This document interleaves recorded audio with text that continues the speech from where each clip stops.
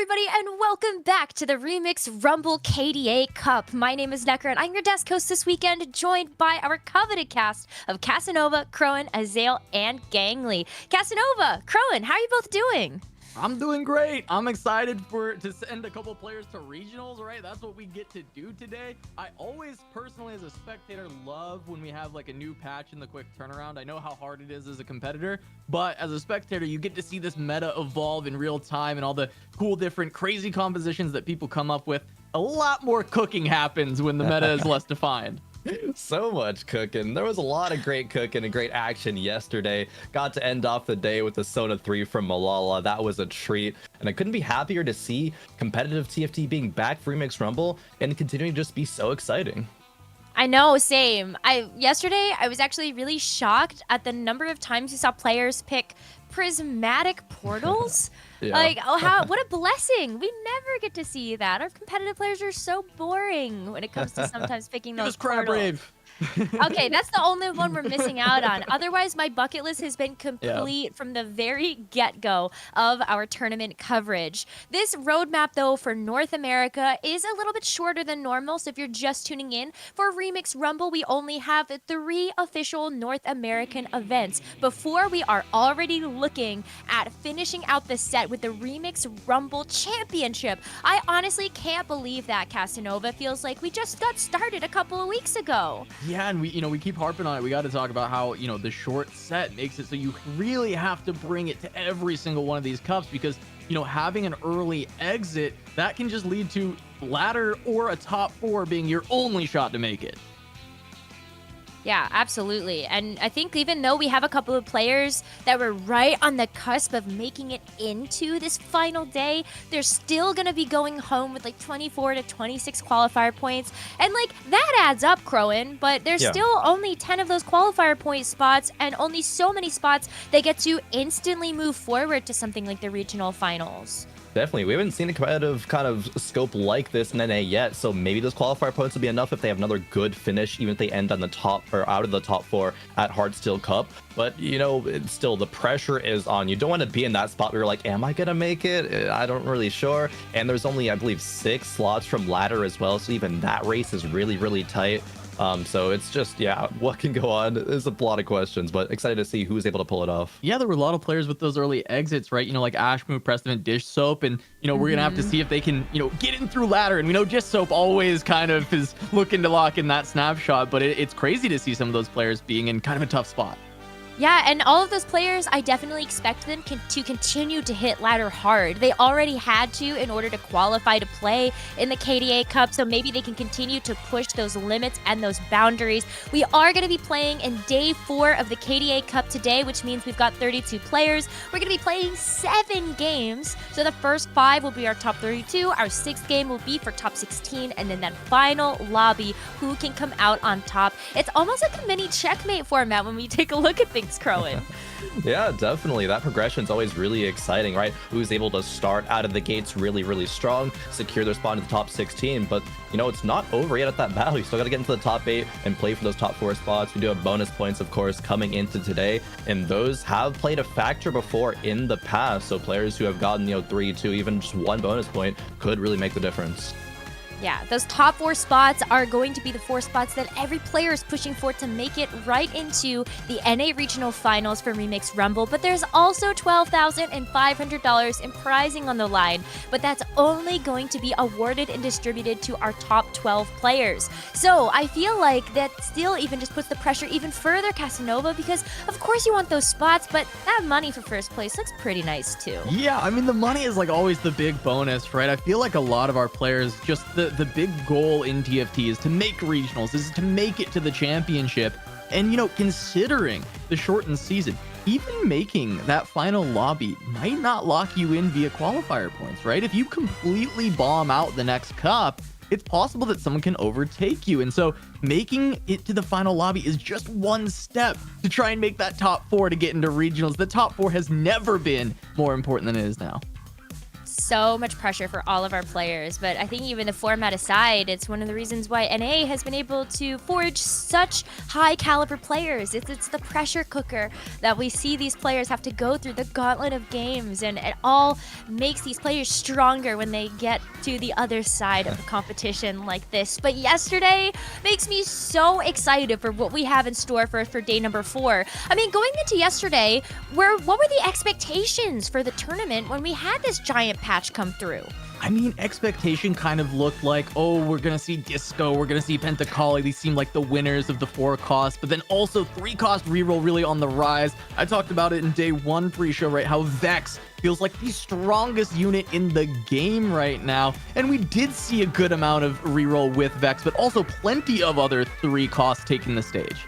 Yeah, there was also just some players kind of cooking and making creative boards work out. You know, it didn't always, end up being the case, but sometimes it did, right? We saw some carries that didn't typically synergize together, like some Zed pairings with the Karthus, or even just playing, backline carry like Ezreal that we didn't see that much of, and playing a frontline like Bruisers, right? There's still a lot more ways to get to these, top 4 or lobby winning compositions. Even saw a lot of Heartsteel, throw some things into a loop and capping around legendaries that we haven't talked about too much. So there's still a lot of potential in the compositions that we can see today, and the players were able to find those outs and pilot them.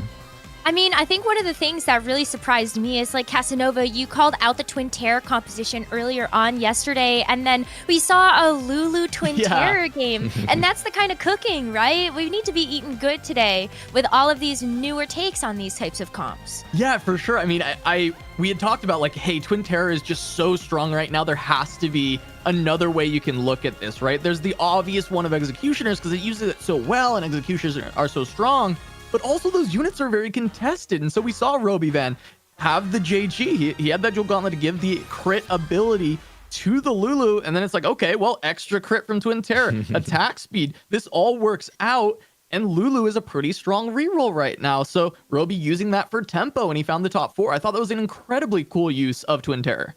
Yeah, 100%. Just a lot of creativity again coming out, right? And I think there's even more that we can see in that same regard, especially out of Twin Terror specifically. We saw a lot of really cool augments too. There's some prismatic augments that we got to start the day with, and even got to see a going long game, right? It didn't go too well in the going long game, but still, Cruel Pact as well. Actually, that's a really, really big one that can, just have that lobby tempo, be really, taken through some loops. But see players who are able to pilot those, especially being on a new patch, because there's always gonna be differences in how those are going to affect each other in the lobby, how you're going to try to, cap out your, early and then go to mid game, end game board, right? It's just fundamentals of TFT that really do get shaken up, especially with a patch as big as this one. Yeah, I feel like with the patch, especially with the streak changes, we saw a lot of players adapt their play style to fit that. We had a lot of players that took economy augments just to make sure that they would be able to have enough staying power late in the game, enough money to be able to play around with. And then we also had some players just make some huge risky plays, because not only is the format sort of indicative of that, but you gotta go big or you gotta go home. So looking at our qualified players, we sadly did have to say goodbye to 32 amazing players yesterday, but we got left with some of the best, and I can't wait to see how they're gonna do today. Yeah, I'm very excited to see as we move forward, right? We only have 4 of the top 10 from set 9 that made it through. Setsuko, Weijin, Goobums, and Soju, right? We've got a lot of, I wouldn't necessarily just say new blood, but players who did not have as good set 9s having solid starts here in set 10, right? 12 players from the first weekend have made it through. We were worried about that first weekend crop because they played on a different patch there while other players prepped on PvE, but no, 12 of them have made it through to the top 32.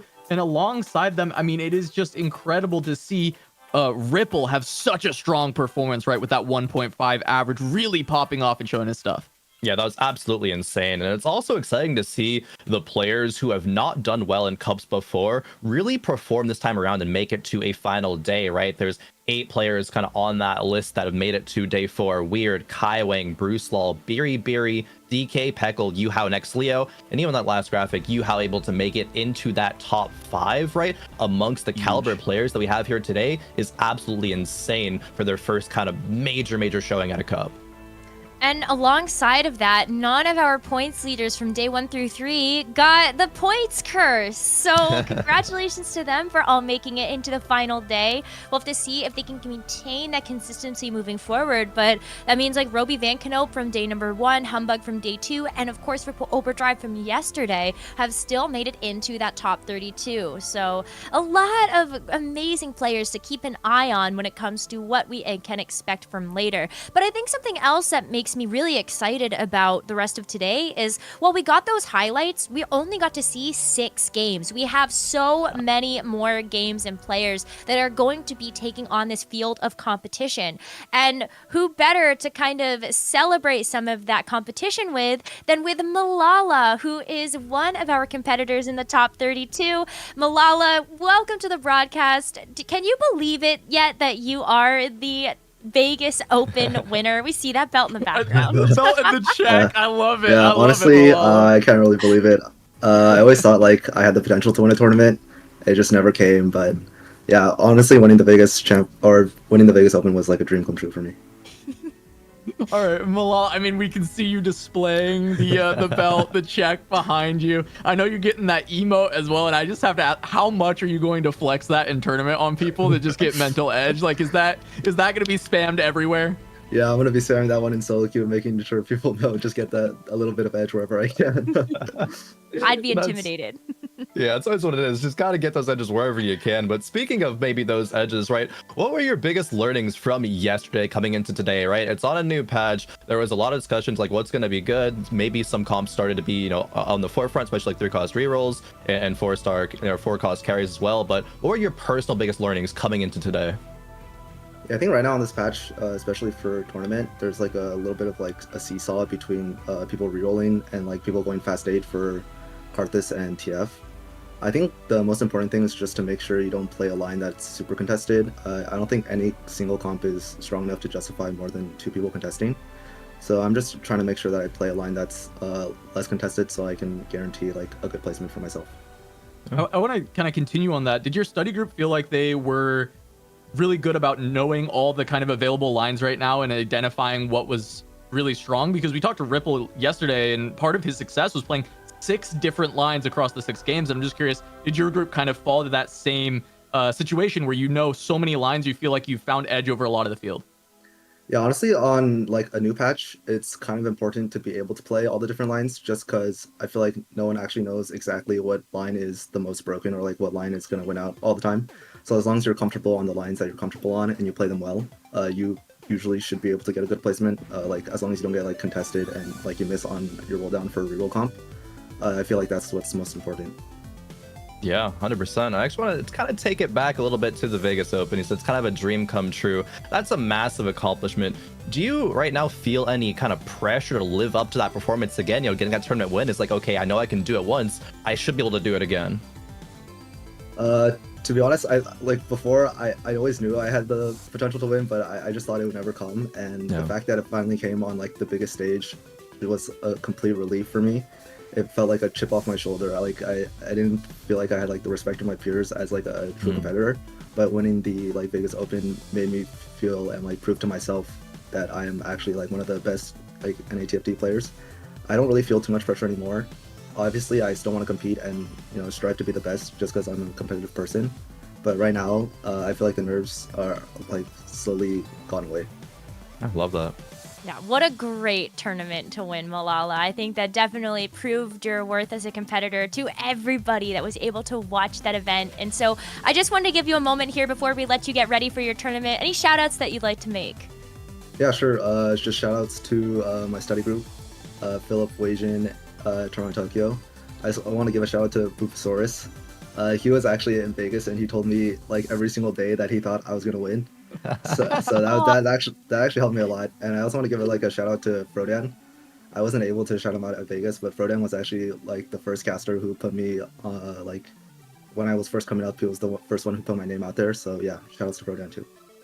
Oh, we love to see that support for you. Malala, thank you so much for sharing your thoughts with us, and best of luck today. Thank you.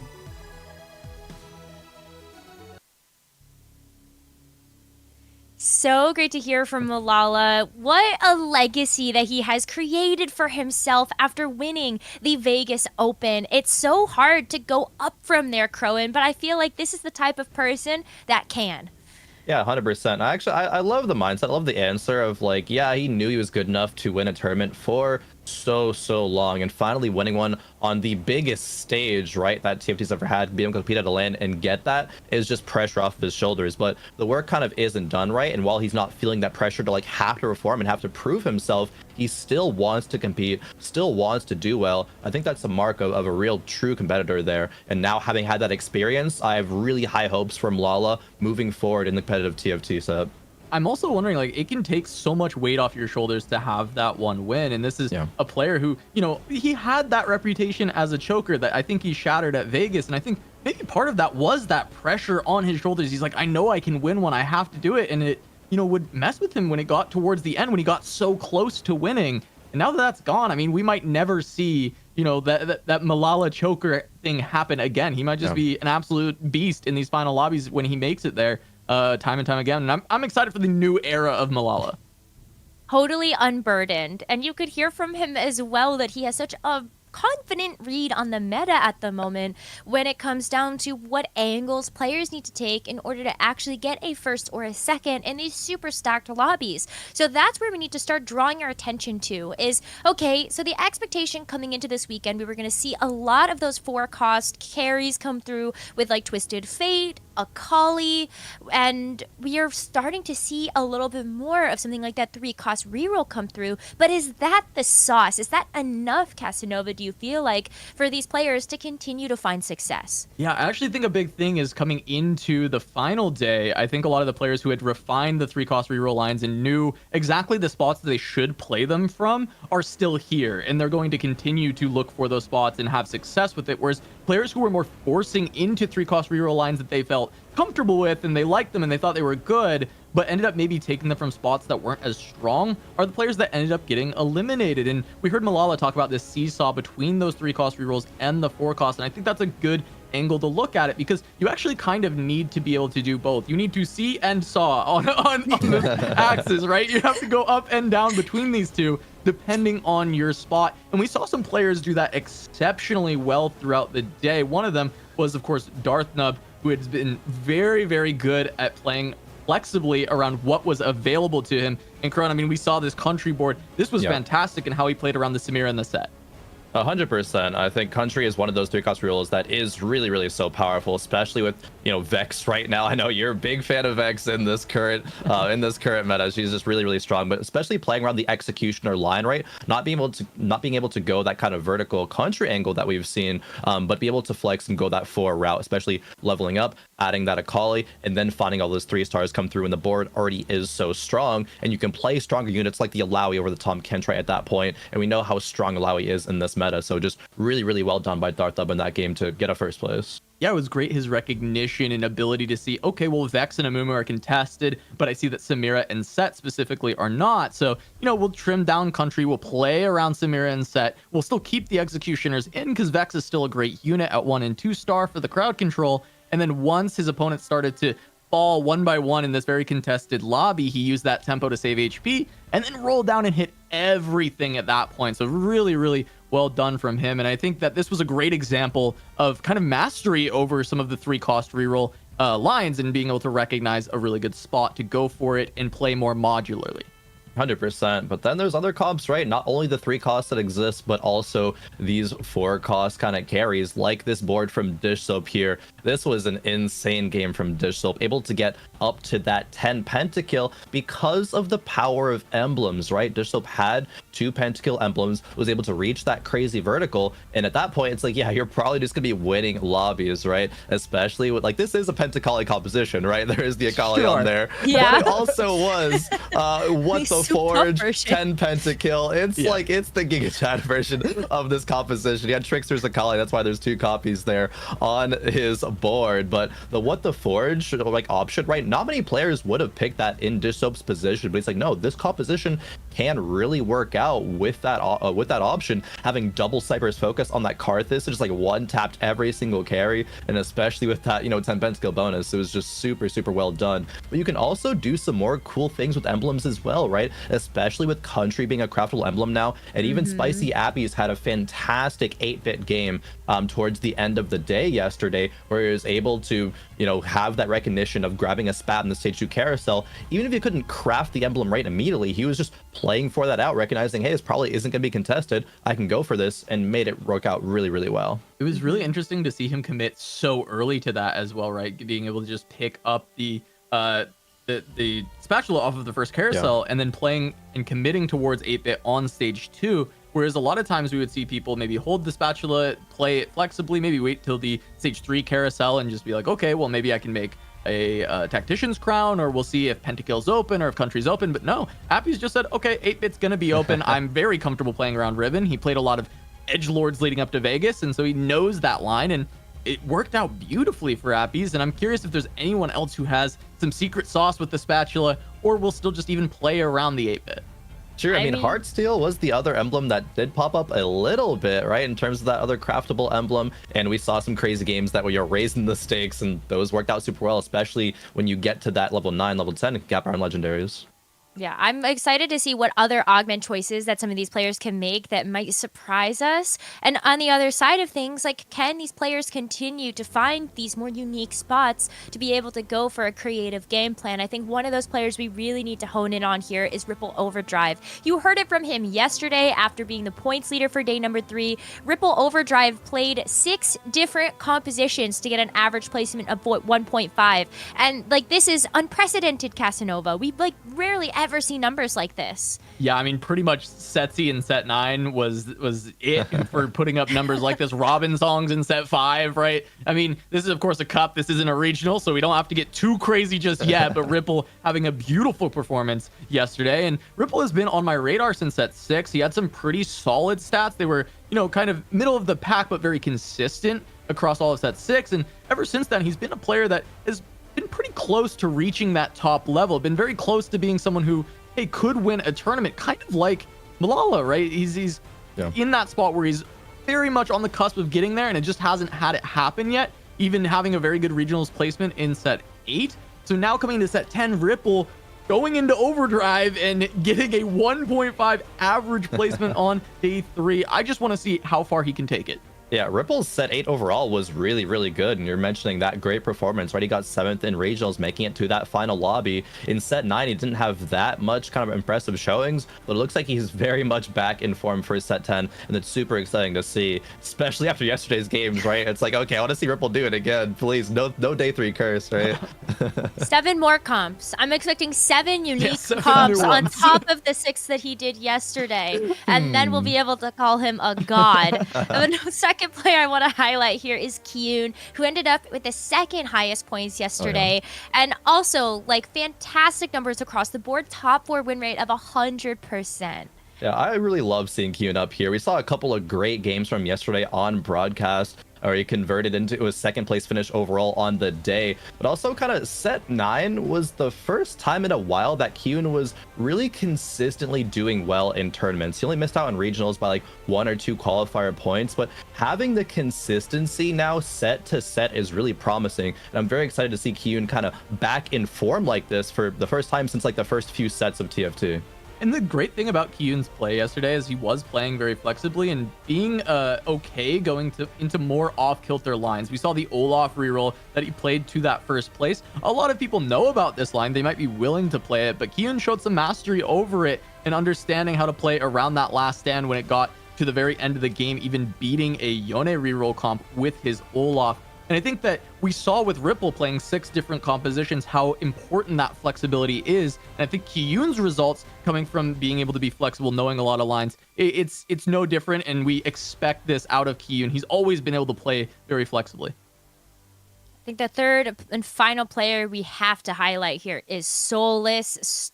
Got 3rd in points yesterday. Ended up starting off a little shaky though for the day. He did go 4th 6th, and 5th before finishing out the day with 3 firsts in a row. But sometimes it does take a little bit of that warm-up to get used to the patch. And Solus is someone we expect on a new patch to be very good, because Solus has always been really great at finding the lines, creating some of these compositions, and then mastering them very quickly. And Solus is somebody who has this reputation as someone who can play reroll and pick a line and go 20 out of 20, and no one will ever contest him. But what was interesting is Solus didn't play that much reroll Crone. We saw the 2 Seraphine games. One went first, one didn't do so well. But other than that, Solus played pretty flexibly as well. Yeah, I feel like just looking at a player like Solus, you expect him to reroll 3 costs and be the ones like, okay, me Yone or me Riven, right? Don't contest me. But no, Solus is demonstrating his mastery just of TFT, right? He's been around for so long. He knows still how to play these typical lines, right? He did on a trend towards disco a lot, and we didn't see that much success with disco on broadcast, but Solus played it in those last few games 2 times to a first place. So he is finding these angles where he can go level 9, cap his board, you know, and compete with the best of the boards. I'm curious to see if Solus does pull out any more Seraphine reroll today, because again, the only reroll comps he played were specifically that Seraphine. So it seems like he is really trending towards that. That's the thing that he's cooking up, and obviously can perform really well on it. We have seen a lot of players opt for something like that Seraphine reroll, a lot more KDA, I think, than I was expecting overall. When you look at some of the other AP lines that are available, I don't know if KDA is really the first thing that jumps to your mind is like, that'll get me a first place. Yeah, but a lot of players are leaning towards that Ahri. Maybe it's because they're missing Twisted Fate. Maybe they're missing Karthus, and they're ending up on Ahri. But it does seem like she is in a decent spot, because there's a lot of melee carries that are very good, specifically the Riven and the Yone. And if we see that continue to be a heavy meta share, Ahri gets a lot better. Sentinels with Ahri does very well into these melee carries. You just have to play her on the positioning, make sure she gets in front of one of them. And if she focuses them from the get-go, you'll win the fight every time. And so I think that maybe Ahri is, even with the nerfs, is a little bit better than people initially thought, and we might see even more of that KDA pop up. I did see a KDA Ziggs at some point, so it's definitely possible to be able to see more of the vertical KDA. We definitely saw some vertical country. How many other players are going to be playing that? Well, we do have to figure that out, don't we? We've got 7 games ahead of us for the final day of the KDA Cup, and I am so looking forward to getting right into those. So, casters, if you are ready, join me all in welcoming to our broadcast Gangly and Azael. How you both doing?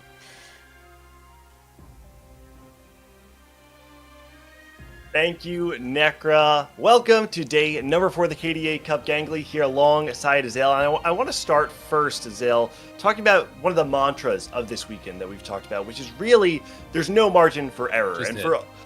Yeah, that's true. That's the first mantra. The second is no margin for error.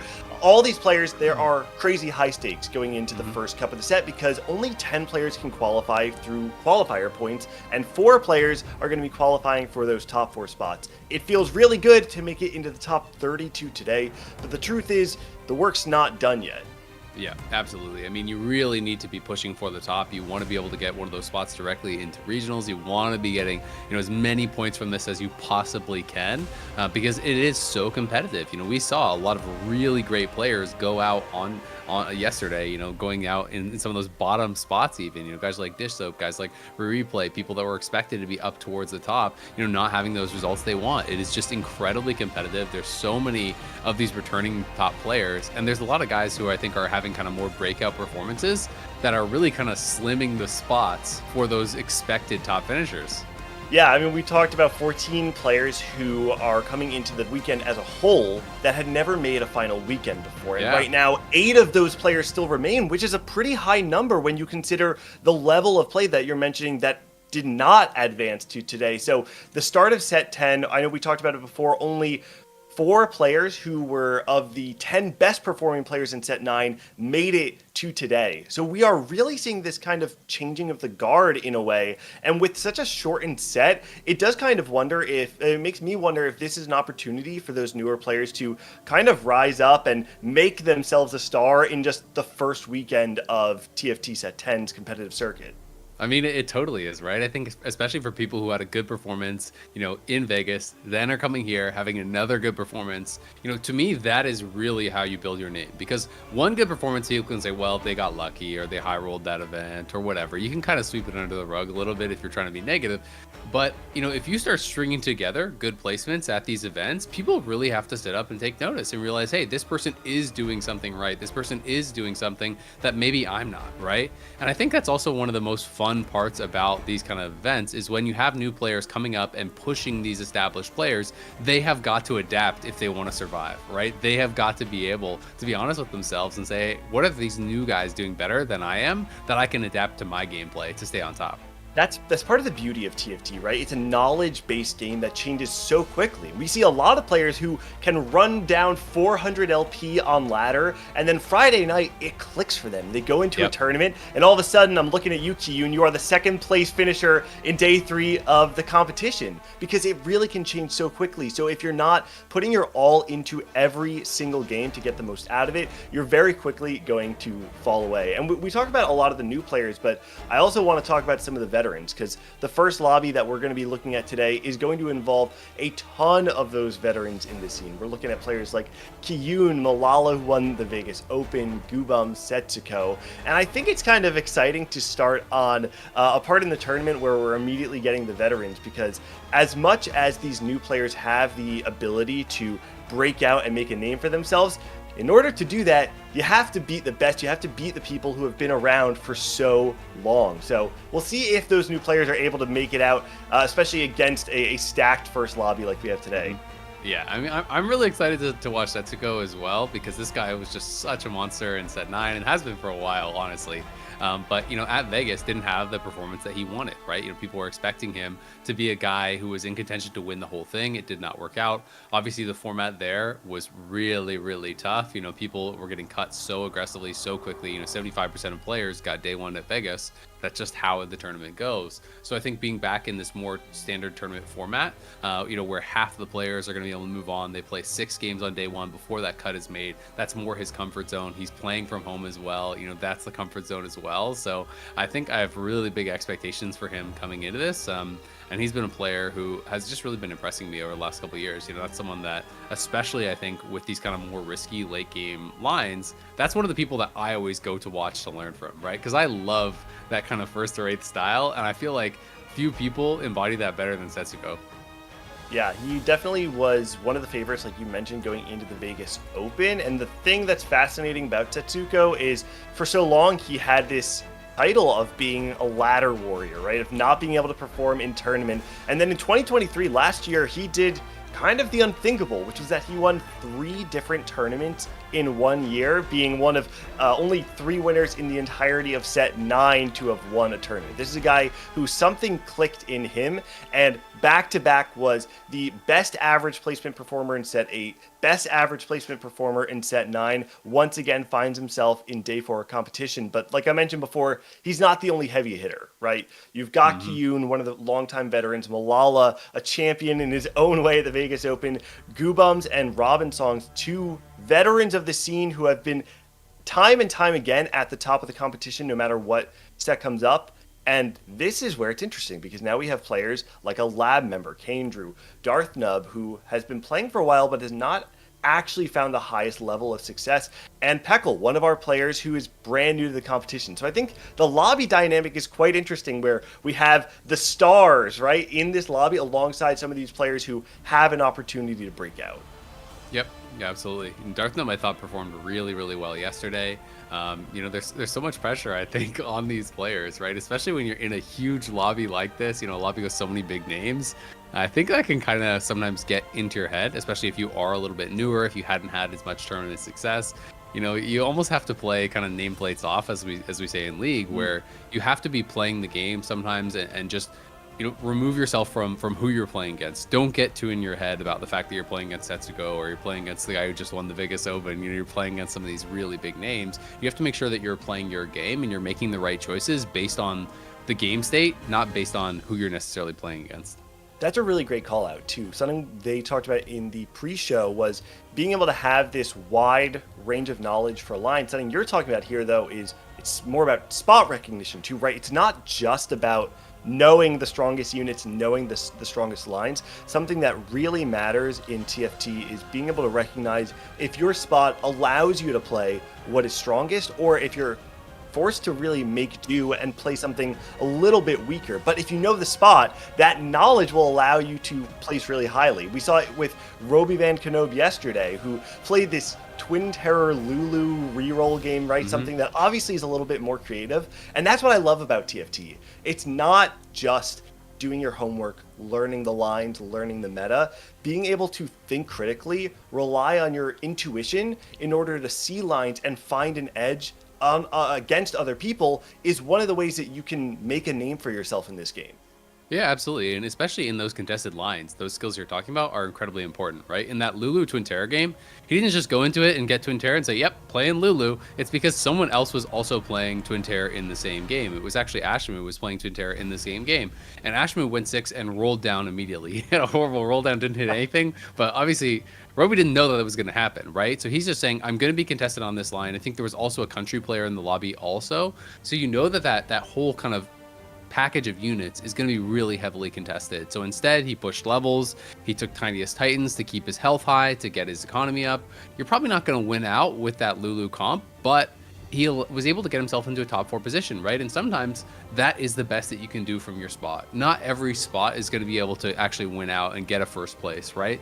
But turning something that could be a 7th or an 8th or a 6th into a top 4 is really the difference between advancing and going home in a lot of these tournaments. Yeah, oftentimes people say the best played game of TFT is not the person who went first, right? Yep. When you place first in TFT, oftentimes it's because you hit what you needed. But we say this, we're headed straight into game number 1. We've got 3 different portal selections of Unit Accelerator, something I literally never see. Champion Delivery. Champion Delivery and Treasure Armory, 2 of the new portals introduced in this patch. Champion Delivery, something we did get to see in set 9. I forget the name of what it was. Oh, Hall of the Nines, right? From set 9. Oh, no. It was whatever. I forget the exact. I know it was in there. I can't remember the name either. But basically, twice per stage, it gives you a high tier champion based on the stage. It can really accelerate the pace of the game. Which was the portal that actually got chosen? Treasure Armory. Yeah. Okay, so it's Treasure Armory. Oh, I'm not a fan of Treasure Armory. This me one neither. is the five item package essentially that you can pick. Later on in the game. For me, the thing that's tough about Treasure Armory is that like you're so committed to a line by that point in the game that if you're not hitting the items from the Treasure Armory that you need for your composition, you're forced into like kind of spam re-rolling it, and it can really be detrimental to your game at times. So it's one that I'm not really a fan of, but it does mean there's going to be like a big item injection later on in the game. It can be things that can really change, how that late game is played. And I always feel like when you're playing these kind of portals where you're going to get those additional items, making sure you're playing a composition that can itemize multiple carries, that is going to have multiple threats is even more important, right? Because you have to have somewhere valuable to put those items. Yeah, it definitely does punish the low rollers in stage 5 especially. So I think it's a great call out that we'll need to see these players being able to stabilize themselves going into the late game. And we're hopping on board with Robin. Robin is one of these players who for a long time, I mean, I called him the most set resistant player in TFT. This is a guy who sets 1 through 7, he was in the final lobby of every single regional finals that North America had. He found success despite the fact that he was not always considered rank 1. He's a player that can always just find himself at the top echelon, and it's no surprise to find him on the final day.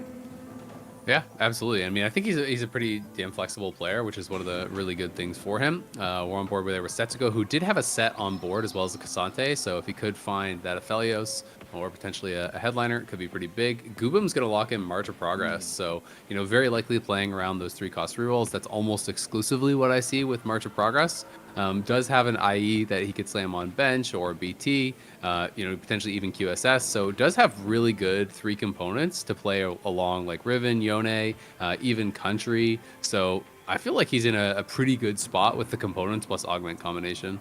Totally agree. I'm a little confused confused by the emo or the Spellweaver Annie Chosen pickup or headliner pickup based on the items, because like you're saying, when I see these components dropped, I'm immediately thinking some sort of 80 flex probably around those 3-cost melees. Having half of an Even Shroud and the Infinity Edge on the bench already is really nice. The problem is it is a little tough to make those items right now. It actually opts to make the Bloodthirster. Very interesting. I think I was expecting the IE a little bit more and then the Even Shroud, but from this spot you do have the Bloodthirster, and then you can look to play around either the Infinity Edge or the QSS if you want to lean more into that ribbon off this next carousel. Yeah, and the BT hopefully allows him, that Annie to kind of like stay alive a little bit longer, start getting those additional casts out. So not going to be taking too much damage. He's obviously not going to stay on the Annie for long. Just as soon as he finds something better, he'll sell it off, start swapping it up. But it is an interesting line to see him playing now over on board with Robin Songs, who has at Pandora's bench. The Prismatic Pandora's bench is generally something that not a lot of people do like to take. Robin playing, basically an open fort style right now. This is something that if you watch his stream, he still plays a lot of. Like, he'll do full opens and play that sort of style of game. It's not something that he's really afraid of. And also we can see it look like he got a full eco opening because he's already on 30 gold. He only has that one component. So full eco opening into open fort, really, really popular. You can hit those eco breakpoints so fast. And mostly what I'm seeing people play out of Open Fort on this batch is, again, melee reroll. We'll see, when he actually wants to take that item off his bench, when he's going to be able to reroll into something. But I will say Pandora's, especially with Prismatic, because Prismatic augments give so much power. If you don't roll into something relatively early, like by the time he's going to start playing a board, he's going to be in trouble. And you really can low roll and sometimes just be going back and forth between stuff you don't need. Yeah, I also want to pay attention to what units he does hold, because he's currently holding the 2-star Yasuo. It's not a headliner Yasuo, so he does have that slot open, but with the early econ opener and then the flexibility of the Pandoras, it looks like he's probably going to be playing reroll of some sort. Oh my goodness, that's quite a Heartsteel shot. But Malala does have a strong enough board right now that it looks like he may not opt to play that. But the point with Robin, though, is I think we're going to see something around reroll, whether he opts to play around a 1-cost or a 3-cost. I think both options are completely viable. I think we'll probably see a little bit more towards the end of Stage 2, early Stage 3. Yeah. I think Yasuo is just so risky. Like, it'll be interesting to see if he goes for that line. Like, in a game 1, do you think he'd do that on day 4? Because Yasuo is just, it can be strong, but I mean, if you don't hit really early, I think you're pretty much just going 8th. And I also feel like if you're gonna go Yasuo reroll, not getting any kills in the early round to actually stack the passive, I think is really detrimental because it snowballs so hard. I've played like a fair bit of that line, and in my experience, it's really hard to play Yasuo from a lose streak. Like, the only good Yasuo games I have are the ones where you hit the early headliner, you actually have a strong board, and you're stacking the passive in the early rounds so that when you have those items, when you have that 3-star, it can start to go crazy. Because if you don't get tons and tons of those passive stacks for the the permanent AD, I just don't think it's strong. He did choose to not make econ in order to hold the Yasuo too. So that does feel like he's committing a little bit more. And I also didn't see items on his bench, so it's possible that he had something on the Corki that was on that bench already. I also noticed that Kiyun is playing around the Pandora's items as well. So we have 2 different Pandora's items users this stage. Kiyun also picking up the Samira on Carousel, which a lot of people who are able to find that early Samira do like to angle toward that country reroll, but with the Bloodthirster and the Radiant Sunfire slammed, it's probably not going to be that direction. Yeah, he slams the Titans as well. He's got 5 Olafs on board. He's on that 3 streak, so could be a potential look towards that full Olaf reroll. Kandrew also had the Prismatic Twin Terror, which I feel incredibly good. But look at Darth Nub, he's smiling. He already has the Annie 3. That is ridiculous. 2-5 Annie 3. Didn't even have to use all his free rerolls from Shopping Spree when he leveled up. So he just basically naturaled in Annie 3, which is quite a nice spot to be in, and has pretty much BIS items for the Annie. So that is kind of a ridiculous spot. We'll see where he does go from here. It is going to be the Annie emo as the headliner. But I always feel like this is actually a really strong line, and one that is kind of undervalued now. If you can get into one of those high roll spots where you don't have to spend a lot of gold to do it, Shopping Spree can get you such a strong board later on. It really rebuilds the economy as well, because you're getting that 1 free gold per round. Plus, you just start pushing levels after this point, and the ante's going to stabilize you enough, and you get to 7, you get to 8, and you're going to have so many free rolls built up that you basically always hit a board and can continue pushing forward. Yeah, it's actually very reasonable to think 5 that heart steal, wow. 5 heart steal is huge for Setsuko right now, has this online and is deciding right now whether he wants to cash out. I mean, he has the upgraded Cassante with Gargoyle and Mogul's Mail. Oh, wait, Robin's board is so bad, though. Like, I didn't see the cash out. I think he chose to raise the stakes. I feel like that's crazy. To do it with 5 is actually really hard, because like he has the upgraded Cassante. It's actually strong, right? If anyone is just even doing like a garbage board, or decides to kind of like try to keep a loss streak going, like Robin is on a full loss streak as far as I know. We'd have to double check on that, but I mean, if you go raise the stakes and you lose it, you lose half your stacks and you cash out right then. So it is pretty devastating, and it's really risky. But I will say, if you go 5 heart steal, raise the stakes, and get a cash out, you have basically already won the game. Like, most games are pretty much just over from that point, because you get such an insane early injection of gold, right? Like a raise the stakes cash out with 5 heart steal is gonna be like 40 plus gold generally this early on, and getting that kind of an injection of gold is just, it's like unbelievable what it does for your game.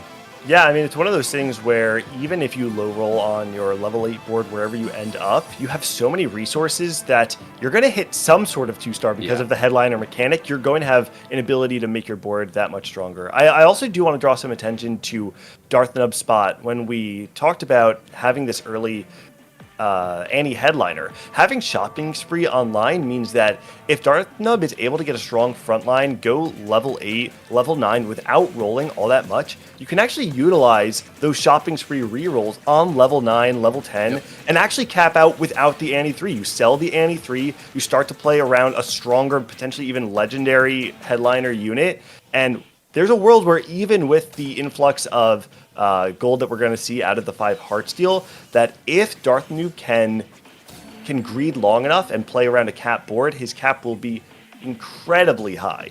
Yeah, Setsuko, like, I don't think he's played Robin yet, so he actually got pretty lucky to like not play into him, because Robin still has 1 unit on board. He was like full open the whole time, right? So if you did play into him, he's just now buying, and he rolled down. Hits the Yasuo 3, so he is committing to the Yasuo 3. It's a Radiant Deathblade Hodge, as well as that GA. Has 4 true damage, so this is going to be incredibly strong at this point. It's maybe not the exact item that you would want from Radiant, but it is obviously very, very good. He has a cloak on bench. We'll see if he wants to start building up some tank items, or if he's going to itemize a second carry from here. But with true damage headliner, you're in a really good spot. People can play around, edgelord, 6 true damage type boards. And if you start streaking from here and start really picking up those passive stats, as I expect him to, the Yasuo can be incredibly strong. We're seeing already the effects of the prismatic opener, right? All of these boards that we're seeing have the potential to be extremely strong. March of Progress can cap out on multiple different 3-star 3 costs. We're talking about the power of Darth Nub's high cap, Setsuko raising the stakes, Robin with the true damage, Yasuo online at 3-1. There's so many spots where if I'm in my own game, I'm thinking to myself like, oh, okay, I top forward. But the reality is they can't all top 4. We're going to see a lot of high all 8 people can't boards. Top 4? No, they can't. Unfortunately, no, not this patch. Some other patches they could. No, yeah. You wouldn't believe it. That's funny. On the other side, Malala's board kind of looks just a little bit more normal, right, compared to all the other boards we're seeing. I'm a little concerned about that. Well, I mean, he does have Vampirism, obviously strong silver augment. He has a Shopping Spree. He's on a 4 streak, so he's making some good gold. His economy is good, and I think his board is pretty stable, right? Like, he's not spending those rerolls now. He is looking to try to push levels. Very likely, I think he's going to be playing around 4 cost. 4 cost type board, whether it's going to be committing to KDA and playing Ahri, whether it's going to be TF or Karthus, probably just depends on what he hits. But it will be really interesting, and Robin obviously really benefiting from hitting that econ opening, that into open 4. He was super, super rich. He does have now 4 Guardian, 4 true damage, so really strong board. He's looking to try to win streak from here. We'll see. Against Darth Nub, it's generally not a good matchup for Yasuo, but yeah, Robin's board is just way too strong, so it's not actually going to matter. Yeah, he's so ahead of the curve right now. The fact that he has the Edge of Night online, too, means that once he gets into that back line, it's really hard for that Annie to take out. But I see some stuff cooking on Darth Nub's side as well, right? We've got a potential Kennen 3 online, level 6, 10 gold right now, which means he probably spent, if not all, actually, no, he must have spent all of his shopping spree re-rolls in order to try and stabilize, and then taking the loss against Robin suddenly feels pretty questionable for Darth Nub's spot. Look at this cash out, by the way. So this is the thing. As soon as Robin, actually had a really strong board, there was no one that Tetsuko could actually beat. So he was pretty much guaranteed to get this cash out. And it's interesting because I feel like if it's on ladder, people are more likely to try to grief you on this cash out. But because it's a tournament, no one wants to risk griefing their own game to try to stop Tetsuko. And this is going to be a massive cash out, right? Like he's going to get 300 plus guaranteed. He's going to be in that spot where he is getting so much gold from it. You can be getting Toma traits. You can be getting into the super valuable cash outs that can be completely game warping. That plus he has Living Forge, which is obviously a really strong scaling augment. He has Tiny Titans, which works really, really well with this also. So I feel like he's in a pretty great spot. I consider both of those kind of like the scaling augments, so to speak, because it's buying him more time. With Tiny Titans to get these big cash outs, and with that Living Forge, once you start getting multiple rounds of that, you start getting that in, it can be really, really powerful later on in the game. So going to be excited to see it. There's also a spat here. Oh, wow. That is one of the downsides of taking Tiny Titans, because Setsuko now can't get it, and Robin's going to get it. Robin playing true damage Yasuo, he is in the money now. That is a massive, massive find for Robin Songs, who's going to be able to get to 6 true damage now, basically for free. And I've seen some really interesting lines where you can play around the Yasuo true damage headliner with the spat, where you can do things like, especially if you hit it really early and you have a lot of gold, you can do like true damage Yone and stuff like that. And some of these things where you can add in and play like these edgelord lines that can be incredibly strong. Or late in the game, you can have things like true damage Kane, which can obviously be incredibly powerful as well. If he does it again, oh my god! My goodness! Are you kidding me? Setsuko. Okay. Here's the thing, though. Someone has to actually stop him now. Honestly, though, you have Living Forge and a 360 stack cash out. Doesn't that kind of feel like diminishing returns? Like at some point, you have so many resources that you're getting from your augments that I just don't know that you need to do this. If you maybe don't need to, but if you get an 800 cash out, you're getting like multiple fawns. You're getting radiant items. You're getting. Like this is the kind of stuff that I love to do, and sometimes you just go the fattest 8s, because the problem is sometimes you get that cash out, it's crazy, but someone else has an even more unbelievable high roll, and you're so low that one death just means the end of the game. So like this is incredibly risky, but if he can get that 4 loss, not be that low, because he does have Tiny Titans. Like if he can get the cash out and be like 40 HP, which I think he can, I think he is in a ridiculously good spot. And this is just going to be so fun to watch, where he goes from here. I always also feel like when you're playing these really, really risky Heartsteel lines, it's so much about evaluating board strength, because you basically want to play just strong enough to, kill units, but always lose, right? Because Heartsteel does get, more value, from every unit that you're killing. And also you have to preserve HP. So you want to make your board as strong as possible without ever being able to win. Yeah, living on that knife's edge is going to be really important for Setsuko, but we're taking a look right now at Kiyun, who did look like, he's probably still going to be re-rolling the Olaf. Yeah, he has 6 on board, but has clearly rolled a lot on level 5 and has been unable to find the Olaf. And to be honest, I'm not exactly sure if this is going to be the same slingshot that we saw yesterday from Kiyun when he was able to get that 6 bruiser online and then go first. I mean, he hit that Olaf without even rolling on like 3-1 or 3-2. Like he hit it at Krugs. He already had the Olaf 3 and he was level 5 with 34 gold, and that was at Krugs. So it's just a completely different game. Like I think it's so hard when you don't hit, because Olaf is generally not like a win out comp. Like he won that game, but he won that game by getting level 10 and having like Ziggs 2 and like all this other stuff and last stand, right? So it's just like it's the unit alone does not do enough. Unless you like giga high roll, if you get like heavy hitters plus like too big to fail and like all these augments, then maybe, but he's going to be in a tough spot. And I generally feel like, from that spot, you're kind of just like praying. Oh my God, double Lucian. This is a pretty wild shop. I mean, you got the MF in there as well. Obviously, this is more he has AP blue buff leaning and board. blue buff Nashor's already slammed. All right, you ever just reforge it? Just straight YOLO it. Yeah, go for it. You got the 80 items on bench. I'm kind of down. But he's on a 6 streak, so it's like there's no way you do it now. Yeah. I mean, we're probably just going 4-2 level 8, seeing what we hit. It's probably just better. The thing is, the fact that you got the double bow and double sword drop. If you had just double sword or just double bow, you could reforge the one and then figure it out. The fact that you can't actually reforge both the sword and the bow without just making a Giant Slayer and reforging it that way is actually kind of tough to continue playing Ahri. So I'm actually very curious to stay on Peckle to see how they transition their board to level 8, because I think there's a lot of decision making left to be done on that board. Okay, Setsuko is about to get his cash out, right? Maybe one more. One more loss, and then he'll cash out. Yeah. It'll be an 8-loss streak. I really want to see what he gets. There's no way you're taking Sim into the pit. You're not Jewel Lotus or something. I don't think you're taking Edge of Night, because there's no way you're committing to like a melee reroll from the spot. Just wouldn't make any sense. So didn't really have a lot of options, but just kind of has generically strong augment there. You just have to make sure you lose this no matter what. I don't think there's anyone he can beat. So we'll see. But he is level 8, and he's gonna have to roll some obviously after this. He's going to take at least 10, very likely, unless he plays someone that's insanely weak. But like even Malala, we just saw hit Blitz 2, and there's no damage on this board. So Setsuko is probably going to take at least 10. So I'm expecting him to be, like 34, 32, something like that when he does get the cash out. But again, this is going to be a cash out that is like Fawns or Radiant items or something insane, right? So it is going to be a game warping cash out that could take you from losing every round to instantly winning every round, as long as you can do that transition well. And I don't think there's really anyone better than Setsuko at doing those fast transitions, because when I think about like fast 9 metas and the roll downs and these pivots that you have to do, like he is the one I go watch to learn how you're supposed to do it and how you're supposed to cap out that board. Yeah, I think this is going to be a great example of that, because to be honest, the direction here is a little confusing. I think I would traditionally look to maybe play around some sort of pentakill Akali board with his items, but he's very far from the units, and it's going to be a huge transition. So this is it. Cash out's coming out. Finds an Akali as well. 1100 cash out.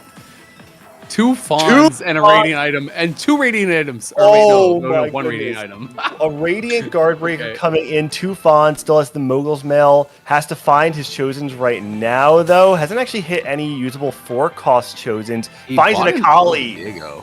That's interesting. So he bought and sold the Viego for Edgelord. I was wondering if he's actually considering, playing an Edgelord line then, because otherwise, why would you sell that?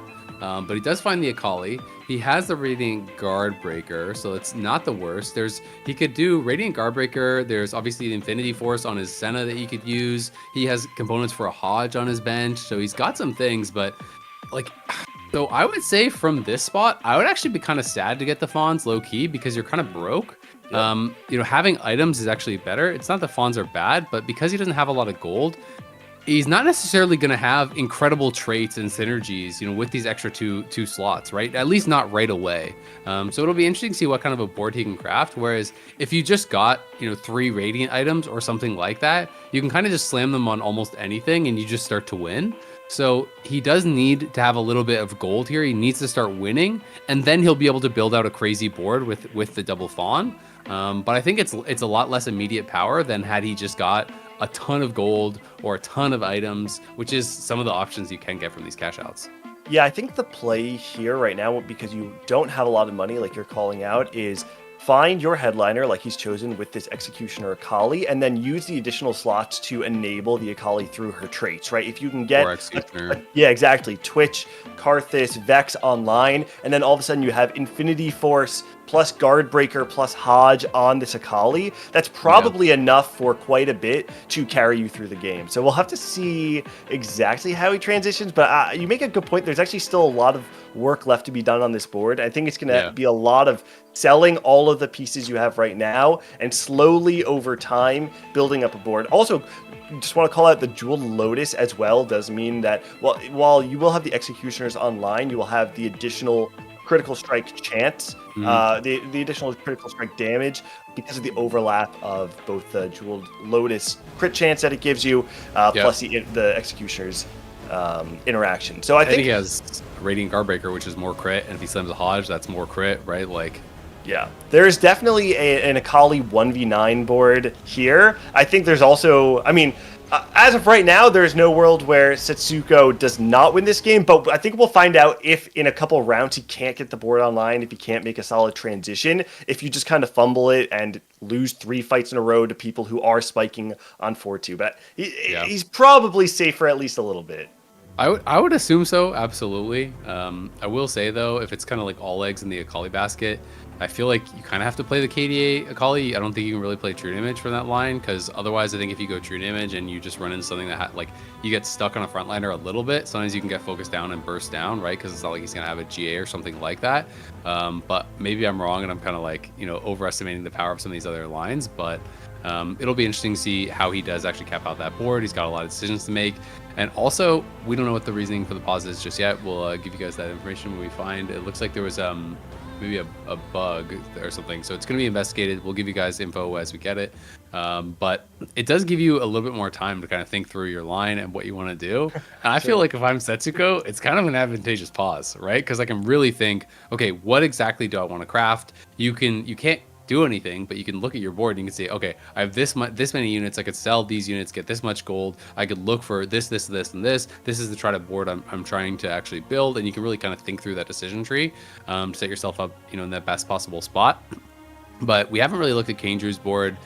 That's Prismatic Twin Terror. That is terrifying. You know, if you're playing like a Kali, especially if you're doing like True Image Kali or something that doesn't just go into the back line, you can just get feared by Vex and burst down, right? Like there's some of these boards that can answer these melee carries really, really well. So it'll be interesting to see where he goes from here. And also, I'm kind of expecting Setsuko to stay on 8 for a really long time until he has the board like fully upgraded, especially with double Fawn before he actually pushes levels. So it'll be interesting.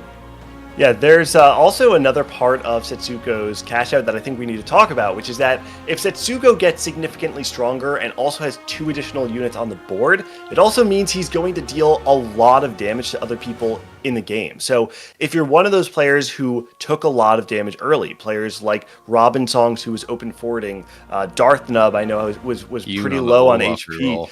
Yeah, Yoon on the Olaf reroll. All of a sudden, you're going up against a board that has 10 upgraded units on level 8, and you could very realistically be taking these 9-0 losses in stage 4. 14 damage, etc. Exactly, and so it's the ultimate punish to a lot of these low rollers. And we talked about the power of Treasure Armory on top of that, right? Which is the another way to punish those low rollers. If people were not setting themselves up in a way to be guaranteed stabilized going into stage 5, you're almost certainly going to bot 4 here, because all the players who did hit are going to have all the resources they need for their carries, and on top of that you have Setsuko, who's just going to terrorize the rest of the game. So it's really important that if you are not stable right now in the game, you have to do everything you can to preserve enough HP to try and claw out a top 4. Yeah, absolutely. And I think for some players, their spots are a lot easier to do that than others, right? Because I think it's like for Kyun, with all these boards that I'm looking at, I just am struggling to see how he's not just 7th, 8th, right? You know, with hitting a late Olaf 3, it's like, what do you even do? Do you just roll 0 and pray for your Olaf? Because it doesn't even really stabilize you. Like, you need to get 6 Bruiser as well. So, you know, if you roll to 0 to get the Olaf and you're stuck on 4 Bruiser, you're not going to win anyway. So it's definitely some tough spots, but hopefully we will be getting back. So the status is there is a bug. They're checking on the impact and potential solutions. And we'll give you guys the ATA when we have it. But you know, for now, just going to be continuing to chat about the game. I think it's worth talking about Kyun's spot too, because when I think about the shape of Olaf reroll, right, it's one of those comps that, because you just have at 6 Bruiser so much HP, something it does really well is, again, calling back to what we're talking about before, it punishes the low rollers, right? If you don't have enough raw damage on your board to deal with these 6,000 HP units on the other side of the board, you're going to lose no matter how late Olaf 3 is hit. And so there's a little bit of pressure maybe taken off of Kyun if he looks around, if he scouts on stage 4 and sees that these players who are angling for level 8 have not hit yet. The players who took March of Progress haven't hit their 3-star units yet, because there is still a world where if you find a Zac on level 7, you're able to get it. You won't have the Pentakill online yet, but you'll be able to play around a 6 Bruiser frontline, and with double Titaned Olaf, maybe it's enough if the CC isn't there to deal enough damage to the lobby that Setsuko Setsuko can clean up, right? This is why I think it's just so important that players who have low HP like Yoon, they have no choice but to stabilize right now, because there is a strategy where if you just outlast your opponent, you will save yourself some placements. Yeah, absolutely. And I think, when you're playing that comp, I think you're praying that you don't run into Twin Tier Vex. True, very I true. feel like that is a nightmare matchup, especially if Vex has a red buff or something like that. It becomes really difficult because all your bruisers are stacked up, getting AoE'd, CC'd, burst down. It is a really terrible matchup when I've seen that played. And it is one of those things that is going to make it, that much more difficult. But a lot of pressure, I think, on these players, for the first game, coming into this, really wanted to kind of start off on the right foot. And, when you have that like low roll game, or when you have that bad start, you have to remember it's not going to be the end of the world. There's a lot of games to play. We saw players yesterday who started out, with an 8th, still move on, who started out with some really bad finishes, still move on. So, you have to make sure that you're kind of keeping that clear head and, being really focused on your game plan. It calls back to what Humbug said in the interview at the top of the show yesterday, that for him, the only difference between his day one exits in every cup before Vegas and the fact that he made final lobby and then he's in final day today is the fact that he learned how to focus. TFT is a decision-based game. It's strategic. There's variance. And one of the factors that you always actually have control over is your own mental, right? Being able to have a clear mind, be resilient, play to your game plan despite the fact that other factors may be changing the situation a little bit. Make sure that you're always in control. Yeah, we're back. Setsuko's got a 4 Sentinel board online and has a full bench of items, components, and Fond. Okay, so he did actually slam the Hodge as expected. He moved the Infinity Force over. Yep. And he has about 1 million units. He's still going to play 3 Heartsteel to try to rebuild his economy a little bit. And he does have 5 Akali's, by the way. So he hit the headliner, plus he has 2 additional Akali's on bench.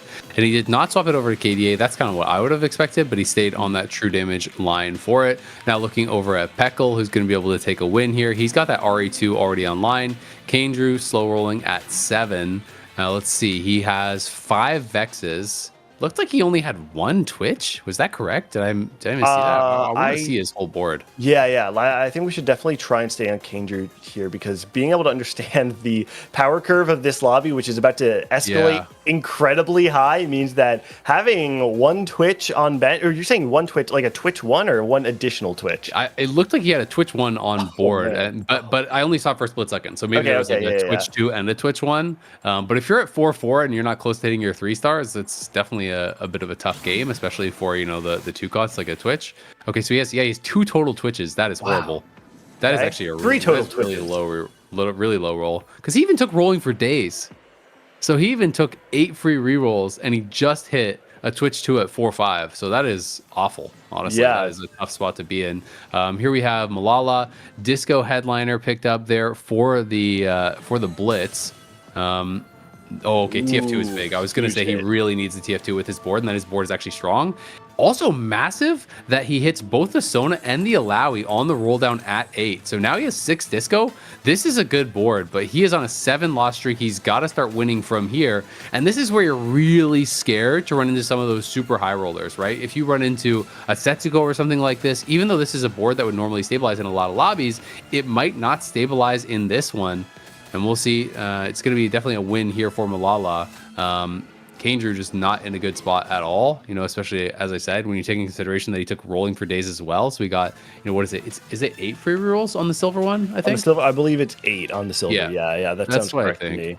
That's tough, man. About Malala's spot right now is you're making the call out. Yeah, he found the Alawi, he found the Sona. These are the units that allow you to cap out. The problem is that your prismatic augment is essentially leading you to this point, right? If you use your shopping spree augment and don't hit everything you need on 8, then you're essentially just a prismatic augment down. So the question is whether this little buddies, which is extremely strong on TF, is going to be enough to stabilize him. I honestly don't know that there's a world where he can make a deep run into like a top 3, especially if he runs into Setsuko one more time, goes down to 1 HP, runs into Setsuko one other time, is guaranteed death. It's really just about HP preservation at this point to make sure that when you fight Setsuko, you don't just die. Just Wait a second, that was actually kind of close though.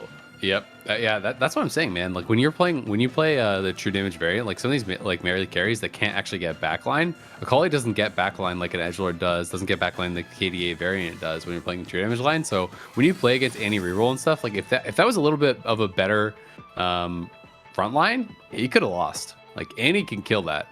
So let's see. I feel like he probably would like some more tank items, maybe just to buy time. But it'll be interesting to see what he actually decides. He's got the red buff on his Ziggs. He does decide to take that. I think this is something I would have taken as well. He also has a Reforger if he does want to reforge a few things. But he also can play around some sort of like blue buff Jhin, add big shot. Has the even shroud as well, so now he kind of has this multiple threat of the Akali, which is dealing true damage, but also is dealing AD, and then the Jhin in the backline as well. So I think it's actually a pretty good treasure armory for Setsuko to find early on. Yeah, I agree. I mean, I think when you're in those spots and you have one super carry, like when you have a rating item on your Akali, you just kind of need to buy time, right? Yeah, true. Malala does have 3 items on the Sona, but not the ones you would want. Didn't obviously have a lot of gold that he wanted to spend, I guess, on the treasure armory because he's rolling 0 now. Does find his Ziggs. He needs to have some sort of major hit. Like, I just don't even think the Sona itemization is good enough that it even really matters that much if he actually hits. And he did just lose his last round, and he hasn't played Setsuko. So Malala could just be dead, to be honest, depending on who he actually runs into. Goobum's on the other side. Does have 6 Yones, but honestly, with March of Progress, not able to hit either. We're seeing a lot of people with some bad rolls in this one, and now Goobum's playing against Setsuko. This could be the end for him, potentially. That is a bad matchup to be running into. We'll see if the Yone can get some work done. It's trying to get in the back line here onto the Ziggs, but it is going down, and that's going to be the end for Goobum's very likely. Goobum's going to be going out in 8th. Really, really rough round for Goobums there. Like you called out, extremely low roll to have only the 6 Yones, but on top of that, like we said, the power level of the lobby accelerates extremely hard at the end of stage 4 going into stage 5, and if you are low rolling, this is just the nature of what's going to happen both in portals like this and when you have someone raising the stakes playing around that Heartsteel. How did he get a crowd diver emblem? How did that happen? Was that like a reforge, or maybe you think that just came from the?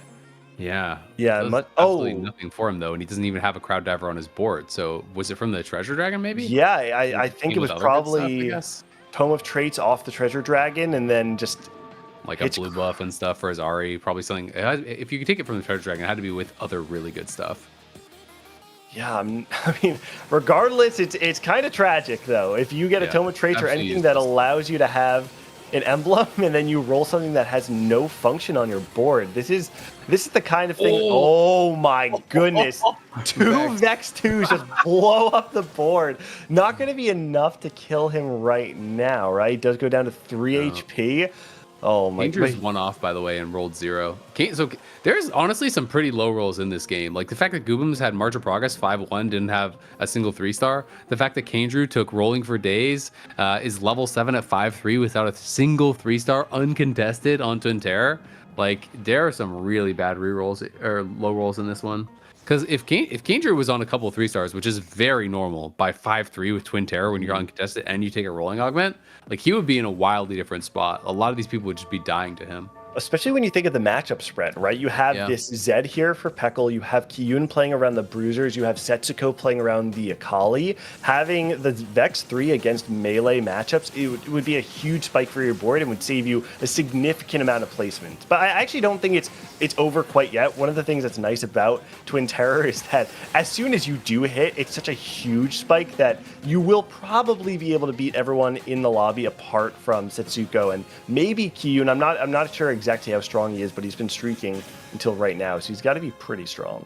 Yeah, it'll be interesting, right? Because the problem is the only thing he's actually close to hitting is just the Vex, right? So the Vex is good, but I generally feel like to actually get any sort of win out, you need 3-star frontliners as well, usually, right? So if you can't actually get those, it can be tough. There are some spats. No one's playing country, so that's not really going to matter too much here. Another blue buff there for Setsuko. So Setsuko had picked up Jhin and then Ezreal. So he had Jhin, Ezreal, Ziggs as his backline. He did already have a blue buff, I believe, on that Jhin, I think with the Giant Slayer. I think he had the red buff on his Ziggs. Maybe the blue buff could go on the Ezreal or could even go over onto that Ziggs. So does have some options of where to put that. So he's got a super itemized backline now at this point. And Kyun did end up actually taking the country's bat, but it was just, I think, for that upgraded Zac here. Yeah. So 6 Bruiser does have that upgraded Olaf now at this point. He is on 0 gold. So unless he can full streak from here, he's not really going to be able to get to the spot that we saw this comp win out from. Kane did just hit Vex 3 as well, by the way. But yeah, I don't know. Kyun, I think, is just fighting for placements. I don't think there's any way he win from this spot, but his health is really high. So honestly, he could definitely get a top 4. Well, yeah, I mean, because that's one of the beauties of Setsuko being so strong in this lobby is that, yeah, Kyun's playing him right now. He's probably going to take a loss, but Setsuko is going to be able to deal enough damage to kill. Wow, wait, there's a lot of power coming through from the Olaf. I'm not exactly sure.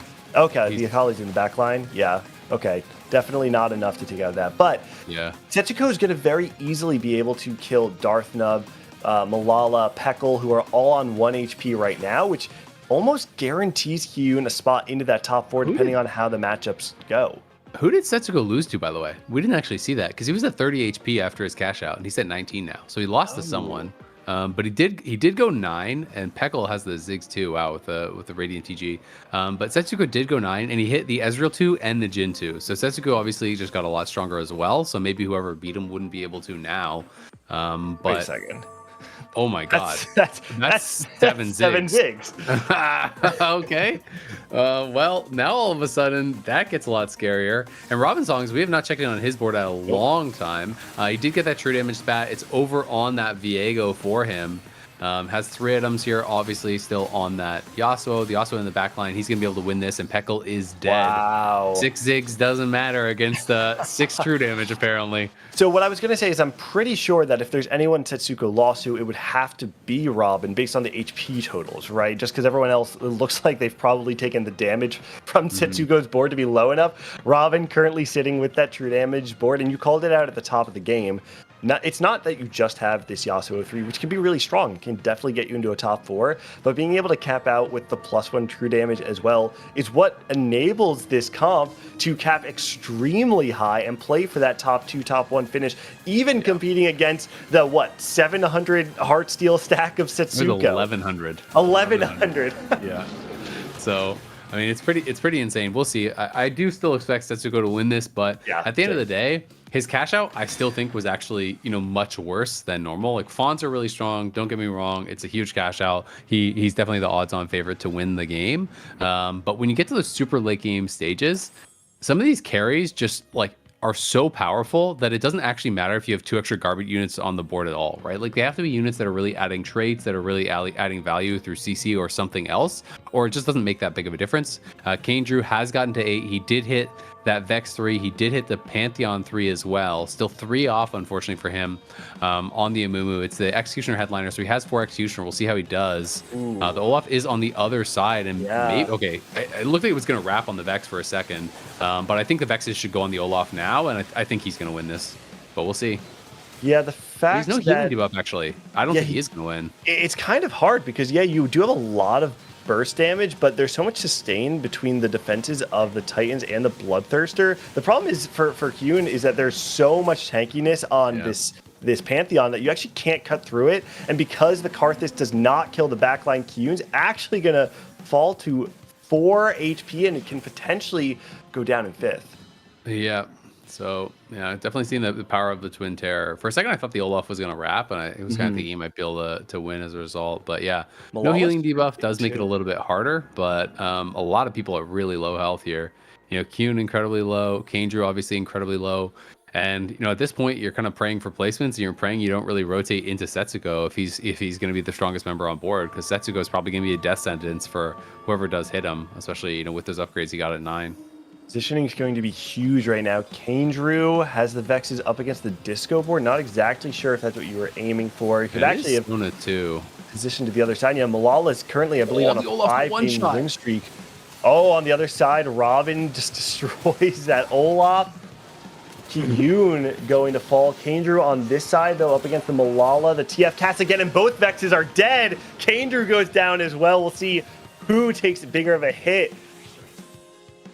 Oh, wow. Wow. Yeah, Robin Songs just destroyed him. So the Olaf was lined up with the Yasuo. The Yasuo first cast just 100-0 one-shot the 6 bruiser Olaf. The Olaf got insta one-shot and was just out of there. So Setsuko obviously on a streak, Malala on a streak. Malala, did get to 9, has the Alawi, has the Ziggs, did get the Sona too. It's not ideal Sona items, but obviously, in a pretty darn strong spot here. And we'll see how he's going to be able to do, because now there's some really powerful boards. The backline, though, is pretty crazy here for Setsuko. Has that Jhin too, has a sniper's focus even now added in on his Ezreal. Got another hit from that Living Forge. The Ezreal ulti into the backline has that TF pretty low, and I don't think there's really much of a chance here for Malala, as there's still way too many units left on board for Setsuko. Setsuko going to take down another player. Malala out in third, and now it's Setsuko versus Robin Song. There's another true damage emblem. Yeah, that is a great deny from Setsuko. Potentially the only way for Robin to actually win this game is to reach that 9 true damage and be able to one-shot anything on the other side, and maybe even getting that true damage Lucian on board too. Does get the pentakill emblem. That doesn't actually spike the board right now with anything. Don't know if there's going to be a way for Robin to actually win this, especially because, as you can see on the left side of the board, the Akali's in the second row. You're not going to have that same scenario with the Olaf where the Yasuo is one-shotting the Akali. She's protected right now. Yeah, it is tough. He has a Lucian too. Robin has a Lucian too as well, but he doesn't have any items on it. So I don't know. I don't think he can really get through the front line fast enough that Setsuko has before this Jhin and this Ezreal just take over, because they have so much backline access there. But we'll see that Yasuo already into the backline, crushes through the Jhin, and he is just getting obliterated. The Yasuo wrapped. Setsuko got crushed and is down to 2 HP here. It's a Heartsteel cash out. Really big win. It's time to get some of this garbage off your board, Setsuko. He's got a Bard 1, an MF 1. He still has his Cassante on there. He just needs frontline to buy a little bit of time for this Jhin, and he also needs to make sure that he's opposite side. There's a Kiana true damage headliner. He's going to buy that for sure. Yep. That is a big hit. But he's just got to have as many powerful units there to kind of buy time for his backline, because if that Jhin can get the violence stacked up, I think it's definitely a win. Yeah, I think one of the problems there too was it wasn't just that the Yasuo was on the same side as the backline. There also wasn't a really strong front line in front of that Yasuo. So this time you have both the Zac and the Kiana there, and with the Yasuo down, that's going to be curtains for Robin Songs. The backline is Setsuko doing the rest of the work. But Robin Songs still alive, had 29 HP going into it, so still has one more life. This is a pretty crazy game. Yeah, the Kiana first ulti proc the Edge of Night, second ulti killed the Yasuo. So really good positioning there from Setsuko on that one. And just obviously has, the Bard and the MF in there for Jazz. He has a lot of traits, so it is, obviously getting quite a bit of value from that. Plus he has the third Jazz there with the Lucian. It's interesting to see that he's actually, prioritizing getting the 4 big shot in, though, with that extra Corki and all this sort of stuff. So he's really kind of just using the double fawn as trait bots and not actually really caring too much about the quality of those units. Robin Song just rolling for upgrades. There's not a lot that's going to make a big difference on his board. If he could get the Yorick too and stuff, that's kind of nice. But really, I don't think any of it's going to matter too much without kind of upgraded items on them and upgraded units. True damage, Lucian 2 online on Setsuko's board as well, so there's going to be so much damage. I think one of the values that you're getting out of the 4 big shot in this board is because you have this Yasuo with both Edge of Night and Hodge, he's going to be healing up a lot, and so you really want these backliners to be able to try and one-shot something. Yeah, Robin did dodge the Kiana, so his Yasuo is going for the backline already, and it's in the backline. It's just going to be up to this Jhin. The Viego there doesn't have enough damage. The Lucian does finish it off, but it's not going to matter. Robin, will he die? He does go down. Setsuko takes the win. Man, good positioning from Robin Songs. That actually became really close. That was a game that looked for a very long time like Setsuko was just going to win it for free. And I think I want to call out the fact that we had both the prismatic and the treasure armory in that game, because there was this influx of power that was on Robinsong's board that you would not have normally had. And Setsuko would have had those resources anyway. Despite that, though, Setsuko able to take the game. So that's going to do it for game number 1. But don't go anywhere. We've got an analyst desk coming up in just a few minutes. We'll see you in just a few.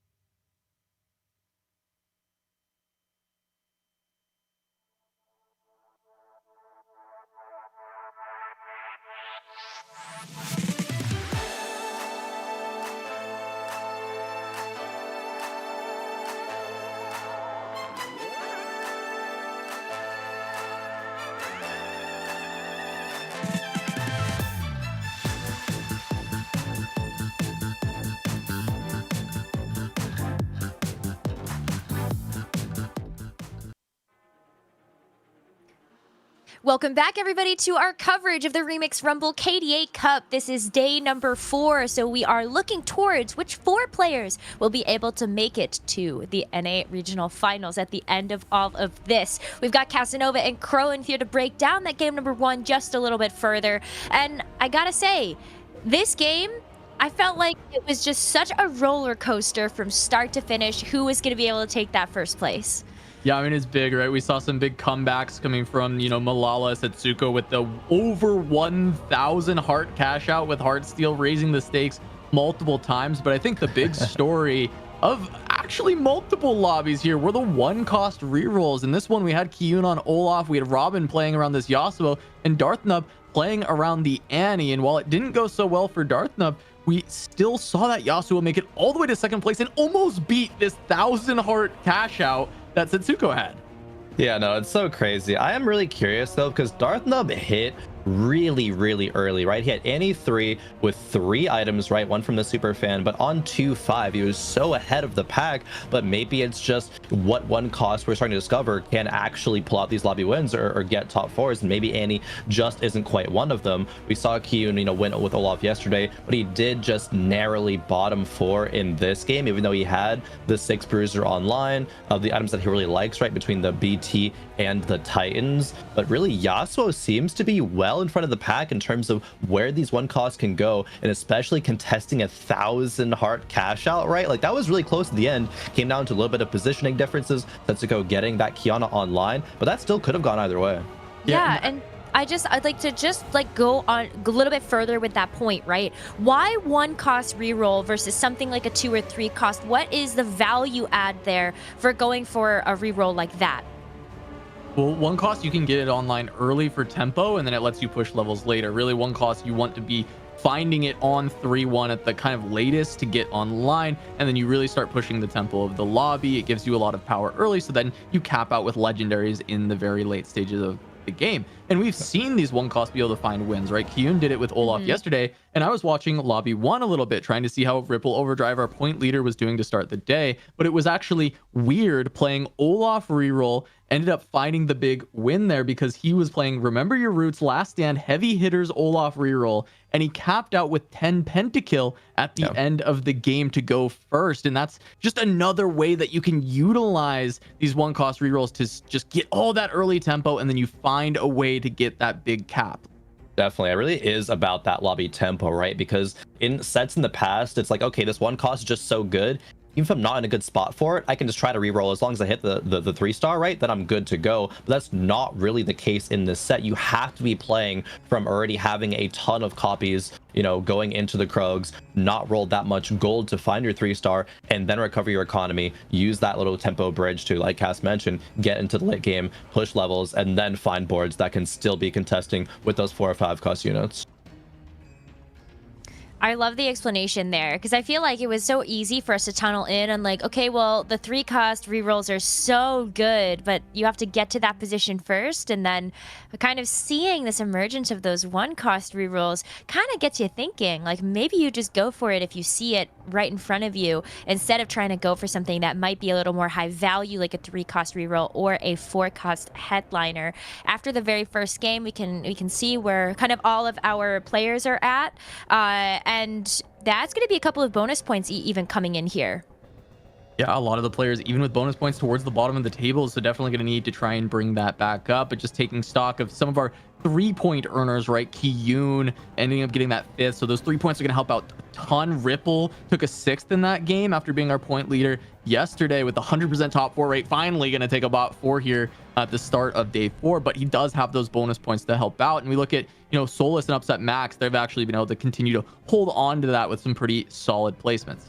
Yeah, the top 5 all being, bonus point earners there, still continuing their dominance, right? And these are players I'm really excited to see, right? Toronto, Tokyo, especially making it to the championship in last set. There's can he keep it up, right? Can he be one of these breakout stars, continue to solidify his name? Because there was a lot of excitement around him recently. So love to see him in that number 2 spot right now, along with the rest of those very dominant players. Yeah, and in the number 1 spot, Noster, right? We were talking about these one cost rerolls, Crow, and I know you were watching his lobby, and Noster actually played Yasuo reroll and ended up getting first place with that. So it was kind of weird to see just all these lobbies kind of ending on 1 cost reroll in this game, especially because, as Crone was saying, it is really about having so many copies. You have to have a perfect spot for it to really work out. So just kind of a little bit of synergy across all of our lobbies with people being handed a lot of copies of the same 1 cost. Yeah. I maybe that trend will keep up, right? And I wonder, give me a little insight here too. 1 cost reroll, yes, that can be effective, but what spots are you really looking for that to be something more valuable to you? Is it really just having multiple copies of the 1 cost that makes that line appealing? Yeah, I think it definitely is. It's having a lot of copies early, and it's having the ones that are actually going to be able to perform well. And it's only a few of them between the, Yasuo and Olaf really being the main 2. I think that you really are going to consider. Even, Dark Knight with that Annie, I was like, oh, maybe this is one that can really shine, can come into the forefront. But no, it's right, especially with Dark Knight hitting as early as he did. It's that must be. But no, you need the right units to work with. Yasuo true damage is still super good right now. As soon as you are going to, like, even Robin Songs in that broadcast lobby, he like open forwarded pretty much for the early game, but had a lot of Yasuo's, hit with minimal gold rolled after Krugs, and still almost won the lobby with it. Yeah, the biggest other factor though is the items. You have to have items that match up to that, headliner and extra copies, and then the augments on top of it, right? Remember, your root's perfect for Olaf because you just play bruisers and pentakills. It affects everybody. We saw Idealism picked up for Yasuo's in the past. It's a really great one to kind of push that even further. So you really have to hit that kind of perfect storm of augment items and all those copies to make it really shine. Well, can all of our players find the ingredients for success? We're going to head towards our game number 2, where we're going to have to see if those questions can be answered. Send everything over to Gangly and Azael to bring us through our next game. All right, we're back again, and if game 1, the skies were dark for the stars were all in lobby 2, lobby 1's a little bit of a different story, right? Because in this next game, we're going to be featuring a lot of the players going into this tournament who have to essentially prove themselves, right? We got players like Ripple Overdrive, Pokygom, and Humbug, for instance, and then a bunch of these players who are even coming in through the open bracket. I think we're actually going to see a little bit different of a dynamic this time around compared to what we saw in game number 1. Yeah, absolutely. It'll be really interesting. Pocky obviously having a great first game, already up at 9 points. So how many bonus points did he have from day 1? Do you remember? Pocky had 2 bonus points, so he took second in the first game. Yep. Yeah, nice. So obviously, great result starting off for him. And I'm going to be excited to see what we actually get here. Loaded carousels, basically everyone is on. No one's sitting on Showtime. It's interesting. I feel like pros really don't like Showtime. I never see anyone sitting on that. Unit Accelerator, I feel like just no one likes across any elo. I never see anyone pick that.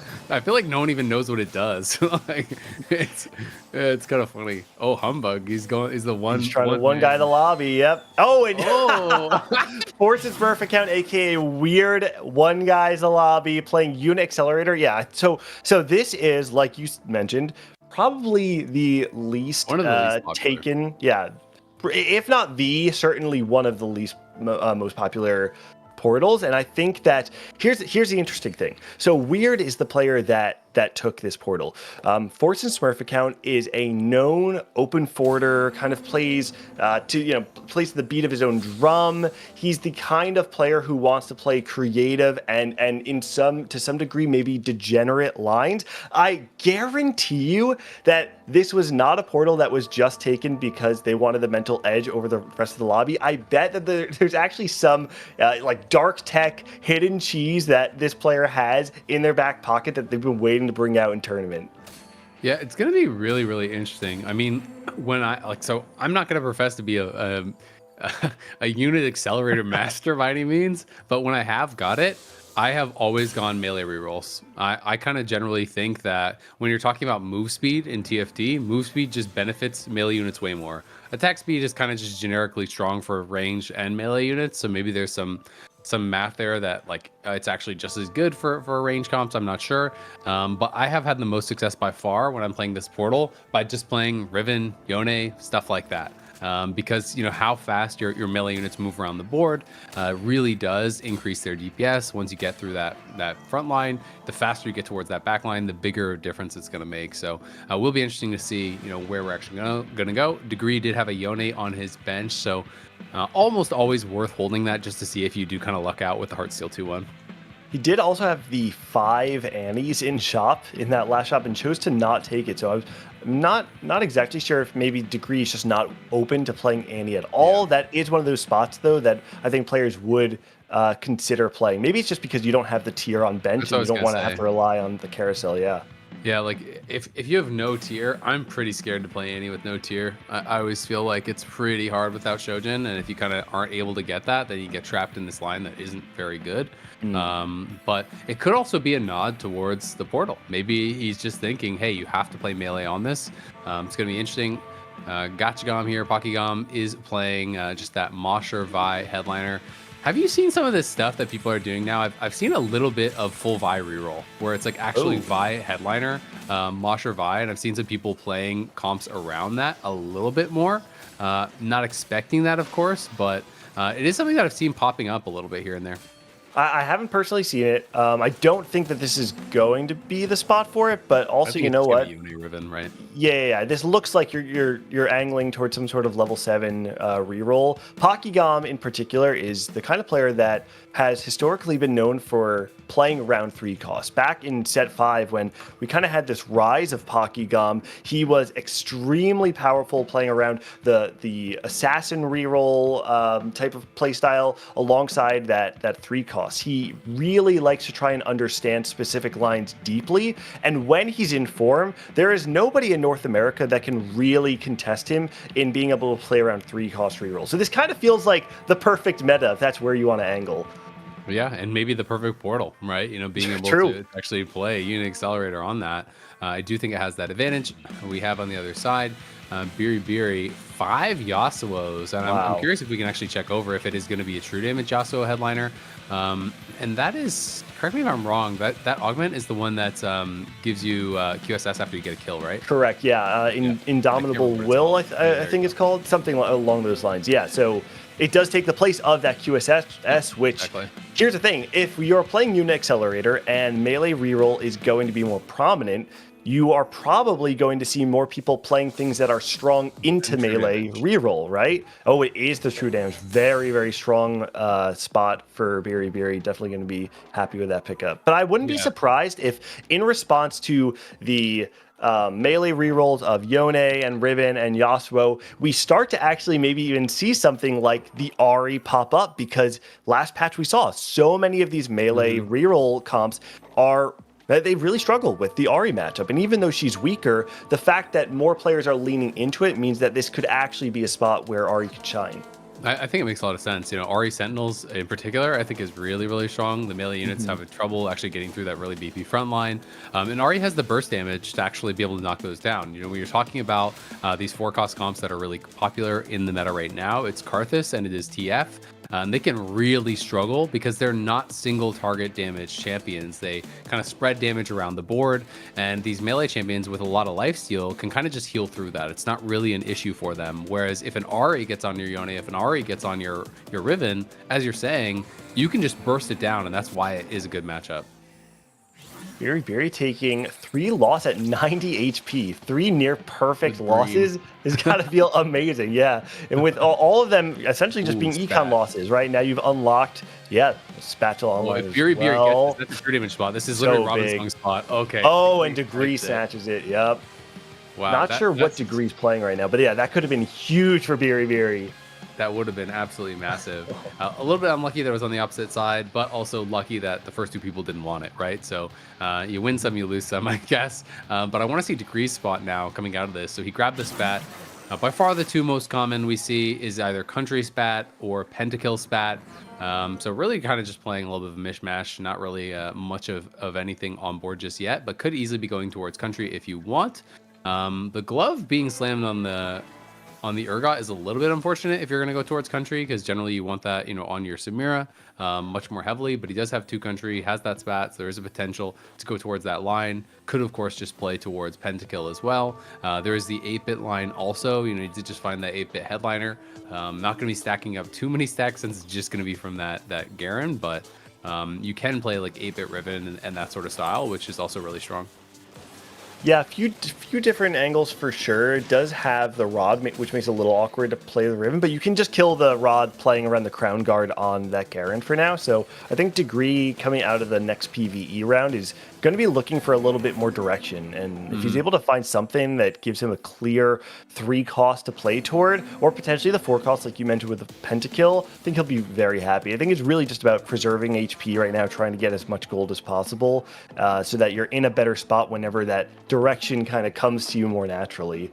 I also think that rods, like people talk a lot about rods being trash in melee reroll. I think that you have to have a BT on your primary carry, but I actually think Gunblade is totally fine for your secondary carry. Like having a Gunblade on Viego and things like that, it actually works out completely fine. And that's something that I've been seeing some really good, melee reroll players be going towards a little bit more. So I don't think it's, doomsday. You can't play melee if you have rods. Obviously you don't want them, but you can kill them with Crown Guards, like you said. And I think you can kill them with Gunblade just fine. Bruce Law here is on 6 Annies. without spending any gold rolling just yet, and on a 3 loss. So if you can keep that loss streak going, which he should be able to do here pretty easily against Ripple, it's going to be, pretty damn good spot, I feel like. Wow. 1 more kill. Yeah, 2 loss. Great loss. Oh my goodness. Yeah, you're at 81 on a 4 loss. That is honestly pretty good with 6 annies before rolling. I think you're feeling great. Yeah, I don't know if Biribiri actually looked by the numbers. It looks like Biribiri probably also took 2 very good losses. So I think we're in a spot where our 2 loss streakers are at 80 and 81 HP, and it does speak a bit about the system changes that came in this patch, right? Open 4 is clearly not as strong as it once was, with the gold generated being nerfed essentially from 10 to 6. However, if you can have a quote-unquote soft open and kind of strategically lose enough rounds so that you are able to benefit from the loss streak gold without just sacking the entire early game and having no units, it actually does put you in a very strong spot because a lot of players are not getting the streak gold that they once did. Kaiwing got a really good Krugs, I feel like. 2 items, a duplicator, and it was either 6 or 8 gold. Like that is a really good Krugs. Plus, already had 50 gold with AFK as the start. So Kaiwing, you're at 98 HP with that much gold with an AFK start. That is crazy. Like that is such a good position because usually when you go AFK, you kind of have to take some pretty bad losses. Biribiri still, leaning towards that Yasuo, does have 2 Yones on bench and now has to make the decision. Do you want to roll on 4 for the Yasuo? It looks like the choice is no. It doesn't mean that you don't have to go Yasuo because you're not rolling right now. You can still slow roll it at 5 if you want to commit to that line. But with a couple of Yones and a Riven, maybe just thinking, hey, I don't actually need to commit to the Yasuo. I could just go and pivot towards one of these 3 cost lines instead. Yeah, I think we're going to see a very interesting lobby dynamic. Oh my goodness, amazing loss for Biribiri once again. Wow. 2-unit loss, and she is extremely rich. You have to expect that she's probably going to hit that Yasuo on her next roll down. But I think we're going to find a really interesting lobby dynamic in Stage 4 because there are a lot of players clearly angling toward the 3-cost reroll. Biribiri is one of the players, however, that is playing around the 1 cost. And so while players may not hit as quickly as possible because they're contesting one another, Biribiri is now in a spot where if they're able to hit the Yasuo in the next few rolls, they can actually streak through Stage 3 and maybe get to a very safe level 8 in order to cap out around that higher 4, potentially 6 true damage later on in the game. Yeah, absolutely. I mean, I think definitely for a win out, you kind of need the 6, it feels like. So it'll be interesting. Weird, we haven't really looked at this board very much. Having to make some decisions here, starting to slam some items. So it is going to be the Morellos. Not an awkward spot. I don't like this spot very much at all. I'm not going to lie. Yeah. This feels like not only do you not have upgraded units, you also don't have clear direction, right? You can't slam the red buff because you have Morellos already. You don't really want to slam a Runand right now. You're not getting that much value out of it. You're not loss streaking or particularly rich. I think it's disco. I think he's just going to go disco. It probably is some sort of disco line. It just feels very hard to get there from your spot right now, to be honest. You have the I agree. items, but you're going to bleed out a lot in the next few fights. I mean, you can't just sit on that board. I think you have to level and roll a bit at 6 and try to stabilize. Because, you can't play no headliner, 1 item slammed, no 2-star units for your Stage 3, right? You're gonna absolutely get slammed, so... I think that's just not an option. So we'll see if they're able to stabilize their board. Back here to Bakigom's board, is still sitting on this Vi. Had slammed that early Hodge and then gets the Idealism augment, which is really, really nice when you already have 1 Hodge slammed, and also great for a lot of these melee rerolls again, because often you can just put 1 on like a Viego and 1 on Ione or whatever, and you have 1 on each, because it is not only do you get that Hodge, which is great in the comp, but it also is the 12% flat increased damage for those units that do have a Hodge. So really nice augment pickup, I think, for him. So an angle we haven't really talked about, but I think that it's here for Pocky, is that while a lot of players clearly want to play around the 3-cost reroll, you could actually, oh my goodness, the Omni Vamp there from Vi is huge, but you could actually look to play on level 8 and play around the Zed Viego Superfan AD melee flex boards that we saw people like Kaiwing play yesterday. Yeah, it's true. I mean, it's a really good point, right? And if too many people are actually contesting each other, at 7, and you can just go 8 and play around those 4 costs, then it's really, really good. Also, Baki has not had to spend much gold, right? Like he's just been kind of cruising on this Vi headliner that he picked up right off the bat. So, is in a really good spot, still at 86 HP. We have not yet checked in on Ripple Overdrive's board, so I'd love to see what's going on over there because still 100 streaking here on 3-4. Will be interesting to see exactly, what Ripple is actually playing for himself because Ripple had an incredible day yesterday, averaging a 1.5 coming into today, wanted to see if they were going to be able to continue that success. I can see some upgrades picked up there for Biri as Riven 2, Kale 2 both got hit. But yeah, it would be fun to check in on Ripple's board and see exactly how strong he is right now. Yeah, Ripple, one of those players, I know Crowan talked about it a little bit earlier in the show, who really came up during set 8, made this really deep run so close to making it to the World Championship and came up just short. Didn't really take set 9 very seriously, competed in a few cups because they just kind of happened to qualify through ladder.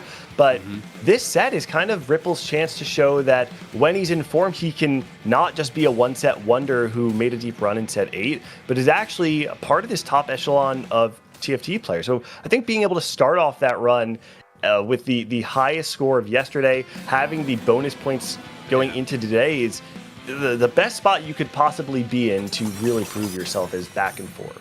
Absolutely. I gotta say, this Vi's kind of doing work. Yeah, like, it really I is. see, like this is a Vi too. We're on 3-6 and the Vi is kind of just slamming. Biri here. So is going to be playing, that melee reroll line. Obviously rolled some for Yone's. Riven 2, Yone 2 didn't pick up the headliner just yet, unfortunately, but is on 5 Edgelord as well as that 3 pentakill. So pretty damn good board for now. And as long as you can keep streaking, you would like to not just have to roll down all the way.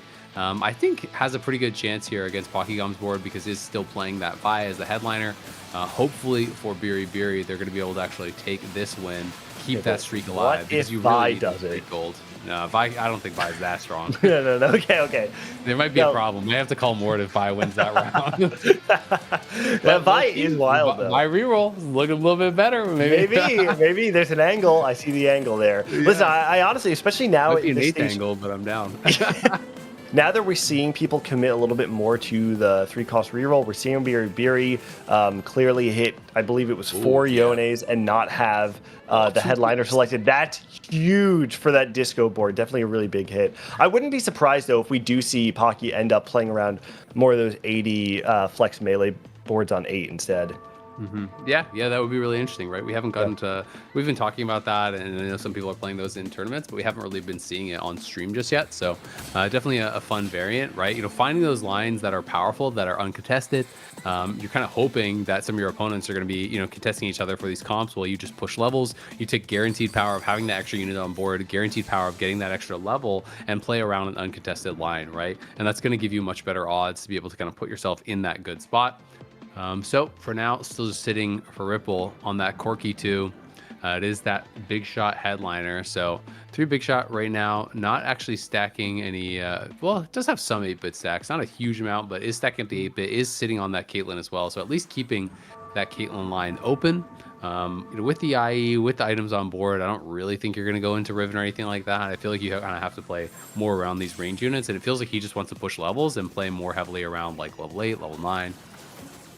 Yeah, I'm not exactly sure. So I believe the Deathblade on the Corki is a super fan item, right? So we have IE slammed and the adaptive helm. So I imagine there's a pentakill angle here where you're playing around the Karthus Akali, and I think maybe holding the Caitlyn like you're calling, though, is Ripple trying to increase those outs. The question here is he doesn't have that much gold. I don't think he can 4-2 it. He probably has to 4-5. And so healthy, so who cares? Yeah, that's true. The problem, though, is that you do allow everybody else to roll before you. So he might be at the mercy of what everyone else is playing before he can actually do his level 8 roll down. I mean, it's really interesting, though, because I think when we looked across these boards, like, is anyone setting up for Pentakali? Not really. No, I don't think so. Exactly. So it's all the Viegos being gone. That's the only problem, but that's fine. It's true. We'll figure it out later. Even if you just get a one Viego, like, I don't think it's the end of the world. So, I mean, I think you can delay your level up and play more heavily around economy. We're seeing Degree on a full roll down here, though. He is pretty committed to the Riven. It's the only thing he really has going, but Degree in a rough spot. Ripple just finds that TF, so can play around the TF for now. It is the Disco headliner, so maybe you can find another Disco to get in there just for that trait. But this is going to be, again, this is like a pretty good spot to be able to actually push forward, but did roll down. So did go 8, did roll all the way down. I'm pretty surprised by that. I did think that he was going to be willing to sack a few rounds because he had 91 HP. Because if you did this on like 4-3, 4-4, you would have so much gold and you could honestly slow roll 8 and then move towards 9 with like any sort of a decent hit. But now the question is, does this TF that is kind of just like shoved in stabilize him enough that he doesn't actually have to keep rolling? So thinking about it a little bit more, I think maybe there's a world where Ripple is saying, I have the super fans online, and so pretty much no matter what I hit, I can slot it in pretty freely and still feel okay about it. But even then, it just does feel very strange because you're talking about losing no Dazzler, no Disco. So yeah, TF's not going to get it done. Versus having an extra 10 gold on your roll down in the next turn. And even on that roll down, you're talking about rolling down with like 10 gold to hit a Disco TF. So you roll once and you have to sell some of your bench in order to play the 4 cost. Well, maybe Ripple is in a spot where he's saying, I'm trying to just play tempo and I want to preserve HP right now, and I'm just going to play for a lower cap. But this feels like a decision that is going to make it harder for Ripple to place first unless he just kind of hits on his own. He's going to have to high roll a little bit from here on out. Yeah, I mean, I feel like when you do these kind of aggressive roll downs, if you think you can keep your streak alive, then I think it's fine because that's how you kind of like rebuild your economy. So we'll see if he can do that. He also took Radiant Relics, it looked like, so did have the Radiant GS, which is really strong. Does keep your options open as far as like playing around carries at level 9. You kind of have a lot of options there. Akali 2 on board here. Is going up against this Poppy. The Poppy, there's no healing debuffs on the Poppy, and Poppy is ridiculously strong in these situations, but I don't think it's going to be strong enough for that. And Pocky, will be able to stay alive for now, keeping his streak going. Oh, so I wanted to call out the fact that Degree... Oh, wow, okay. So Degree had the spat from that previous carousel. I don't remember if it was stage 1 or stage 2 that we had seen him take away from Biri. However, he wasn't able to actually use it. So when there was another spat on this carousel, I was very curious to see if he was going to take the Fawn. But what he ended up doing instead is he is going to play around the 8-bit spat, which he believes is going to be maybe the only way to bail him out from the spot. So I'm not sure if he has the Riven 3 yet or if he's still waiting on that. But from this position, sitting at 12 HP, I think Degree is he really needs to find the only way to bail him out into like a top 4. You have to massively swing that power curve very quickly. So I think 6 8-bit, if you find the 8-bit headliner for the Riven, might be the only way that you can actually get to a stabilization point. It's going to be really hard though. I mean, we'll have to check back in on Degree's board, but last time we looked, it did not have a lot of extra units at all, right? No. Like, I didn't think he was not close at all to hitting the Riven 3, and we know that Biri had at least a Riven 2, if not more. I don't know if anyone else had Rivens on their board that I can recall, but you're at least somewhat contested there by Biri. And I don't know if Biri actually committed to a headliner one way or the other, because last time we had looked at the board, it was just the Yone 2 Riven 2 with no headliner, right? So potentially you're getting contested on a Riven headliner also. And I just feel like when you play these 3-cost, melee reroll type comps, if you don't hit and you don't hit kind of fast, you get stuck at 7 forever. And, it's really, really tough. Like sometimes you can get some really good shops and then get that 3-star and start to swing it back. But I think it's going to be a really tough game to do that in, because if you're contested, it's very unlikely for you to get those kind of just the lottery shops where you quickly get that Ribbon 3 or whatever and then can kind of slingshot it back. On the flip side, there are the players that we saw going level 8, right? We talked about Ripple Overdrive before, and we also saw Pokygom angling toward that reroll, but then ends up going 8 and plays around the pentakill, and then ends up getting the emblem as well. And talking about emblems, we've got the 8-bit emblem online. The problem, though, is that you don't have the Caitlyn for 6-8-bit, and even if you hit it, you can't actually fit it right now because you have all of your items on that non-headliner Rivens. There's the Caitlyn. You can't drop Edgelord. So okay, so he's gonna put it in. Selling? He's selling. Oh, yikes. Okay, well now you're just hoping that you're gonna get 6th or something instead of 8th. There's no way, because you're not getting a top 4. There's a 0% chance you're getting top 4, I think, when you sell your extra Ribbon 2, because you're never hitting Ribbon 3. It's never going to happen. So. The 8-bit Viego 2 is actually quite strong, but yeah, unless you miraculously pull a Caitlyn 2 out of the hat, yeah, it's going to be really hard. Also, your augments are, I mean, the Ascension on 8-bit is not that strong because you actually have so much upfront damage when you have, the raw AD of 8-bit plus the edgelords that as soon as they kill 3 units, they get the pentakill bonus and they take over the fight. You want your fights to be over before that Ascension proc. So I really don't agree with the shape of this board. I mean, sometimes you just get unlucky and you don't have an augment choice, but I'm curious to see what happened to Degree that landed him in this position, because this all of a sudden does not look very good. I mean, I feel like Final Ascension is almost always bad, honestly. Like, there's very few boards where it's a really strong choice. I always feel like when I pick Final Ascension, it's where I like re-rolled augments that could have been okay, looking for something specific, and then didn't find it, you know? And we'll see how he's going to do. Annie can be really strong against these boards sometimes. Annie ramping up, and that Viego could potentially be in trouble in these next casts. We'll see if the Annie's going to get one more cast off, just barely. The Viego will stay alive. That is big for Degree, but yeah, I mean, there's always a possibility of 6-8-bit getting something done, but I never see, you know, these kind of boards top 4 without Ribbon 3, and I just think Degree made the call that this is a doomed game. I didn't hit my Ribbon 3. I just need to fight for like 1 or 2 more placements. So I want the items on my headliner, right, instead of having it on that non-headliner Ribbon. And I think that's a reasonable call given the situation, right? Because I just feel like he had a horrible roll down, and then if the best you can do is a 6th, all right, just sell the extra ribbons and play for a 6th or a 7th instead of an 8th, because you could have that be the difference later on. You know, this is still just the second game of the day, and that extra point or 2 that you could get could really make all the difference.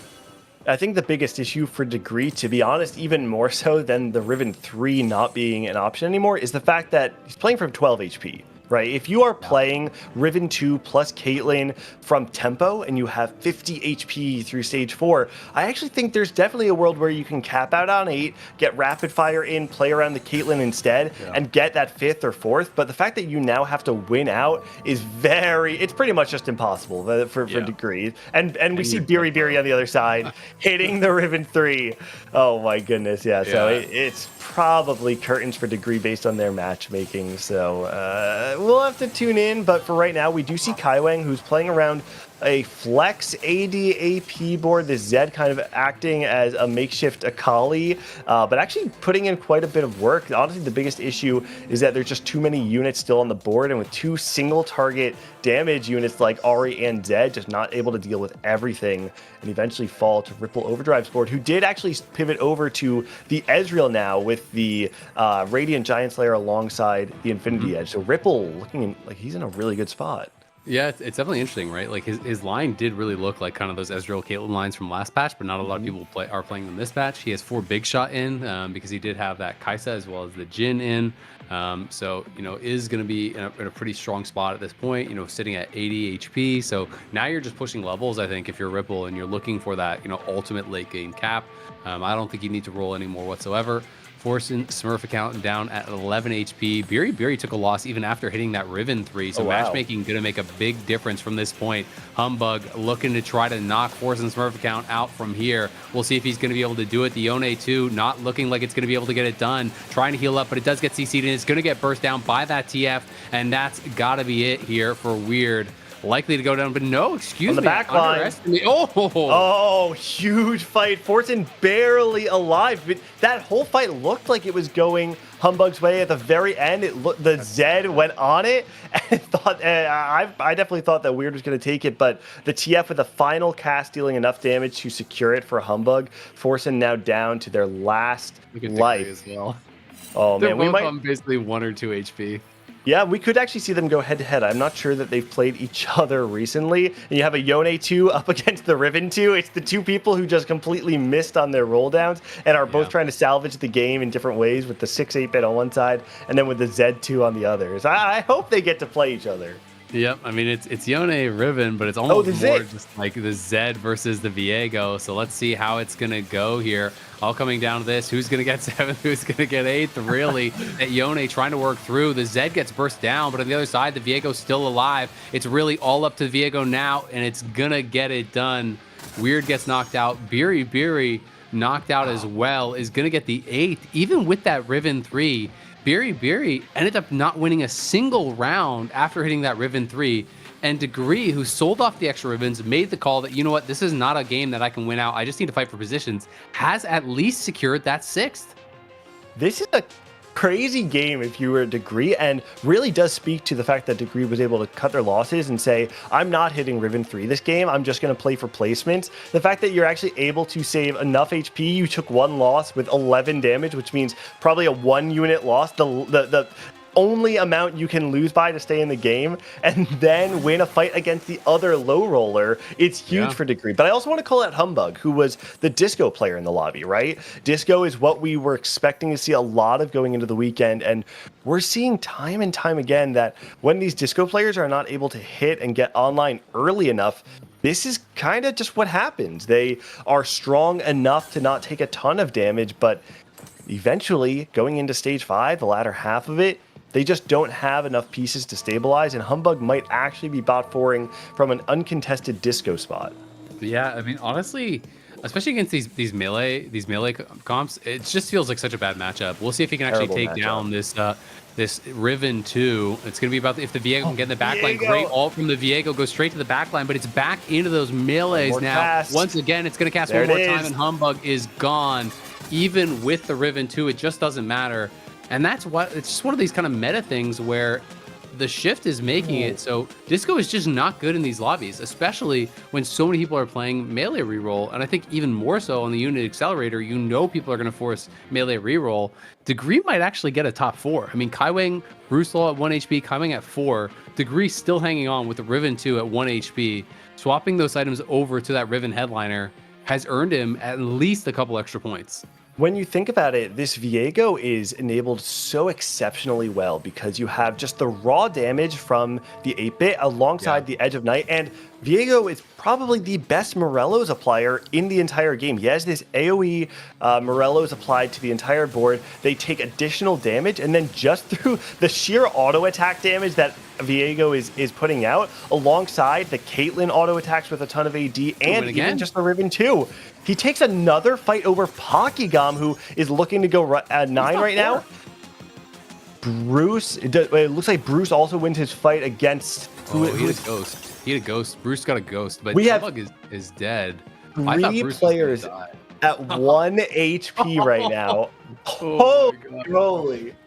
That is actually crazy. Everyone's just praying they don't fight Ripple, I think, right now. True, very true. Ripple is very clearly going to win this game. You know, he was on 100 HP for a very long time, and he's likely just kind of pushing levels and looking to cap out, you know, at the maximum possible board. But, you know, you said it. This Viego really is so incredibly powerful. 8-bit just gives you so much AD, you know, and he has, you know, the stacks. I don't know what he's at right now, but he's probably at like 8 or something out of the 10. Looks like no, he's actually on 9, right? Because 225 is 10, I believe, stacks. So do you think 225 is 9, right? And then there's like the final one, or is 10 is it 10 and then the final score?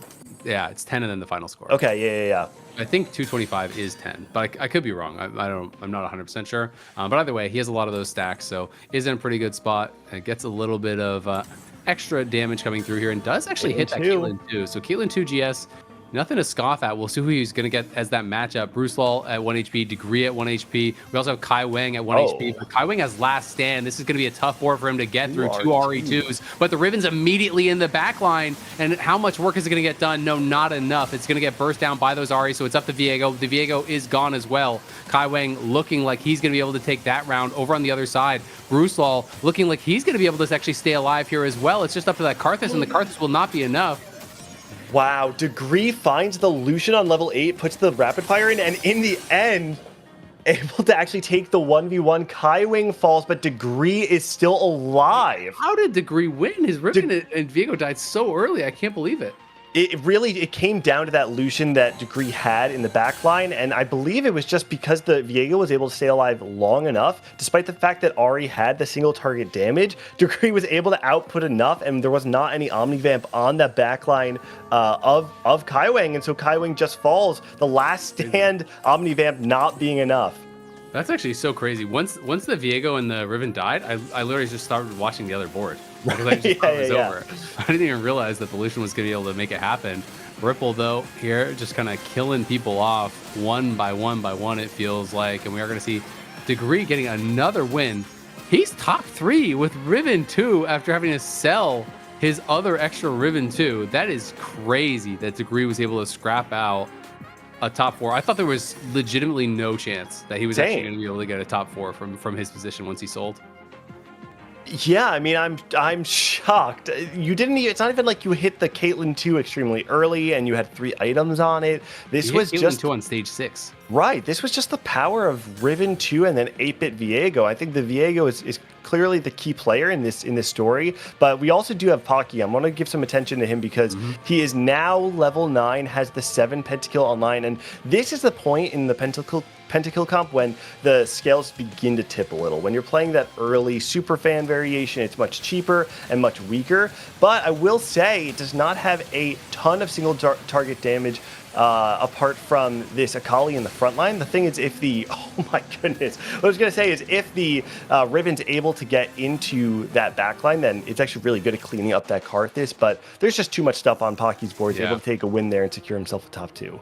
Yeah, and I think Pocky was playing the Ghost, and Ripple just killed off Degree. Okay, that makes sense. Yeah, but Pocky also does have that Radiant IE on his Akali, so obviously a tremendous amount of damage that it is putting out. It is the true damage variant. Picks up a BT there, can probably throw that over onto the Yorick, and kind of just rolling for some of these luxury units here, you know, looking for that Thresh 2, looking for the Alawi 2, looking for the Yorick 2. Only just have that 1 copy of the Yorick. I can't really see him taking down Ripple, but we'll see if he's going to be able to get it done. You know, Ripple obviously does have such a strong board, and we're going to have to wait to tab over to it right now. Has not been able to find that Jhin 2 though, and has been rolling on 9 for a long time. So unfortunate for him that he couldn't actually get that Jhin 2 because it is itemized, but he does of course still have Jazz in there. He has the 4 big shot, I believe, with that big shot headliner from the Ezreal. So we'll see if it's going to be enough to get it done. The Viego though in the back line immediately. The Ezreal jumps to the other side, trying to put out enough damage here to actually burst down those melee units. The Threshold comes out, is buying some time, and the Ezreal goes onto that Karthus, does kill it off, but the ghouls from the Yorick could potentially be enough. We'll see as it's going for that Ezreal. The ghouls are going to be able to take him down. Oh my Ghoul versus Tentacle. The Gabagool takes the victory for Pokygam. What a crazy fight. Yeah. Watching that play out, you had this Viego go into a huge... It takes over that entire clump of Ripple's board, but the Akali falls relatively early, and at that point, it's really just about whether the Karthus can clean up, and when it didn't deal enough damage, the only reason he's able to win that is because the second cast of the Ghoul. The Ghoul comes out and is able to clean it up, but a crazy fight. Now just have a little bit of an upgrade as well. Yeah. To be honest, I'm not entirely sure that is the way these fights are always going to go, because it does feel like you can play around with some positioning a bit, to try and avoid that next time. I mean, the Ezreal jumped over onto the Karthus and stuff as well, so let's see how this fight does go. Viego into the backline, but it's onto the Tentacles for now. This first Karthus cast is going to be big, but the Ezreal and the Jhin are completely untouched, and this fight is actually looking really good for Ripple. That ulti comes through from the Ezreal and one-shots the Karthus on the other side, and now it's all up to the Akali, but it can't close the gap. Pokygam gonna go down. Ripple at 46 HP will take it. The positioning this time was too good from Ripple. Had double tentacle in the opposite corner, swapped sides, and the Viego got caught on those 2 Alawi tentacles. It bought so much time. The Ezreal was untouched for so long. The Karthus was so untouched as well. And with that Radiant IE, when that ulti comes through and actually crits the Karthus just went pop. Yeah, the Viego call out I think is exceptionally important there. The fight before, we saw the Viego target that entire clump, right? But because Pocky had the Viego in that back row because of the way he's positioning, the Viego wraps all the way around the board and then just ults on a couple of Alawi tentacles. You get no value off from your Morellos, no value from the damage amplification that comes through Viego, and ultimately that is the difference maker. But what a hard fought battle from Ripple. We talked about the level 8 roll down going for the fast 8 on 4-2, and you and I kind of said this feels like a hard spot to actually go first from, but in the end it actually was enough. Did it surprise you to actually see him make it that far?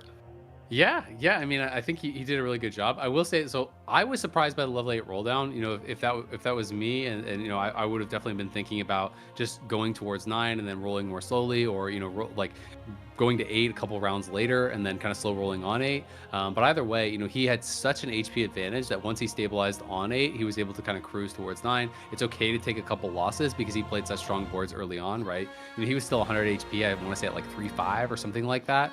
So, you know, was sitting in a really good spot, but an interesting game overall. I've got to say I'm kind of like most impressed by Degree and his decision making in that game when it was looking like he was about to take the fattest 8th, you know, selling his Riven 2 with items to move the items over to his Riven headliner and living with 1 HP on a round. So that is absolutely the difference. If your items are on your non-headliner Riven in that, you're going to kill 1 less unit, you're going to die. And he would have died so much earlier in the game. To be able to scrap out a 3rd from that spot is so intelligent. You know, also having the option for a Fawn saying, you know, the Fawn doesn't actually get it done here. I need to hit 6-8-bit. I need to play, you know, this different line, have the Viego as that carry option, because it really became way more about the Viego, as you were talking about time and time again.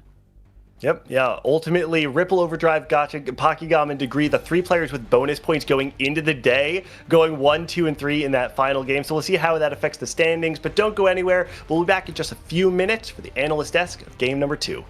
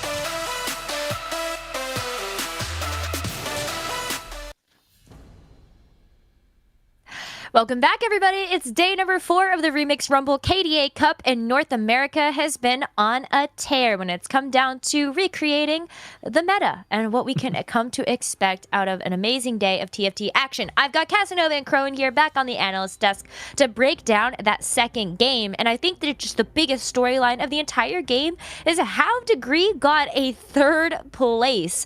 That felt like a sprint that he had to take to that finish line. It really looked like Degree was going dead last, right? It was contested by Berry. They were both going for Riven. Berry hit the Riven 3, and Degree, of course, did not, right? Only one player can even find it. And so at that point, he's like, okay, what can I do? He finds the emblem. He's able to go for the 8-bit emblem, tries to play 6 8-bit, and then plays around that Viego so heavily. It ended up being the big carry for that team comp.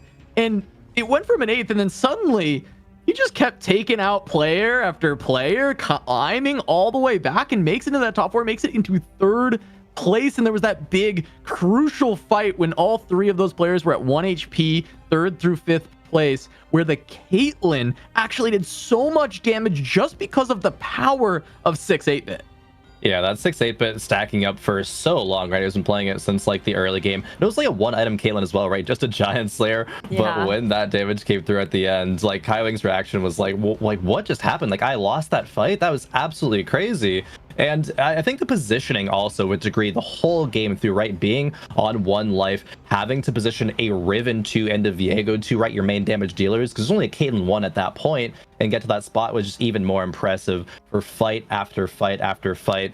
Getting a 3rd place there feels like the biggest win, right? It's one of those games that absolutely is insane. But then you have players like Pocky and Ripple, right, coming into the top 2. Ripple actually did such an amazing job at saving HP, playing efficient boards in the early game, and that is a really, really good skill to have as a CFT player, right? And that's when you're able to translate those games kind of into 1st places. And he didn't do it with these comps that we've talked about time and time again. He did it with an Ezreal flex composition, right? Running 4 big shots, had a true damage Jhin at the end, and really it just I even thought that Degree would be winning versus Ripple, but no, Ripple did take him out. And Pocky, of course, getting that Pentacoli online, dropping the 3 KDA variant that players usually run, but playing that true damage Akali instead. That would get the win, but still super impressive.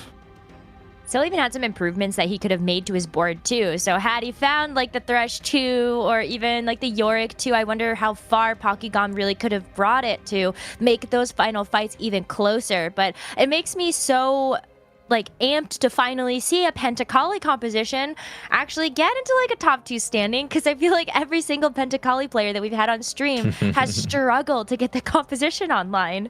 Yeah, so sad. I think there's some really good positioning from Pokkygum as well, and I like the itemization, right? His Karthus wasn't about getting multiple casts, it was just every cast should basically kill all of the units that he casts on, which I really liked. That setup that Pocky had. And then on the other side, you know, if he had found those little upgrades, I think Pocky would have been able to start taking rounds, but Ripple played so well from tempo that he saved all this HP, and towards the end of the game, he still had, you know, 3-4 lives that he could spend against Pocky, that even if Pokkygom had, you know, hit a couple extra units and started to take a round, I think Ripple still could have found the upgrades and gotten there. And that's just kind of the impressive play that we've been seeing from Ripple all weekend. He faltered a little bit in game 1, but now he is back with another first.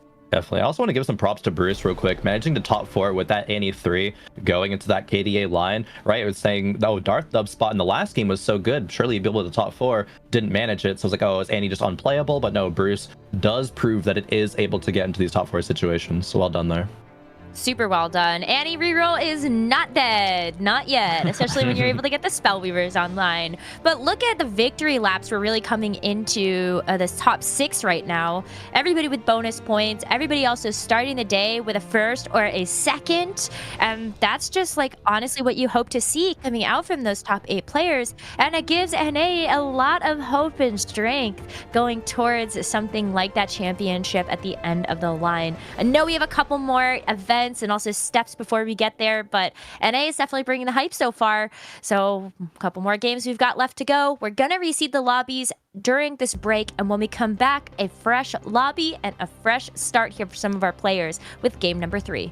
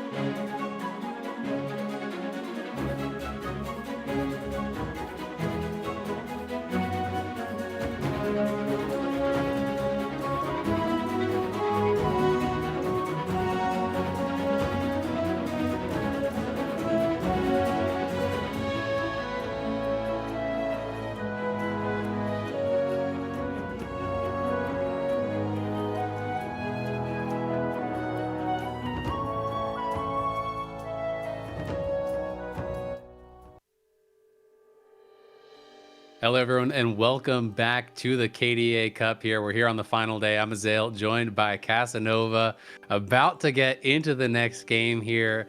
It's going to be a good one. Oh, yeah, we got a heater of a lobby for sure, right? We just saw Degree have that big game. We're going to have him back, but also there's a lot of top players we have a lot of expectations for that maybe aren't in the best spots in the standing so far. And the biggest one I'm talking about here is Weijin at 6 points. Definitely has a big road ahead of him to try and make sure he can get into that top 16, sitting at those 6 points. Alongside him, really, Spencer, Robin, Toronto, Tokyo, a lot of players that we expect huge things from, and they're kind of sitting towards the middle of the pack. But we're jumping in. We got these portals. It's Showtime, Support Anvil, and 3-cost champion. It looks like everyone's in agreement unless Noster decides that he wants to one guy one of these other 2 portals. Yeah, it looks like it is just going to be... Oh, okay. Oh, Noster. He's hopping over to the Support Anvil. Respect. We'll see if he wins it out. We had one guy choose our last one, but it's going to be 3-cost champion. It's interesting because, like, in some ways it's lower variance. Obviously, it's not as crazy as Showtime and things like that, but also the chance of getting a 2-1 Heartsteel goes way up, right? Like this? Exactly. Like if you get Set or Yone, that can change the course of the whole game, right?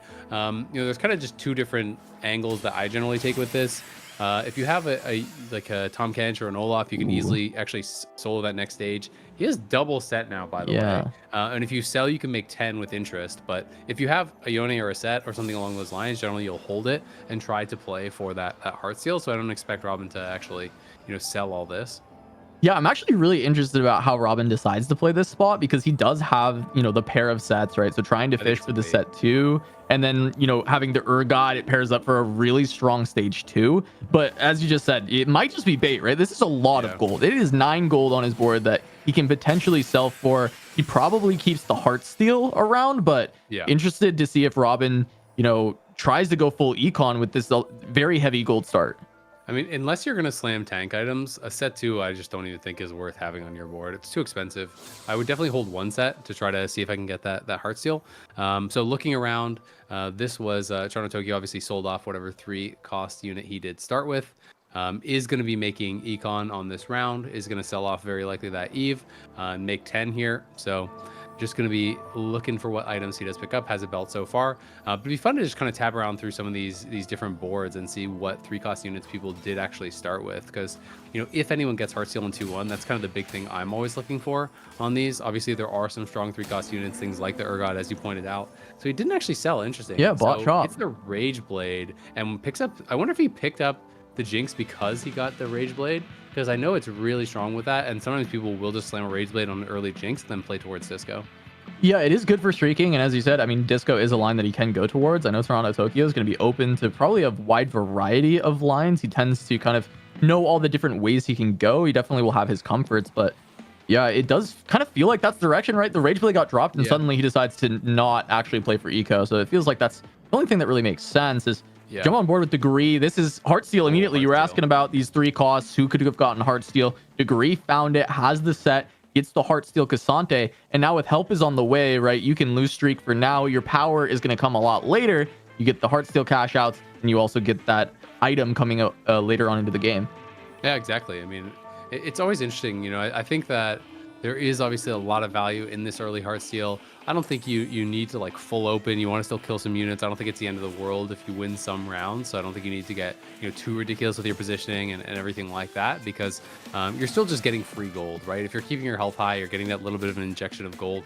Even if you full lost, you're not getting like a massive cash out with free Heartsteel on 2-1. The most you ever get is like 11 gold. Often it's just going to be like 6 or an 8 cash out, but it is still a really nice kind of free injection of gold, and you can kill a lot of units off, especially because he got this Cassante headliner. So you can stay relatively healthy, get a little bit of free gold, don't need to go too crazy.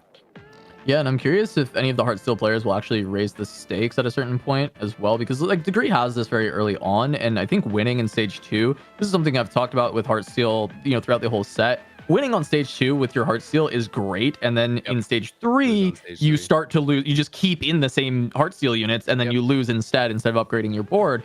And that ends up in the best spot because you get a lot more of those hearts, you get the better cash out. So I think Degree's really happy. Robin was the other player who we thought was going to have Heartsteel online. I'm not sure if he ended up, fully getting it together, but if he did, he's also currently on a win streak, and we'll have to see which of them decides to really full commit into this Heartsteel. Yeah, exactly. You know, have to see some of these other boards. Noster, really strong board here. Does have the headliner Nami. Has, you know, I'm not sure if that's a Dazzler Nami or if it's Disco, because he does have the Gragas and the Taric on board as well, but he has the upgraded Kennen with a Sunfire Slam, so strong early items here. It is going to be looking to streak with that. Robin Songs picks up a second win as well, so Noster, Peckle, and Robin all on that 2-win streak for now, so it'll be interesting to kind of like have around and see all of those boards. Toronto Tokyo now did slam that Rage Blade. There it is. Yeah, that made sense to me. Otherwise, I would just always sell for Eco in that spot. But getting the pieces for Rage Blade means you're going to be in a really strong spot now, because especially with the rapid fire headliner, it's way better for these early stages. And it didn't really work out though with getting the 2-loss streak, not having the eco, but at least he's killing units, right? 94 health is certainly not bad after 2 loss. It means these fights have been close, and that's kind of one of the big things about the changes to streaks is a lot of times just playing a strong board, keeping HP, and then trying to, you know, maybe turn this around, find the wins later. We might see him start beating people who don't play any units on their board, like Wage and Iverson, and he'll get the gold from that, and he can start to maybe even completely flip this as he's holding a lot of pairs. Yep, and he does decide, okay, I can make Eco without selling everything, so he sells the Aphelios pairs. Sometimes people can overhold on Heartsteel, because like he had 2 Heartsteel, but he would still need to find a Yone or a Set, which isn't, you know, that high of a chance from this position. We can see 2 Heartsteel players here. Pretty good loss there, you know, picked up. So it is going to be moving towards a bigger cash out. It is going to be Weijin, obviously, with first pick alongside Solus. Weijin was open for it, so we'll see. No spats are available. But there are some pretty good picks here. You know, 3-cost bow is something that a lot of people will look towards, and it looks like he's going to grab that ribbon. Yeah, and I mean, Weijin is very open, right? Because he has no units right now. So it's really just a matter of, you know, looking for what item combinations he wants to actually build into the comp he's going to end up rolling for. And, you know, I didn't see his items on the quick look we had at his board, because he had the open for it, right? So we know he's just going to look for the heavy econ. So I'm curious what items Weijin actually fully has to go alongside this bow to kind of know exactly what line he's looking to heavy roll down for once we get to stage 3. Yeah, absolutely. I mean, it's a good question. Something that's also kind of interesting I always find is when you have these 3-cost starter portals, a lot of people will play Heartsteel, and then sometimes open 4 can actually be pretty strong because there's less people leveling up and more people playing weak boards, so you're taking less damage on average, right? Because people aren't always pushing levels. But Robin Songs and Noster 11 did level up. They are both still at 100 HP, so going to be trying to maintain that streak. Degree here about to cash out. Peckle with a pretty strong board, so Degree likely to take a loss here. We'll see if that is going to be the case. The pair of Urgot's going to get a lot of work done here on stage 2. Even though he doesn't have any damage item slam, Gragas 2 as well is just so tanky, so it is going to be no units killed here, very likely for Degree, but we'll get at least that 6 gold cash out. Yeah, and I mean, Peckle even slamming the Even Shroud, right? So that is kind of leading towards the 3-cost reroll either country, which you already have the setup for initially, but it could also just be the Yone or the Riven later on, because there's a lot of items to still be dropped for that direction. Degree does get the gold cash out, but the big thing to look at is going to be Robin and Noster. If they end up fighting each other, keeping the win streak is incredibly impactful into Krugs, right? Like, this is something that we've talked about a lot before the streak changes, but even afterwards, win streak has become so strong. If you can hold that through neutrals, it is insane. Yeah. I'd love to hop over one of those boards. Noster also just hit Pantheon 2, so I want to see if they're going to be able to actually maintain their streaks here. But for now, we are watching Degree and Toronto Tokyo. This should be a win here for Toronto Tokyo. He is level 5, does have the double Rage Blade thanks to the super fans there over on the other side, and it's going to be able to crush through pretty easily what Degree does have. We'll have to see, you know, is Noster going to be able to maintain that streak? Robin's kept his, win, and Noster is playing someone else, so they might both be able to do it. Oh, Noster's fighting Peckle, though. Peckle was very strong. I think with the Even Shroud Slam, the double Urgot, that's a very good stage 2 board, and yeah, it's very close fight, but it looks like this Nami is going to take it down still. And we've got 200 streakers into Krugs. Weijin holds on to streak. I think Spencer was full loss there at 76 HP. Wow. This is a lot of streakers here. And the big thing, Toronto Tokyo, we talked about how the Rage Blade was so good for stage 2, and he still lost those first 2 rounds, but then he win streaked the rest of the stage. Yep. So in a pretty good spot. Maybe had some bad matchups early on. Robin with a really strong board though. 3 Penta, 2 Bruiser, 4 Mosher. At this point of the game is really, really strong. So he's setting up himself pretty well to move forward in this game. Also does still have that set pair, so did end up holding on to that. 5 streak, 30 gold. Would love to get some gold here from Krugs. Maybe try to hit 40 after this if he has to sell off some things. But we'll see how much he's going to get. Got the cloak, got 3 gold. He could go 40 if he wants, but he loses his pair. Yeah.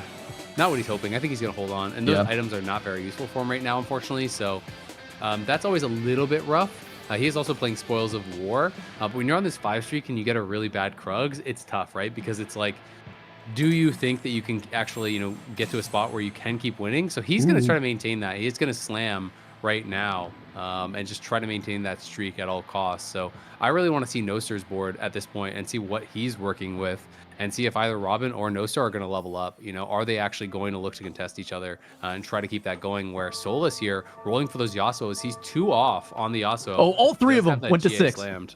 All 3 of them, Toronto, Tokyo, Noster, and Robin, all went to level 6. So they're really fighting for those streaks because those are 3 win streakers in the lobby.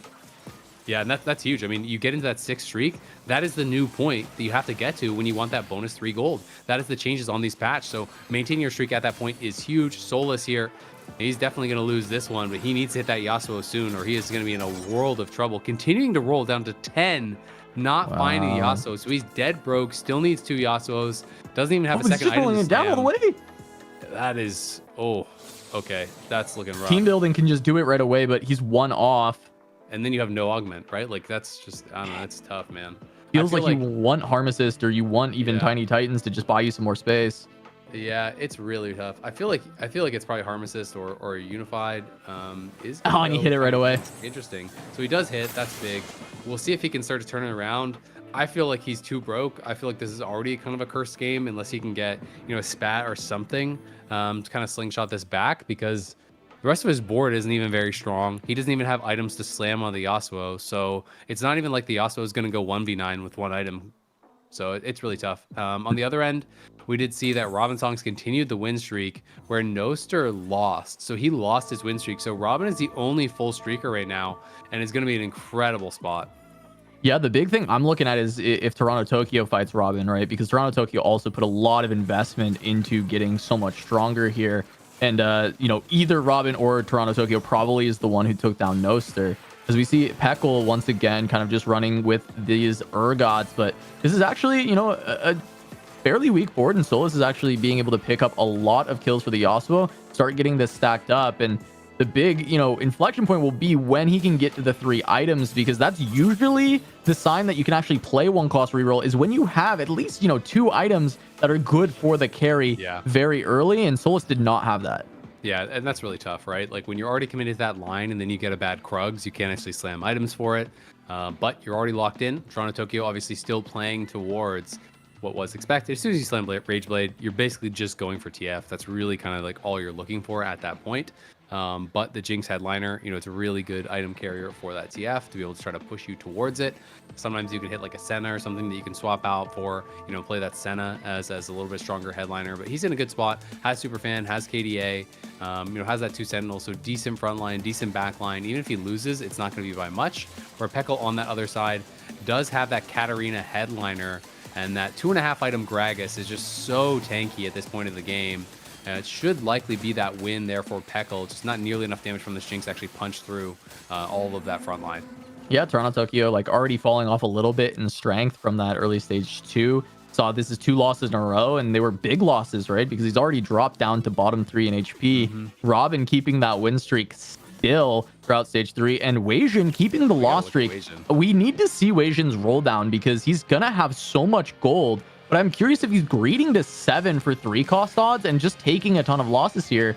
Maybe he found Heartsteel and just let it roll. I'm really interested in Weijin's spot. Yeah, we have got to look at Weijin and see what he's got cooking. And I mean, there's also the absolute doomsday situation if he already rolled some and hit nothing. Yeah, it could be the case. Yeah, and sometimes that happens, right? Sometimes you play open fort and then you have to roll to stabilize and you hit nothing, and then it's kind of just, well, GG. Guess I go next. So we'll see what Weijin is actually cooking up here.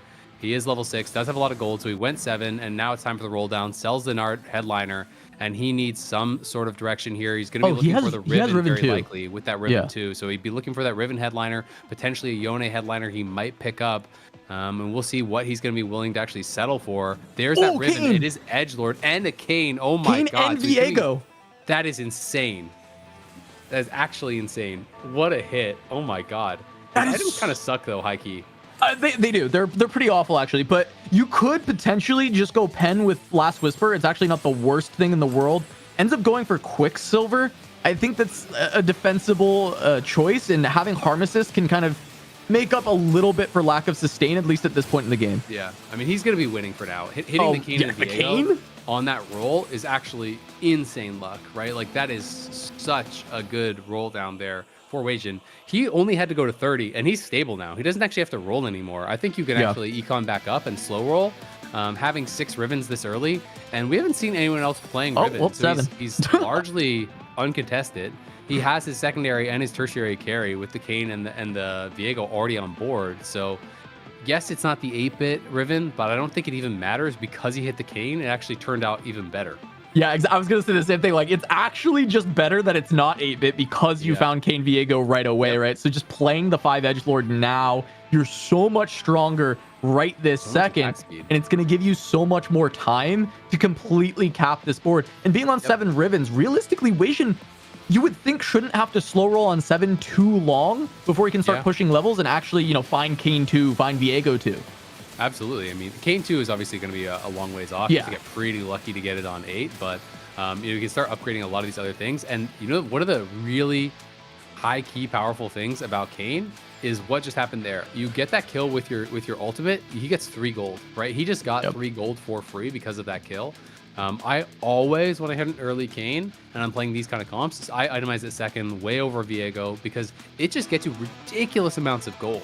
Like, it can get you so much gold if you can get some items onto that. So we'll see what his Wolves is going to look like. But if he, you know, is able to kind of luck into some items, you can throw in whatever AP items you get, throw in some lifesteal onto the Kayn, and that thing sometimes is just popping out 3, 6, 9 gold per round if it can get in the backline. I'm looking around, seeing some upgrades. Peckle grabbed Urgot 2 finally, had the pair the whole time. Spencer grabbed Yone 2. I'm curious if Spencer's actually playing towards that line or if he's going to end up, you know, just playing that for now, because I think Spencer might have been on Heartsteel earlier on. Peckle finds honestly good items if he is playing around this country line. Doesn't have a lot of Samiras, but he is rolling for that Samira headliner now. Obviously, you'd probably take the Urgot or whatever if you hit it. We'll see how this roll down is going to go. He has a lot of Amumus. Already has 3 Vexes. That's his 4th Urgot. There's Samira Executioner. Yeah, I'm down. I think you probably have to take it. Yeah. A lot of Amumus as well. 3 Vexes. Yep, 3 Vexes, a lot of Amumus. This is actually a really good time to play the like 4 Executioner, 3 Country variant, right? Because Amumu and Vex are actually the most important units in that version. And I think there's even consideration to keep the tier and try and play around a Vex item next, right? You've got the double IE, which is really good, but now you really want to itemize this Vex considering you're playing around Executioner. Now, I always find this really interesting because I think it is uncontested country, and there's some melee rerollers. We have a Yone reroller and a Riven reroller. In this spot, I've actually found it pretty effective to just kind of play around your econ, go towards 8, get 4 Executioner, and slow roll at 8. Because the 4 Executioner is actually a really big spike when you have that Executioner headliner. So that's something that I really like to do because so many of the 3-cost units when you're uncontested will like already be out of the pool because there's 2 melee 3-cost rerollers that it's really easy to hit on 8 oftentimes. You kind of get the guaranteed power, the big spike of getting 8, getting that extra unit, getting extra Executioner in. So it'll be interesting to see if he does decide to actually commit to rolling on 7 and try to 3-star first, or if he's going to go to 8 and take that kind of more conservative line for the guaranteed power. You know, he could have gone for, he can go for the 4 Executioner on 7 though. He still has this Gragas spot right now. He's got an extra Urgot in, right? There's a couple options to go for that 4 Executioner. And I was actually looking at crash test dummies because I think that the vertical Executioner actually has a weakness of low frontline. So getting 2 dummies and the stun, I actually felt like would have been really good here. And heavy hitters, I mean, it works because you're 3-starring your board. They're going to have a lot of HP, so it gives you damage. But I kind of would have liked the frontline because Executioners, the thing they don't lack at all is damage. Yeah, I actually really agree. I think it can be incredibly strong. Back over here to Wajan Iverson's board. He did not actually hit that third full item, but he does have the extra BF. He has a couple of recurves on his bench and did elect to actually put that Morello over onto his Viego. So gonna deal some damage there to Peckle, who will take that loss, lose his streak. So Wajan Iverson gonna be streaking up here in a pretty good spot, but he's been rolling heavy. Wajan Iverson is not actually ecoing back up. So, you know, did decide not to try to sit, did go for that Riven 3, was able to hit it. Yeah, he hit the Riven 3, and then he also found Inspiring Epitaph to add on to this. So he's just hitting great augments. He's hitting his board, and he's still at 20 gold. So he rolled heavily. He still kept rolling down, but he hit the Riven 3 with 20 gold left. And you've already talked about how that Kane can just find you eco out of nowhere. So there's a lot of opportunities for Wajan just really reach for this this top end. Is he actually going to play it? That's the interesting thing. Because he got the Heartsteel headliner. He has the, I think he should just play 3. I think playing 5 at this point is too greedy because he's already in a bit of a rough spot.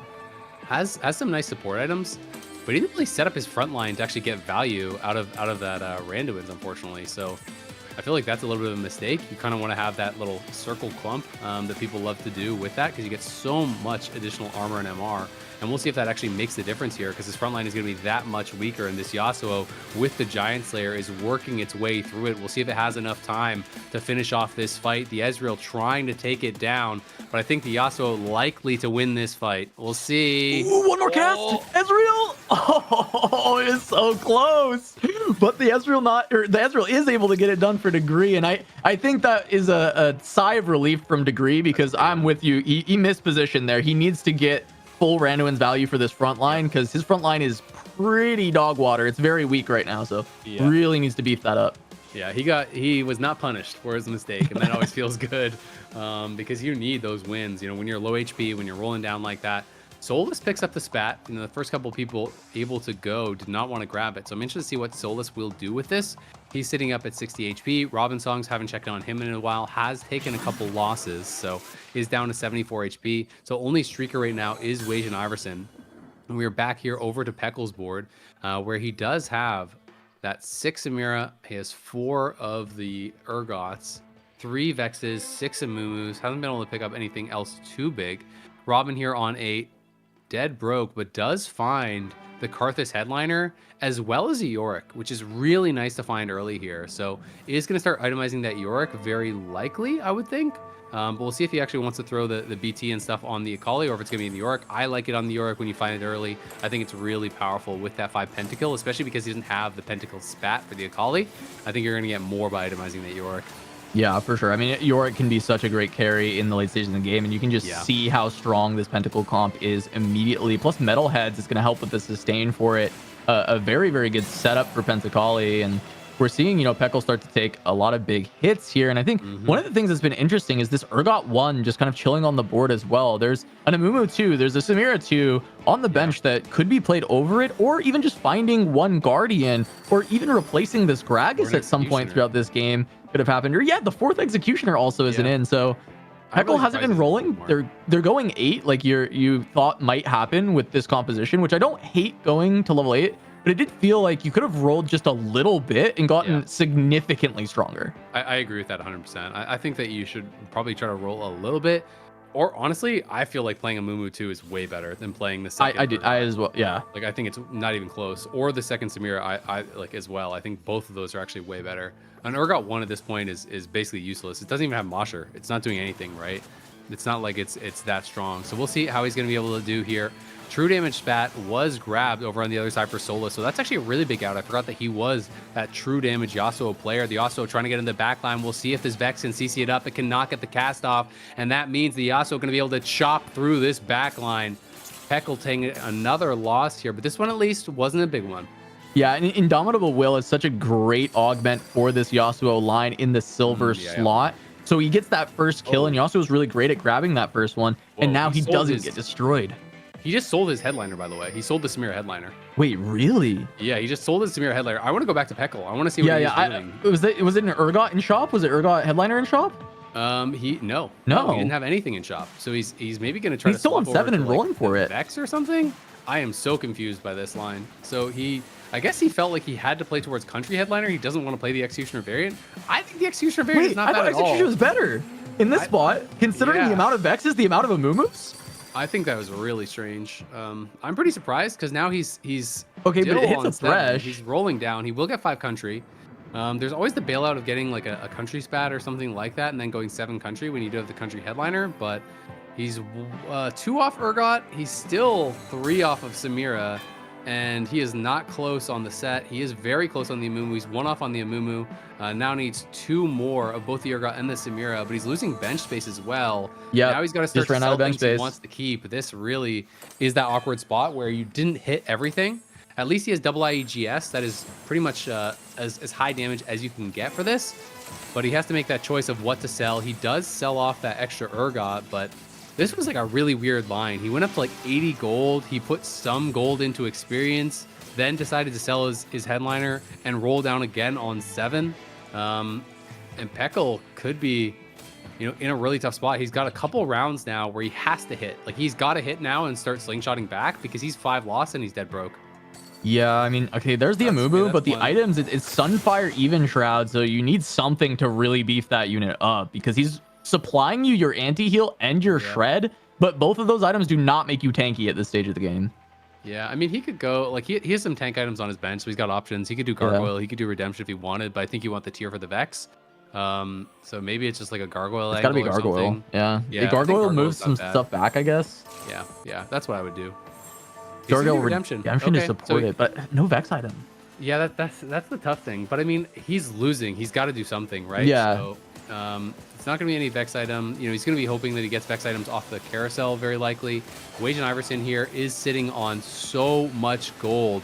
This Riven getting work done, chopping through the Amumu. I don't think he's going to have the damage to be able to take it down. The Inspiring Epitaph has stacked up, but the CC does come down. The QSS has expired. Can the Vex get off another cast? The CC it up to 10. And is it going to get burst down? The shield does not come off, and now it's up to the Samira to get it done against the Kale. And it's not quite able to do it. What a close fight. Oh, and Wajan greeting out all this gold to try and completely cap, and because of that, he gets rewarded on this very narrow margin win. He had lost the previous round, lost a decent amount of health, but Wajan now is going to be able to build a really great spot. As we look at Spencer, we haven't really seen a lot of Spencer, but he's on 5 Crowd Diver right now. Yone 3 has been hit, but can't find the 6th one. No Kiana found on 8. Exactly. That's what he was really hoping for on that roll down. If you get the Kiana, that is massive. I mean, if he can stay alive, maybe you luck out on the carousel, but he's not even at the bottom. So usually Kiana's gone in those first picks, and now he's going to be going up against Solus, who is 8 now and does have that true damage spat as we talked about earlier. And the Yasuo is on the Yone, and that Yone may just be going down, but the Yone dashes past it. The Yasuo is now stuck on the Mordekaiser. It's going to turn around, but it's not going to be turning around fast enough. Solus barely surviving as the edgelord there for the Yone makes it dash past the Yasuo and allows it to heal back up. Yeah, I thought that fight was looking good for Solus from the positioning, right? It seemed like that could be the way that Solus wins, but it wasn't even close. The damage difference of the 3-cost carry versus the 1-cost, and also just Crowd Diver giving so much damage. No Kiana on the carousel, but Spencer would be last pick anyway. There's no way it would get to him. Yeah, not at all. Trying to think about what Solus could get as a bailout. There's not much. He's just going to grab that Death Blade. So that is something. Wajan, is he going to be itemizing more towards the secondary carry? So now that's going to be for the Kayn, very likely. Yeah, just throw that Death Cap on the Kayn. I think that makes a lot of sense. I'm not sure if his Viego was fully itemized. I know that he had the Morellos on the Viego that he put on early. Viego is obviously really, really good with that, but I do place maybe too much value on itemizing the Kayn, so it'll be interesting. There's the Vex 3, but no items on that Vex 3 besides the Gunblade he can put on it. So, I mean, it's nice, but like, he needs that Samira, and he may have just been punished very heavily by selling off the Samira headliner.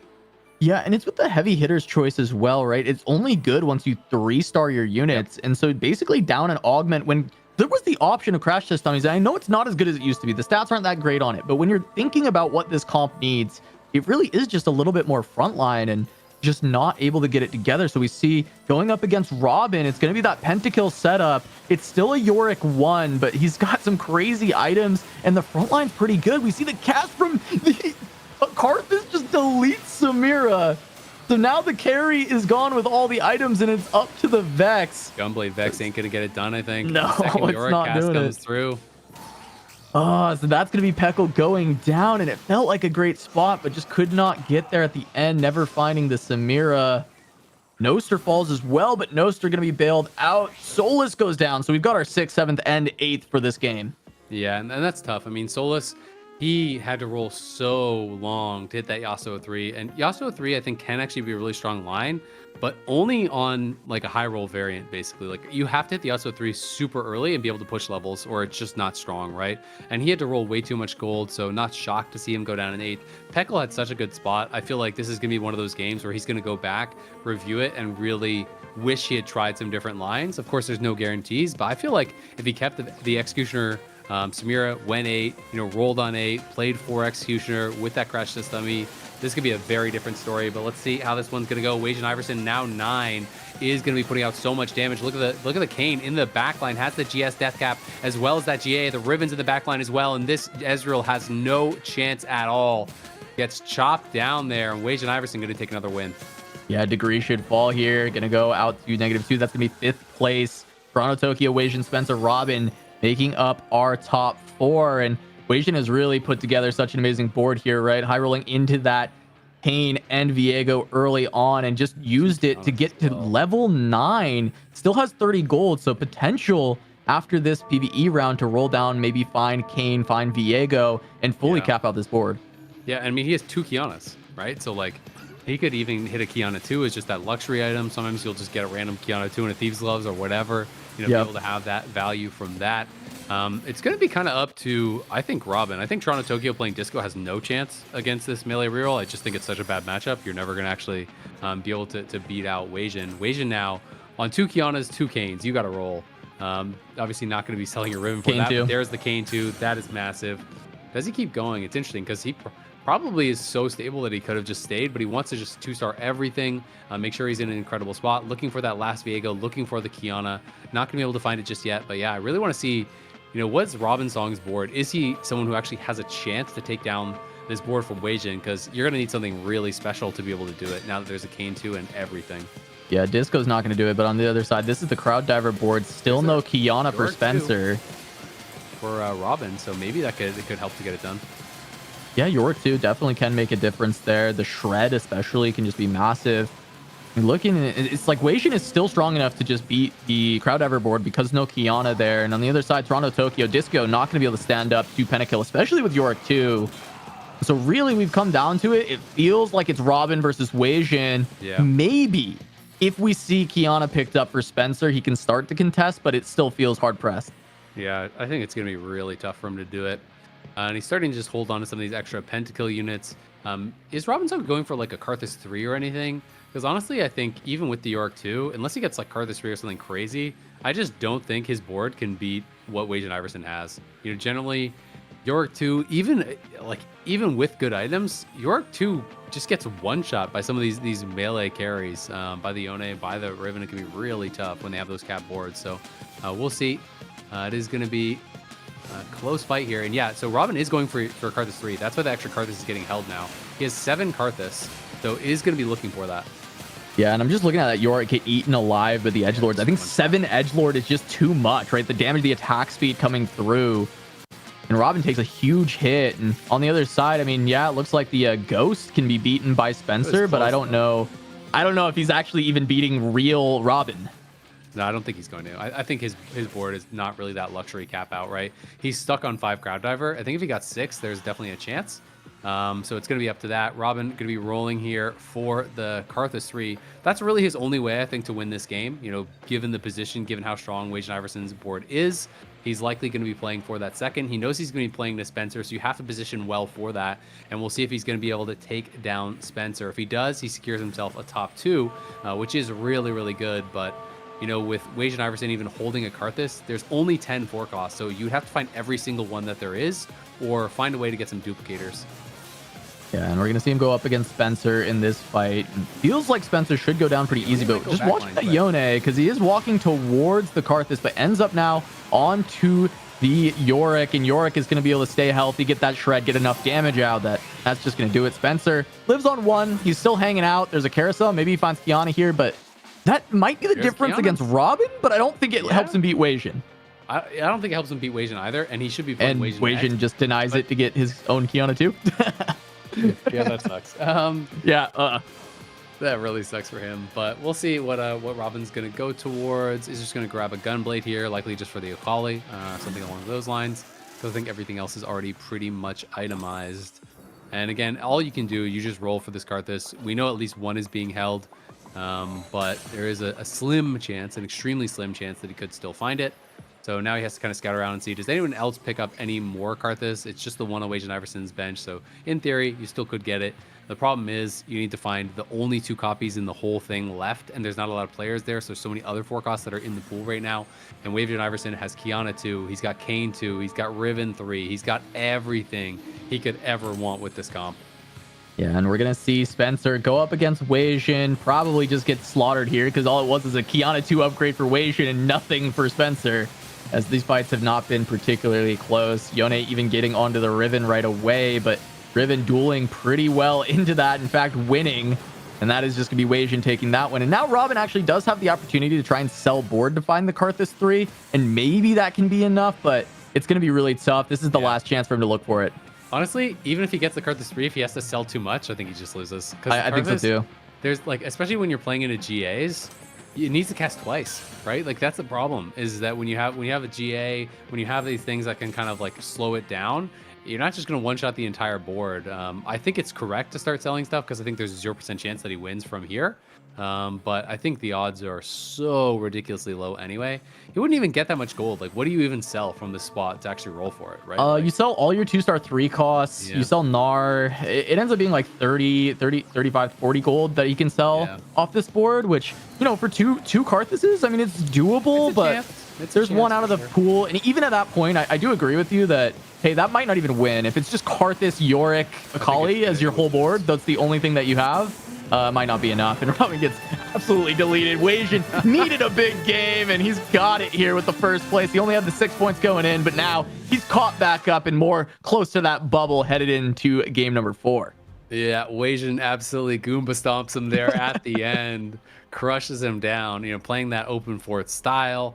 Incredible roll down at 7. Like, that was the dream. He already had just naturaled a Riven 2 just by actually, you know, just having his shops coming to him. And then he rolls, he hits the Riven headliner, he hits the Viego and the Kane in the same shop, I believe. Yeah, so that is pretty good for that spot. Plus having the Edgelord headliner, that made it work, because generally you want the 8-bit headliner, you want to play around 4 8-bit, but because he found those luxury Edgelords so early, he instantly had 5 Edgelord, gets the 45% attack speed, could kind of just streak from there, plays towards 9, gets the legendary cap out, and is looking really good from there. Yeah, I mean, we've said in the past, Weijin plays like he's gonna hit, and he absolutely played in this game like he was going to, and he did, right? It's always going to be the case with Weijin. And hey, we did talk about how maybe you know, open fort is dead. Weijin proving otherwise here. When you can find the units on that roll down, it can still work out great. And Robin did it as well earlier. So both those players at the top two. I mean, Robin had a game where I can't remember if he got first or second, but he was, you know, finishing pretty high up there, I believe. If that was today or yesterday, I can't even remember. But that's all starting to blur together. Either way, another really exciting game here, and I think we are going to be heading to a break before we're back with the desk and some more games.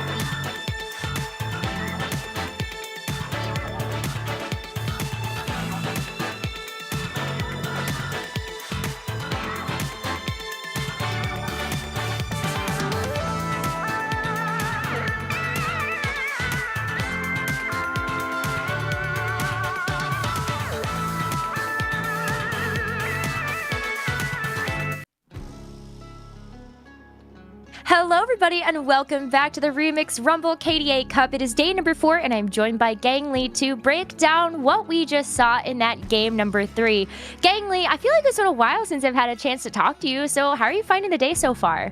Oh, I mean, the day is crazy, right? We've had lots of fun games. I got to cast with Azale, who's an absolute monster, so that was really cool. We also got to see some exciting stuff off stream too, though. I did get a chance just while that main game was going on broadcast to check out one of the other lobbies, and Azale actually predicted it. We got to see the reroll Vi in action in lobby 2, Biri taking it to fruition and actually getting a top 4. And it's cool because I want to talk about it for a minute. The way Vi works is she does have this CC built into her kit and the additional damage based on the health of her target, right? And so she has a really strong matchup, surprisingly, into these melee reroll carries. And so the Vi reroll was individually able to take out a Yone player and do really well into the Riven as well. And so Biri able to take a top 4, and Pokygum in that lobby as well able to take a top 2. And it's actually, I feel like now is the part of the tournament where we're starting to see players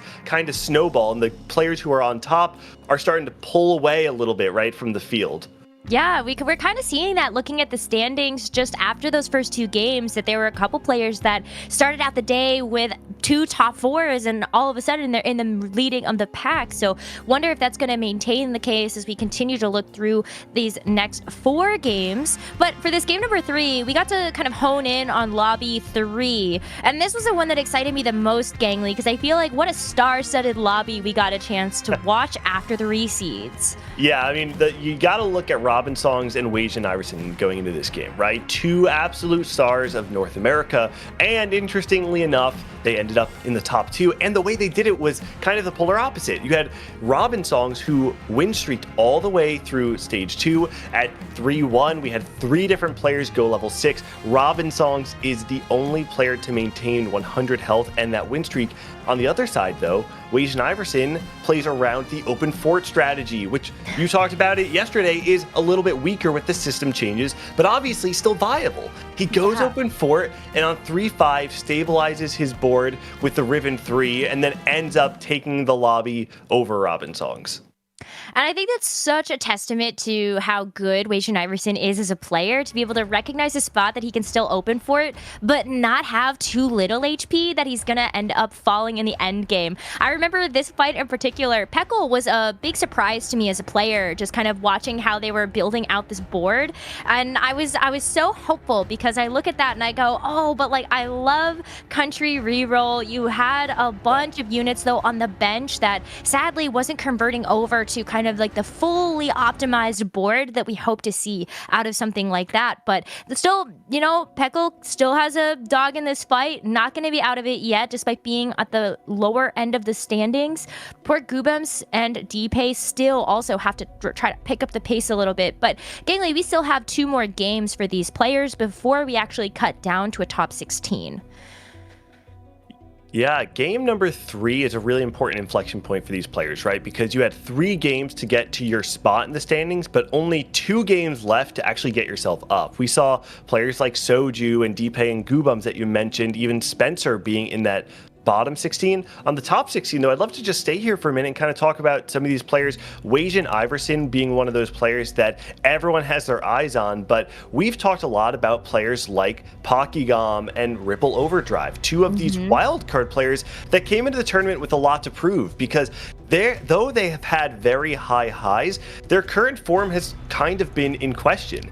And so it's fascinating to see that Pokygum and Ripple Overdrive, the 2 players who had high highs in set 5 for Pocky, set 8 for Ripple, come into the tournament today, and they kind of claimed it. They said, we're in form, we're able to do well, and it's coming to fruition. Pocky taking another top 2 in that last game. Ripple Overdrive in the top 8 right now, utilizing those bonus points from his really strong performance in the first day. These are 2 of the players that I know I have my eyes on going into the rest of the day. I was watching two of those other players play out in Lobby 1, Malala and Setsuko. You could see them both in the top 3 of the standings right now, not only with bonus points, but because they were holding hands in first and second in that lobby. We ended up seeing Malala play with an Emo Emblem 8-bit Caitlyn. Very interesting headliner to choose, but also very much worked out for him. He did get a second with that composition, but then Setsuko was able to take it with a fully fleshed out Disco TF board. You love to see it. Maybe we get a chance to see a little bit more for them later today, but we're gonna go ahead and send it over to our casters to take us through that 4th game we've got coming up for you, Crowan and Azael. All right, thank you very much, Necra Azael. We've reached the point that's real exciting today, right? Right about the halfway point. 2 more games to go until we cut 32 players into 16. There's 1 more after that until the top 8. So we're really getting close here to this real cut point. Yeah, absolutely. And I'm excited to be casting with you for the first time. We didn't get to cast together at Vegas because you were too busy winning all your games competing. Not quite all of them. I did okay, but not quite all of them. Didn't see me in the final 8. Next time, though, catch me there. Yeah, you seem to be smurfing. You're doing well, though. So should be a lot of fun. Excited to jump into another game here. We got another lobby for us. Soju down at 11 points. You're looking at some of the people down there with him, like Roby Van Canoe, really need to pick up a big win if they want to be able to kind of slingshot themselves back up towards that top end, get themselves back in competition here. This is where it starts to get time to play for more of that kind of like 1st or 8th style, right? You have to play a little bit more risky if you're down on points and be willing to take a swing for the fences. 100% as we get on into game number 4, but I want to follow up with that point, especially when we talk about things like Heartsteel, right? And how much players have just been angling it in general, even when they don't need to be taking those risks. But certainly at this point, when you're down there, say, right, you know, Bruce is at 13 points, Upset Max at 12, Soju 11, Roby at 10, you really got to start chaining some first places together. So players might even just greed for Heartsteel a bit more, say maybe forego some good early game headliners to be like, okay, hopefully I just high roll a Heartsteel Cassante, and then we can start to go for these big cash outs that are onto the game. Because even like Setsuko earlier, right, raised the stakes 2 times in a row, and that, you know, a lot of things need to happen for that to really come into fruition, but still going to be on players' minds. Absolutely. I mean, he also got super early 5 Heartsteel, so that was kind of the dream to be able to get 5 Heartsteel. And that this is larger legends, so a lot of people were sitting on that champion delivery. There was one person, I think Roby was sitting over on the spatula portal, but with larger legends, Loose Streak, Heartsteel, all that stuff becomes way more powerful, right? This is also going to be a Yasuo headliner picked up. I think it was True Damage. I didn't actually quite see it True Damage on board. So Ford Yasuo is at 1-3 is really nice. Again, this Yasuo line can be very strong, but you have to hit early. We've seen it cap out and win. We've also seen what happens, like with Soulless last game, when you don't actually hit early. Yeah, definitely. There's a couple games throughout today that have either gone for a win or really just bottomed out. Does find the Kennen upgrade, but yeah, the True Damage Yasuo being online, the items are amazing already, really right? Good. Have the IE ready to slam, and Little Top needs that, right? Is kind of middle of the bubble now. 15 points is still solid, but needs to convert on these couple of next games. And speaking of the Heartsteel, Azael, Bruce finds the Heartsteel headliner Cassante. That's huge, but I myself am a Heartsteel degenerate, so like I take this always. But you do have those games. You still have to find the Aphelios or the set. You know, like you're not going to find the set or the Yone because you didn't get it from your orbs, and you're not going to pre-level playing Heartsteel for those odds. So you still have to find the Aphelios, right? Like it's not guaranteed by any means. There's another Heartsteel headliner, but also does not have the Aphelios. So people are going to be digging for it, though. They're going to be willing to play more risky. Escort Quest is always so interesting because if you think you can play a strong board, Escort Quest is incredible. If you don't, it is garbage. He's going to take Keepers, which mostly I see people just forcing Disco when they have Keepers. And he does have Shojin. He does have, you know, the Dazzler set up already, the Nami 2 there. He has a Gragas on bench, and he has Heartsteel. So now he has to decide, do I want to play around that Heartsteel? And I think he would, at least for a while. So he's actually going to level for it. Wow. And just try to play Win Streak Heartsteel, basically. And I'm expecting him to slam this Shojin and stuff as well then. And see where he can actually go with this. That's actually really interesting because obviously generally if you win, especially in stage 2 with Heartsteel, you're not going to get that much value out of it. Maybe by the time you get to that cash out point, you're going to get 6 gold if you're lucky. But Soju, I think, has to consider how powerful he wants to be. If he wants to lose rounds, maybe he doesn't slam that Shojin in the early game. He did hit, looks like Bruce Law on the other side, the other Heartsteel player, did not quite hit the Aphelios or anything, you know, like the Yone or the set, right? Because that gold already came through, but is maybe going to play until Carousel, right? I think if we had Greed and there's a Yone or a set, even an Aphelios on the Carousel, you can still grab it, still get that value, but that's kind of like the latest that you really want to see it, especially when you're kind of basically full opening. Absolutely. And I think for Soju, honestly, if I'm playing from this spot, I'm slamming the Shojin, I'm playing to win stage 2, and then on stage 3, I'm just not rolling a lot. I'm just trying to maximize economy. And if I take losses in stage 3, I don't really care. You can get, you know, a decent cash out. Usually if you win stage 2, you know, lose some in stage 3, or even just go like 3 win, 3 loss, whatever, that kind of stuff. You can get a decent cash out, right? So I think it's pretty valuable to play. You just keep your HP high. You know, if you take losses later, you take losses later. If he, you know, RNGs into like 5 Heartsteel, then maybe you play 5 Heartsteel for 1 cash out, things like that, and just try to ramp up that economy, keep your health high, and play towards disco. Because when he has keepers and a Shojin slam, like you're pretty much hard committing to that line. Yeah, 100%. It's going to be Lil Top versus Weird on the other side. And actually, we got to note that Weird had Twin Terror offered and did not pick it, which if you're seeing it at 2-1, it's That's almost blasphemy. like an auto click. Yeah, right? For so many players. Like, why? I wonder what the thought process was from not taking it. It's not like this early game board from Weird is that much, or is like that strong or indicative of any other like better line. So, you know, just one of those things where maybe he just has some tech cooked up. I know he did actually specifically play Twin Terror earlier, so is comfortable with the line. Must have been something else that he was thinking about though. Yeah. Did anyone else take it? Like, is he afraid that he's getting contested or something? I could maybe see that more. Yeah, that could be. Like, oh, you're right. Actually, Upset Max, I think, is the Twin Terror player. So he did his due diligence there. We've solved the puzzle, did his scouting, and does not want to play contested. Yeah. Good call. I can see that, right? Like, I think that's respectable, because otherwise, Jewel Lotus on 2-1 is pretty garbage, right? Like, I think Jewel Lotus is much more clickable as like a third augment, but it's not getting you much value at all. That is too big to fail, I do believe, for Kyun. Yep. So he's likely going to be playing Olaf reroll. He already has 4 Olafs. He doesn't have the headliner, so he's going to be at 7 when he finds the headliner, because he's playing no headliner right now. Already did slam that Titan, so Kyun honestly in a really good spot here. I feel like starting off already, especially if you get too big to fail, and then I'm completely spacing out. What is the heavy hitters? If you can get that combo, like that is the dream with 6 Bruiser, Olaf headliner. That's where you can be playing actually for first place with Olaf. Yeah, and Kyun even finding some early round wins, and this is a super comfort comp for Kyun. He's played it multiple times already over the weekend. The game just a few games ago today, he didn't end in the top 4 though. Like, we saw him win, saw him end in the bottom 4 as well. So even when he's in a good spot for it, and he's going to be the one to recognize those spots, it's not a consistent composition. Maybe not as consistent as we've seen, say, like a Yasuo for that 1 cost priority, but he still is in a decent spot right now to consider. And now we got to look at, was there a Heartsteel on the carousel that was grabbed by Bruce Law? Forsen Smurf account. I don't know if anyone else was playing it. Bruce Law has a Nico, it looked like he grabbed. Yeah.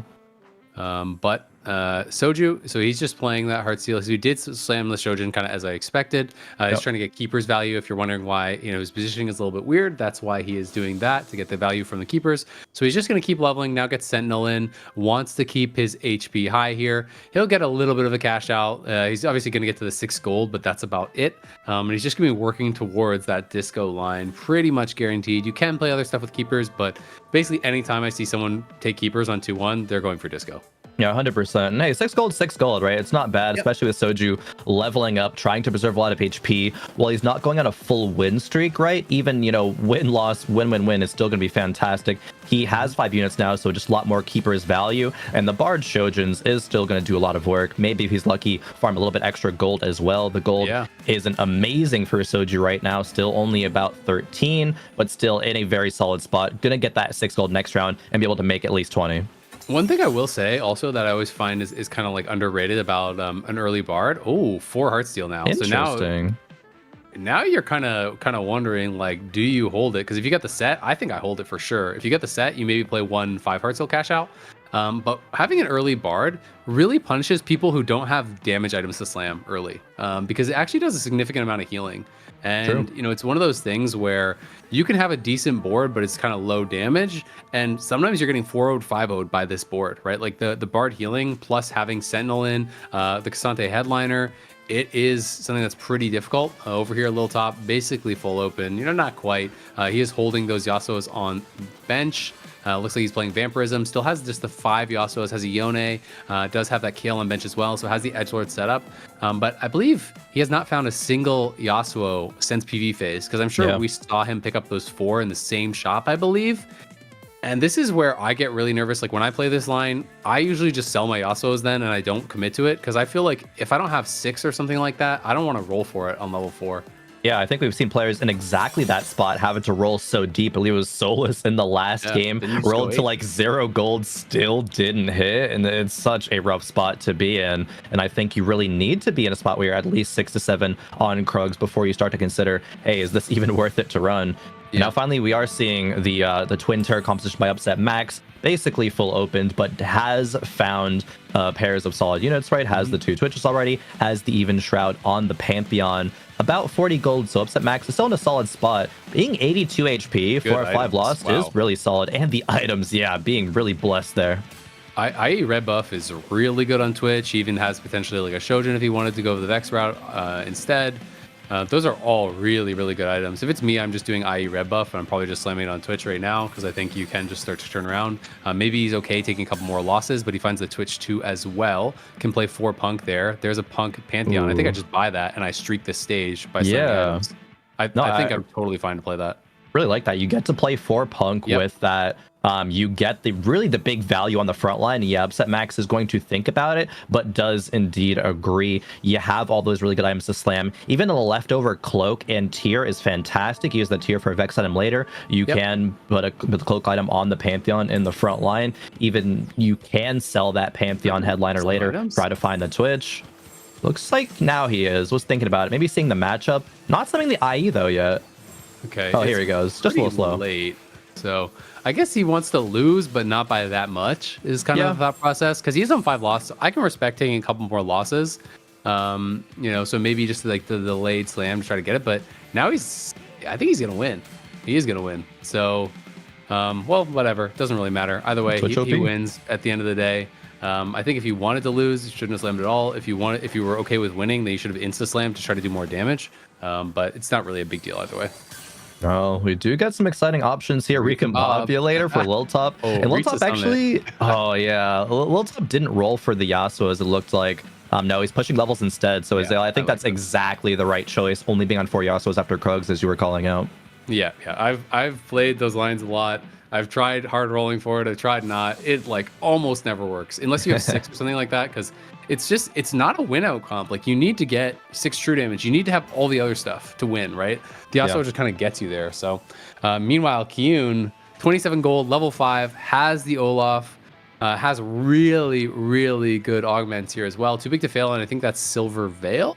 Yep, that's the QSS one for the team. So honestly, incredible augments, 4 Bruiser, 3 Pentakill already. It's not the Bruiser Olaf headliner though. So that is a little bit harder to play around. It does mean it's gonna delay your 4 Bruiser. You're gonna have to get the Alawi in as well, I believe, to actually get that 6 Bruiser. So that makes it much tougher to actually get that kind of capped out style. Whereas generally on 7, you can maybe get lucky and get 6 Bruiser already if you just hit that one Zac. Yeah, you can't think about going more vertical pentakill, though. That was played in a game earlier. It was a really high roll one that it did end up being a 10 pentakill Olaf, right? So Kyun's unlikely to find himself in that same position. You can consider just going for a prismatic trait. Yeah, no worries. Just go for a 10 KDA, RE3. It seems pretty good. High roll's the Zac on 5, though. So if we're giving Kyun a little bit of luck, hey, maybe you can roll an Alawi on 7 or something. We'll take that instead of a 10 pentakill. Pretty solid. But Kyun always seems to just have these best in slot items, or at least what he thinks is best in slot for Olaf already after Krugs with the BT and the Titans. The last item, we've seen a couple of variations, right? Players talking about, or even Gangly was mentioning maybe full tank Olaf is going to be really good, but maybe a secondary Titans or a Sterex, all really solid options. But Kyun just in a solid spot for now. As we move over to Roby Van Knob with a Sentinel frontline early game and a really, really strong Sen in the backline.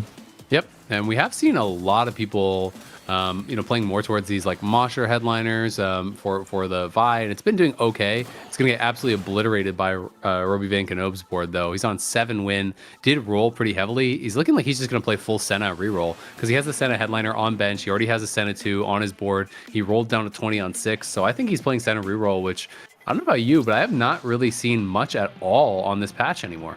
No, I haven't. The 2-cost rerolls that we have seen are mainly been Seraphine and, of course, Twitch with a Twin Terror, but Senna has not been played on this patch really much yet. I do think there is the potential for that, even with true damage not really being valued anymore. But either way, he's in a really good spot right now. Having especially the healing orbs as well with that 4 Sentinel frontline, they're so tanky. And when you do get a kill coming through, which Senna is going to take down a lot of units in stage 3, provide all that extra healing. The big question is it going to scale well into the end game versus all these other comps? And we really just haven't seen that yet.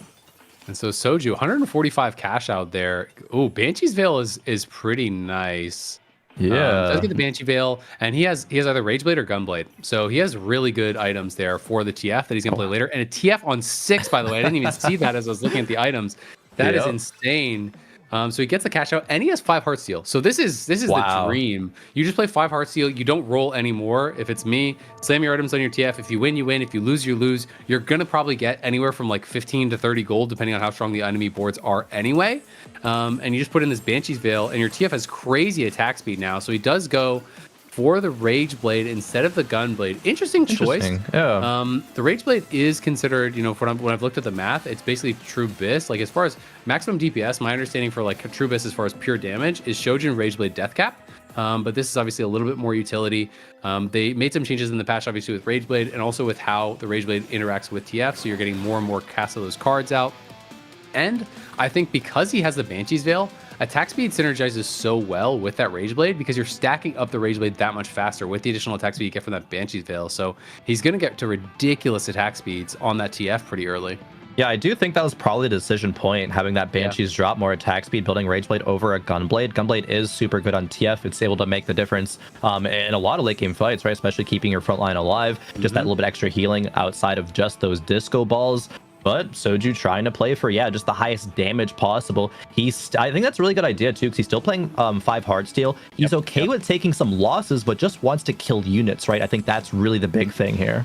Yeah, I think even though, Roby Van Knoop is full streaking, at least of the boards we have seen, I think Soju is the board I would want to be playing. Like, this is, I think, the best position in the game right now.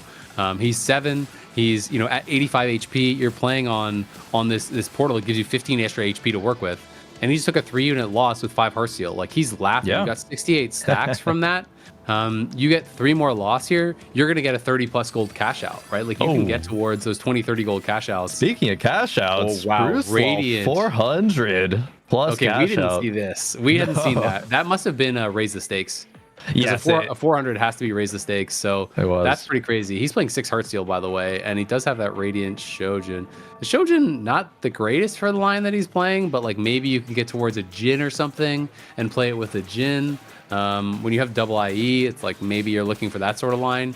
There's also always the opportunity. Obviously, of course, it's really rare, but if you can get a Kayn on 7, then all of a sudden you're playing 7 Heartsteel. He's going to go 8 and roll. It does give him the chance to high roll that Kayn and play 7, but he did sell off his headliner, so obviously not going to be looking towards that. Blitz, I think this is tempting to buy, but because his backline is pretty weak, he didn't want to commit to it. And now, do you think you put the Radiant Shojin on that? Israel? Yeah, okay, he's going to. For sure. I think just the way that the mono generation works, it works out very, very well. It puts the double IE instead of the red buff. Yeah, Ezreal is really good on third cast. Obviously, spreading that red buff gives a little bit extra damage. And the scaling on double IE Ezreal isn't, say, as good as, when we're thinking about the units like Executioners, right? Like the Samira, who works super well with that. But hey, Brucel is trying to play for, again, just high damage output, right? The Ezreal cast is going to come through. Oh, man, Soju's board just gets deleted instantly. And he's still rocking with 5 Heartsteel right now, right? Both of them are. Bruce is on level 8, has the chance to, high roll again with that Kayn if he finds it, and perhaps be thinking again about that 7 Heartsteel. We could see it. There's potential. Yeah, there's potential. If you have a strong enough board, sometimes you can just greed it and play it for a little bit, and you get ridiculous cash outs. He did sell his Cassante, though, so we'd have to find another Cassante plus the Kayn, which could be pretty difficult. But I'm going to be interested to see what he does with his itemization because he has no armor pen. The red buff is sitting on the Aphelios, which is definitely not ideal. His front line is garbage. It's really just this Ezreal that is a very strong Ezreal, don't get me wrong. But like his Ezreal is his whole board, right? Like everything else is basically 100%. useless. Yeah. So you have to get that big ulti. I think he's gonna have to consider like rolling for extra frontline before going to 9. Yeah. While he's really strong right now, again, I mean that was against Soju's board, right? With Soju obviously is sacking. I think other players, especially on 4-2, going to the late rolling down, Bruce Law's frontline's gonna fall over. His Ezreal is gonna follow suit, and he's gonna start chaining a lot of losses. He's going to have to at least in the next couple of rounds consider rolling for more frontline. This is interesting though because I was looking at his character, right? And you see, oh, he's like half health, right? But then you remember, it is the higher HP portal, right? So he's still at 80 HP actually. So when I think about it as like 80 HP, and you take some losses, like the Ezreal's gonna kill units, so like he's gonna win this one. So honestly, I think the more I think about it, I feel like going fast 9 is actually just better. Because even if he loses, he's not gonna lose that bad. If he lost the next 2 rounds, he gets a fat cash out, and if he doesn't, who cares? Like even if you took I can't imagine taking like a 14 or a 15 HP loss with that board. Like Ezreal should kill enough. So I think the worst losses you're taking are like 10. Even if you took 3 or 4 losses, you'd be 50, 40 HP with a fat cash out. You'd be like level 9 with like 50 gold, right? So you could probably get one of those luxury boards. Because I do think that with Ezreal Caitlyn on this patch, you can't win the game with just like a standard board. Like it has to be with legendaries as well. Yeah, exactly. I think that's a really good spot recognition point for Bruce, right? Saying that, okay, the other boards aren't going to, deal those 14, 15 damage losses to me. Because even like, Weird here that we see on the board has not hit Yone 3 yet, has not reached that kind of critical mass. And the Ezreal from Bruce is killing most of the board. Even could win the matchup here, maybe does get stunned out. But it's a unit loss, right? Bruce is not going to be upset with that. No, I mean that's kind of the dream. He took 9 damage to get that many stacks. Like he just got like another 60 stacks for 9 damage. So that's worth. We're feeling really, really good about that. Let's see. No spats on Carousel. Forcing perfect now. That is weird. Is going to grab that. So Lil Top, yeah. I mean, will anyone grab the Cane? Would be very interesting because we have Soju was still playing 5 Heartsteel last we saw. We know that Bruce is obviously playing 5 Heartsteel. No one going to grab it yet. So Bruce is going to take it. He's going for it. He has needs 5. the Cassante though. Yeah, he needs the Cassante. I mean, maybe he just randomly gets one. I will say though, even if you don't, I would rather just play the Cane instead of my Aphelios or something like that anyway. 100%. Ripple gets a tiny cash out here and is going to now pivot, but he doesn't have that much gold to work with and really needs to make a little go a long way here. Thinking about his pivot points, right? The items are going to be decent for some AD flex. Think about Pentakali potentially, but not having a Shojin for the Karthus. Hasn't even hit a good headliner yet, though. Kane in the shop. Still, each roll that comes through and there's no good headliner just feels so bad. Yeah, his board is horrible. Oh, no. Absolutely horrible. He's about to get dizzy. Trashed by this Twin Terror player. Yeah, he got super dizzy on that roll down, I think. None of his items are in. He's going to take like 14 here or something, at least 12, because you just played one of the strongest people in the game. So how much damage does he actually take? That was a lot. So now down to 40 HP, dead broke.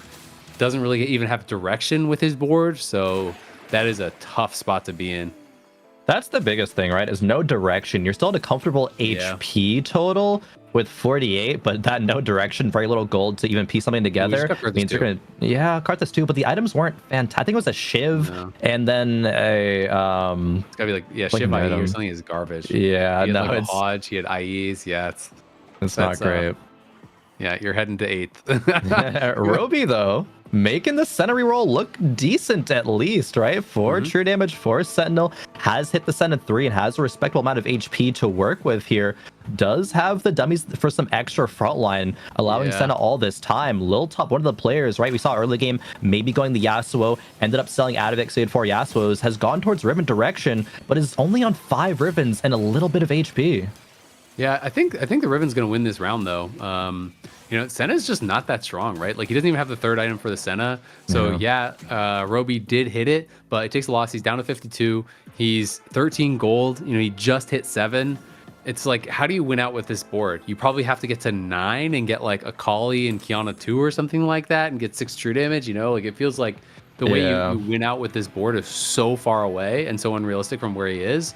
He has enough HP that maybe he can finish somewhere kind of like above the bottom. But right now his spot, I'm kind of thinking, is like a 6th or something.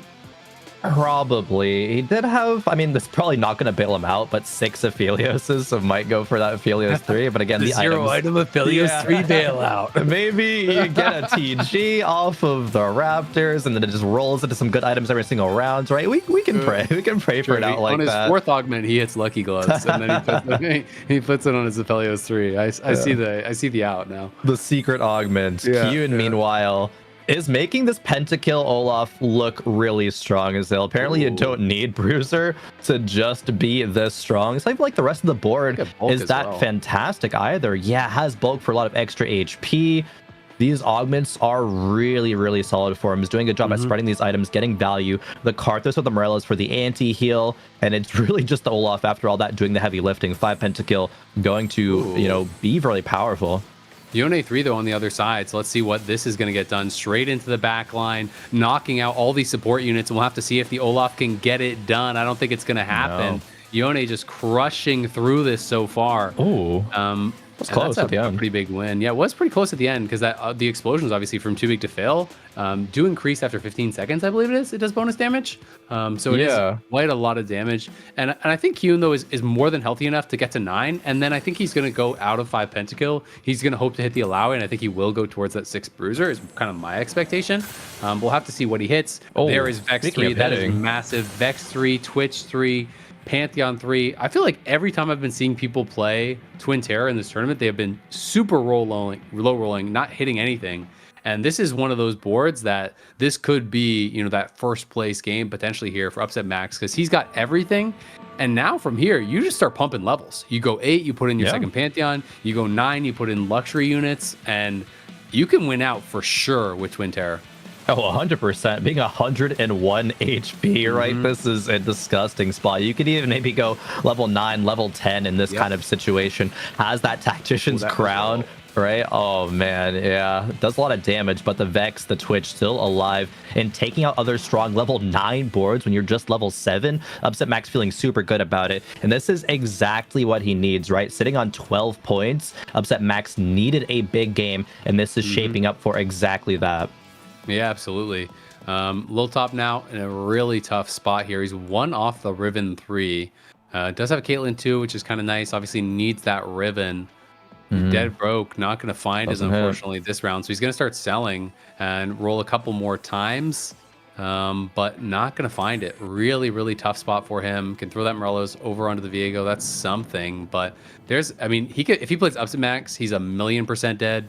Soju, we haven't seen his board in a while, so maybe Soju or Weird, who is forced in Smurf account, maybe he could beat those, but it's tough. And I don't know. I mean, this is a really good matchup into Soju, but not having the Riven 3, I don't know if he's going to be able to get it done. No, the Caitlyn in the back lines, that's really the only hope if it can get to that TF, snipe him down. Riven does dash in the back line, so there is a little bit of hope. The TF cast comes through. Riven does survive, but taken out by the Lux and the Ziggs.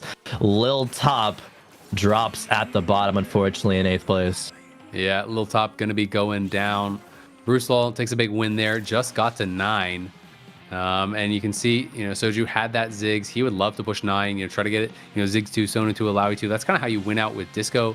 There's also a Punk Spat, so potential there for Upset Max if he wants to play that angle. Upset Max also did lose, so we didn't actually get to see who he lost to, but someone beat him, which is pretty surprising to me with that board that he had. He did have...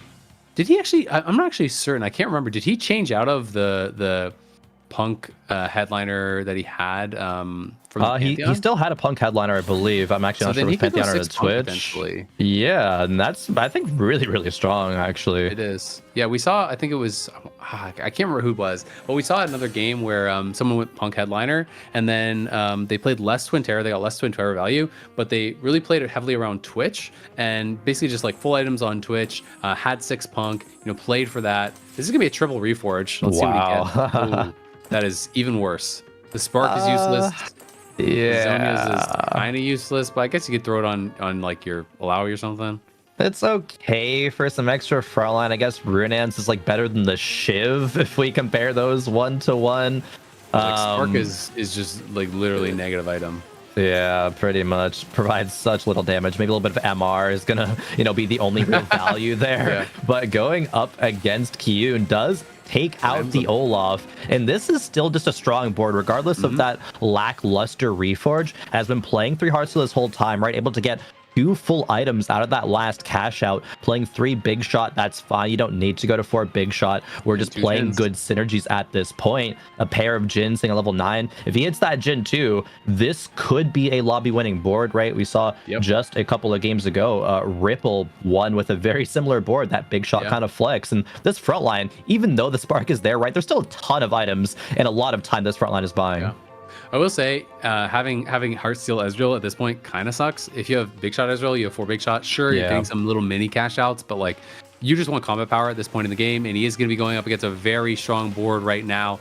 I doubt he will have the power to win that, but the first couple casts actually went down on the Alawi Tentacle, and now the Alawi Tentacle has respawned, so we'll see if this Twin Terror can get to the backline fast enough, and it doesn't look like it's going to happen. It is going to be another win there for Bruce. The targeting was so bad from the Twin Terror, they kept going back onto the Tentacles, and it bought the time for the Ezreal and Jhin. Yeah, that's the power of Alawi in so many matchups in this set, right? It baits Vex, it baits things like Akali, Karthus ults as well. Even when melee carries get stuck on it, Alawi resummons. Alawi is just so strong and buying that extra time. That's exactly what happened in that last fight. As Roby did end up dropping in 7th place, didn't quite see him. I know he had hit a Garen 3 before he died, but like you were kind of surmising there, Azale, the Senna 3 just doesn't deal enough damage. The question was answered. It gets real outscaled. Yeah, I mean, it's just, when I've seen it on this patch, that's kind of how it is. Again, it's one of those things where it's like, you can play it, but only if it gets like hand wrapped to you, right? Like if you're not even rolling and you randomly have 7 Sennas, then sure you do it and you just push towards higher levels. Kyun on a big roll down here. Let's see what he can find. He's finding the Alawi. Kiana does have the Alawi, or he's trying to look needs for to find it. 2 Kianas, 2 Ziggs, but he's not going to hold them. He's going to sell the Kianas. Still not finding, and he is on that 3 loss. 5 bruiser. That's rough. I mean, this is that downside, unfortunately, of playing that pentakill headliner instead. You're so dependent on finding that Alawi, and the Alawi is not guaranteed, because as people push towards level 9, every single comp in the game basically will buy an Alawi and just shove it in there, right? So it's one of those things where so many of them can get taken out of the pool. And without that 6 bruiser, it is going to be really tough. But the Olaf getting a lot of work done, is into the back line now, takes down the Karthus, and may just be able to win this here. There's no healing debuff on it, and the Akali won't be able to get it done. So even without that Alawi, Kyun gets a big win there. That is preserving HP, buying him time to try to find that Alawi. Yeah, that was big, and I think Kyun had a big choice between either going for a Warmog to the front line or an adaptive helm for the Sona, maybe get some Sona casts out, but it was only a Sona 1. I think the other item was a Shiv, so not wanting to prioritize that, but the Warmog synergizes so well with too big to fail, right? It's going to be 40% of your max HP explosion once they do fall. So really like the decision making there, and again, that Olaf just able to go toe-to-toe with so many carries, and that Akali was there at the end, it just wasn't even close. Yeah, exactly. And after 15 seconds, the range on the explosion is doubled, right? So if you can keep your units alive, it does have that 2 hex range. And now we're going to see another matchup here. Weird going to be going up against Kyun. We'll see if he can get it done. But the Olaf does take down the Zed. It's now all up to this Yone in the middle, but it gets CC'd up, and it's going to get burst down, and Weird is going to be gone. We'll see if Ripple wins. He does. Bruce Law stays alive. No, Bruce Law is going to fall as well in 5th. So we have our top 4. Weird out in 6th, Bruce Law out in 5th. Kyun hits the Ziggs 2 now, so it's a powerful backline. Meanwhile, Soju 60 gold, level 9. He's going 10. And then we'll see, is he actually going to be swapping out this TF for a legendary headliner? That's one of those inflection points where you have to decide. He has the extra TF, so I feel like you probably do. I think you probably go for something like that, that Sona headliner or the Ziggs headliner, because he has great items, honestly, for both of them. And I feel like it can be a really, really powerful swap, even though you would be falling out of 5 disco. Yeah, the only falling out of 5 disco thing is where maybe he wouldn't do it, but maybe Soju is looking for if he can high roll like a TF3. I don't believe he's contested with disco. That's 4, still a long way to go. Yeah, it only has 4. That potential, but just like you said, maybe that legendary headliner. I mean, to me, if you're not going to go for a legendary headliner, you should just keep rolling on 9. Yeah. Like, because 9, like having the extra 80 gold instead of spending it to level up, then you actually have way more realistic odds of hitting, you know, a 3-star, a TF or something like that. To me, it's like going to 10. Yeah, like getting the extra unit in for Disco does have a lot of value because you could go to like 4 Dazzler, you could go extra Sentinel. There's things that you can do. But I do think as far as like what is your win condition, how do you just like get first place for sure? I feel like, you know, getting a 3-star or getting a legendary headliner, those are kind of the things I would be thinking about. So he's going to go to 10. Let's see what the inflection point is here. Is he just going to look for those 2-star legendaries? Does hit a Yorick, so that's pretty nice. But I mean, he went there with like no gold, so pretty lucky, honestly, to get both the Yorick 2, because he had 0 Yoriks. He got Yorick 2 and finds the Alawi 2 with, what, 10 gold that he had to work with? Yeah, not too much. And usually Soju's a player who would greed out a lot more, right? It's typically like the Soju meme. Like he goes, you know, level 9, level 10, rolls once, you know, doesn't pet anything and dies. But no, Soju had a lot of HP to work with here, but still decides to push level 10. I actually think I like this decision. He still does, you know, get a little bit lucky and hit, but I think it's just going to be an extra unit buying time, especially against this Twin Terror board, right? If you're able to have just more units in your front line to tank those Vex shots, tank the Twitch as well, and allow your TF and Ziggs all this time, you know, this is a ghost fight, right? But I think it's kind of a preview of what we might see in a couple of rounds is Universe upset Max. Whoa, Kyun wins by the sliver of HP on Lux there. That could not have been closer. Kyun still doesn't have his Alawi. This is getting to the point where I just think it's straight up really unlucky, right? Because he has been on 9 for a long time. He's been 9 for at least 5 rounds, I think. Yeah, because I think he hasn't put any XP in. So he's been 9 for 5 rounds. He had a lot of gold to roll as well when he hit there. And the Alawi would be such a big spike. So definitely sad for him. He did at least get that Ziggs too. So that's something. He has Dazzler in. You know, so he's going to be, you know, feeling pretty good about that. But I think your point with Soju is so key. Getting the extra unit in, and especially that it's Alawi 2 and Yorick 2. Those are the units that just clog up the board and create these garbage targets. Because now it's not just the tentacles. It's also going to be this Yorick spamming out ghouls that can be targeted by these spells as well. And every cast with this Twitch 3, with this Vex 3 is so big. So we'll see if they can get through that front line. They're working through it pretty quick here, but I don't know if it's going to be quick enough. We'll see. The front line's still just barely alive, but Soju going to have enough to push through, it looks like, and knock down Upset Max to about 2 lives. Kyun on the other side looks like he's going to die. Yeah, fell over to the clone, but from Kyun's spot of not hitting Alawi, that's really, really unlucky. Getting a 3rd still doesn't feel too bad. I do wonder if he had hit, especially too big to fail, right? If he had hit that 6 bruiser power spike, would that have made the difference? Yeah, it definitely could have. But we're in our top 2 situation. We're going to be here for a couple of rounds this sale because both players 33 and 36 HP respectively. Soju going to level 10. Upset Max, I did think he was in a spot where he could have considered pushing to things like level 9, but has rolled some more gold, it looks like, on this level 8, is continuing to do so. Had an Alawi to put in, I suppose, but that's about it. Yeah, I mean, I just don't think there's any way Upset Max wins from here. There's nothing really even good to roll for, right? Like, he's going to be going for like an Amumu 3, but he has, you know, like, oh, excuse me, he already has the Amumu 3. So it would literally just be the Alawi 2 that he's rolling for, but it's an Alawi 2 with no items. So I don't think it makes any difference. And I just think there's too much trash on the board for him to get through with the Alawi 2 as well as the Yorick 2. And Soju also did just hit Sona 2 and Ziggs 2. I don't think he actually had both those upgraded prior. No, so he has everything. There's no way I think you're beating this board at this point. I think Upset Max would have had to have like a level 10 board or something like that to really contest. And maybe even then it would be too hard. You can see the power of this Twin Terror working through so many of the units, but just wasting too much time on these tentacles, on these ghouls. So it's going to be Soju taking this one down.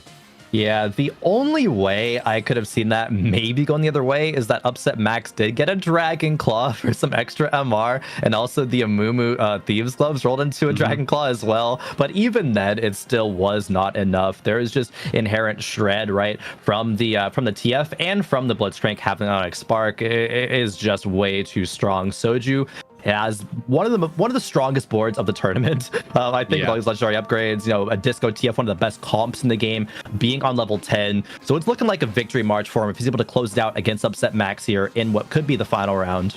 Yeah, it looks like it's going to be it. He has so much attack speed on this backline with the Banshee's Veil as well. Those tentacles in the front line buying a lot of time. The Orc is still alive, has a GA on it now as well to get that additional cast. The ghouls are going to be coming out, and now the front line getting low here for Upset Max, and that is where it all falls apart. Soju going to take this one. He needed it was down at 11 points, gets a big first there, and is going to slingshot himself back into the competition. Yeah, that's the big one. Honestly, for both Upset Max and for Soju as well, they're actually going to be both tied at 19 points. So they're both feeling good about that one. Exactly when they needed it, they made it happen. And both with some really, really just solid TFT play. Yep, really good play. But we're going to be heading to a break before we are back with some more games and the Analyst Desk.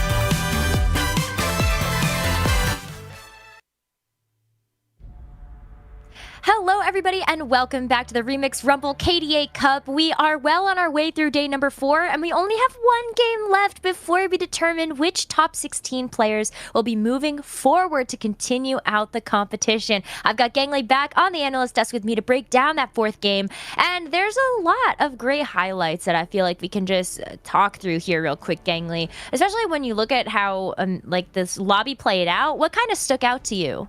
I mean, the things I was looking at going into that lobby were, I mean, honestly, our top 2 players, Upset Max and K3 Soju, were the 2 players who really desperately needed those points. K3 Soju sitting at 11 points and Upset Max sitting at 12. And they both were put in a position where they were able to try and capitalize on some really strong boards to cap out. We had Upset Max playing, of course, the Twin Terror composition that we've seen quite literally terrorize the competition the entire weekend. On the other hand, though, Soju kind of gets to show off what we've been whispering about all weekend, but have yet to see on broadcast, which is the power of this Disco TF. He plays it alongside Heartsteel, which essentially gives him these resources that he's needed to cap out the board, right? We've seen a lot of TF players go level 8, they roll for the TF board, and they kind of hit, but kind of hitting is not good enough in TF. It caps out extremely high, but unless you have the resources to get to that cap, you're going to bot 4. So Soju shows off the power of what playing TF from ahead can look like, ends up getting a super clutch top 2 along Upset Max, who are both now trying to slingshot themselves back into the standings. We also did see another player in Bruce go for that Heartsteel cash out, and I feel like Gangly more and more often we're seeing these players pick the Heartsteel because they know that they do need that giant power spike in order to actually win these games. And when you have such little room for error now as we enter into our final game for this top 32, all of the cards are on the table now, and you might need to keep raising the stakes here like Bruce did in this game. It's exactly what you just said, right? The mantra of the weekend has been no margin for error. All of these players are playing on a knife's edge because the truth is there are only 2 tournaments in the competitive circuit for TFT Set 10. If you want to make a run for regionals, it has to be a good run today because just making it to day 4 isn't enough. All those players placing 32nd to 16th, they're going to be on the outside looking in those qualifier point standings. So every single player needs to be playing perfectly, because even if you're out of the running to make top 16 going into the next game, you still have to have as high of a placement at the end of the day as possible. Yeah, we're still seeing every single player give it all that they've got because those qualifier points can add up, especially if you're able to have another good performance at the Heartsteel Cup, as you were just saying. It's going to be coming up in just a few weeks. These players do need to be on top of their game in order to be able to make it to that next step of going to the NA Regional Finals and, of course, representing North America at the Remix Rumble Championships. But fantastic for both K3 Soju and, of course, Upset Max to get another shot at making it into that top 16, because that's also where the money starts. It starts at 12th place, and so you know that you're looking to make it one hurdle forward in order to get that, and of course the closer to those top 4 spots. And we got to see these players play in this lobby, but I know you and I also got to take a look at some of the other lobbies. And the one that stood out to me the most was out in lobby 2, Pokygom finding another top 2, Spicy Appies finding a first place finish. We can see right now, look at the standings. How many players have 5 players all sitting at 17 points, and we don't know what the exact bubble number is going to be, but what that says is that there's going to be a lobby with multiple players who are desperately trying to play for a top 4 just to make it into the next cutoff point. You're so right about that, especially when we look at the fact that there's 2-point difference right now between 17th and 16th. So 19 points and above is really where you want to be right now. And honestly, Gangly, this also kind of looks like there's a lot of work to be done there now if you're looking on the outside looking in. I want to draw attention to some of the players on the top 8 or in the top 16 right now. You have Setsuko, Kiyun, K3 Soju, all these players coming from that same study group. This is kind of giving me a bit of remembrance of Set 9, where we saw this same study group dominate the field, some of which ended up in the top 10, right? Setsuko and K3 Soju in the top 10 average placements across the entirety of Set 9. So to see them come back out and immediately find success, definitely a testament to just how strong that group is. I agree with that. And I think somebody else that I really like to highlight there is also the Labs Kandrew. That's going to be Kandrew being in the top 8 right now, and just consistency across the board for these first 4 games. It's so nice to be able to see a player like Kandrew be able to kind of live up to the hype, like making one of their first weekends and continuing to just do really, really well in the competition today. So a lot for our players to play for. We're going to take a short break, and we're going to reseed these lobbies one more time for the final game where the players have a chance to sneak into that top 16 and keep going for the money and those NA regional final spots. Don't go anywhere, guys. It's going to be the rest of day number 4 of the KDA Cup right after this.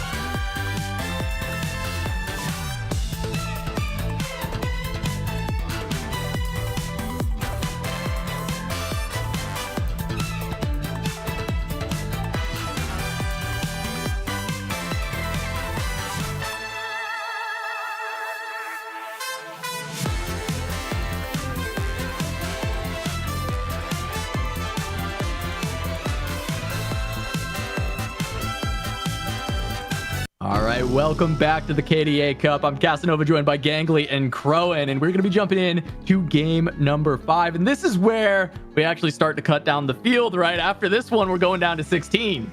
It gets very exciting here because you have some players that are sitting on the top of the bubble, some players that are sitting just below the bubble, some players that are entirely on that bubble, and some players who are kind of just running away with it, right? So the dynamic of every player in the next lobby is actually going to be a little bit different depending on what their point total is at. So we'll see if that actually affects the way that they play the game too. Yeah, especially the players who are like tied with points. I think we got a couple of those coming up in the next game. But players' fates are going to be in their own hands. And yeah, taking a look at these point totals right now, DK and Solus both on 20 points. Leo and Lucan as well on 17 points. They're going to have to play Lucan and Leo for that top 2 spots. Kind of exactly what we saw last game from Soju and Upset Max. Yeah, and the big thing to look at too is Yuhao and Peckle at 13. A lot of times the cutoff is around 22, 23. There's a possibility we end up with a low or high cutoff, right? 21, 24, they can happen. And so Yuhao and Peckle are really looking to play for first and hope that it is a low cutoff at that 21. On the flip side, on the high end of this lobby, it's actually not like the players that are sitting in those first 2 seeds are running away with the tournament. Players like Malala and Pakigam and Setsuko have a significantly higher point total than the ranks 5 through 8. And so we're seeing players like Kaindrew and Kiyun, despite the fact being the top 2 seeds in this lobby, are actually not that far ahead. And even though that they can play, they most likely have their spot locked into top 16, right? The thing is, it's not about top 16. These players are playing for top 4, which means you have to get to top 8. So Kiyun and Kaindrew, they can't take their foot off the gas. This next game is just as important as any other one that they've played today. Exactly. That's a great point. They're going to have to still be playing for that first place because they want to get into the top 8 in those 4 spots for the regional finals. All right, well, we're jumping in with game number 5, Portal Selection Crescendo, Training Dummy, and Treasure Armory. And once again, players kind of in agreement, but Kaindrew might look the one guy that's the Training Dummy, and we'll see if he gets it. Every single game, it's just the one lab member who waits till the last second and then just switches the portal, this time not going in their favor. It is Lucan taking Crescendo.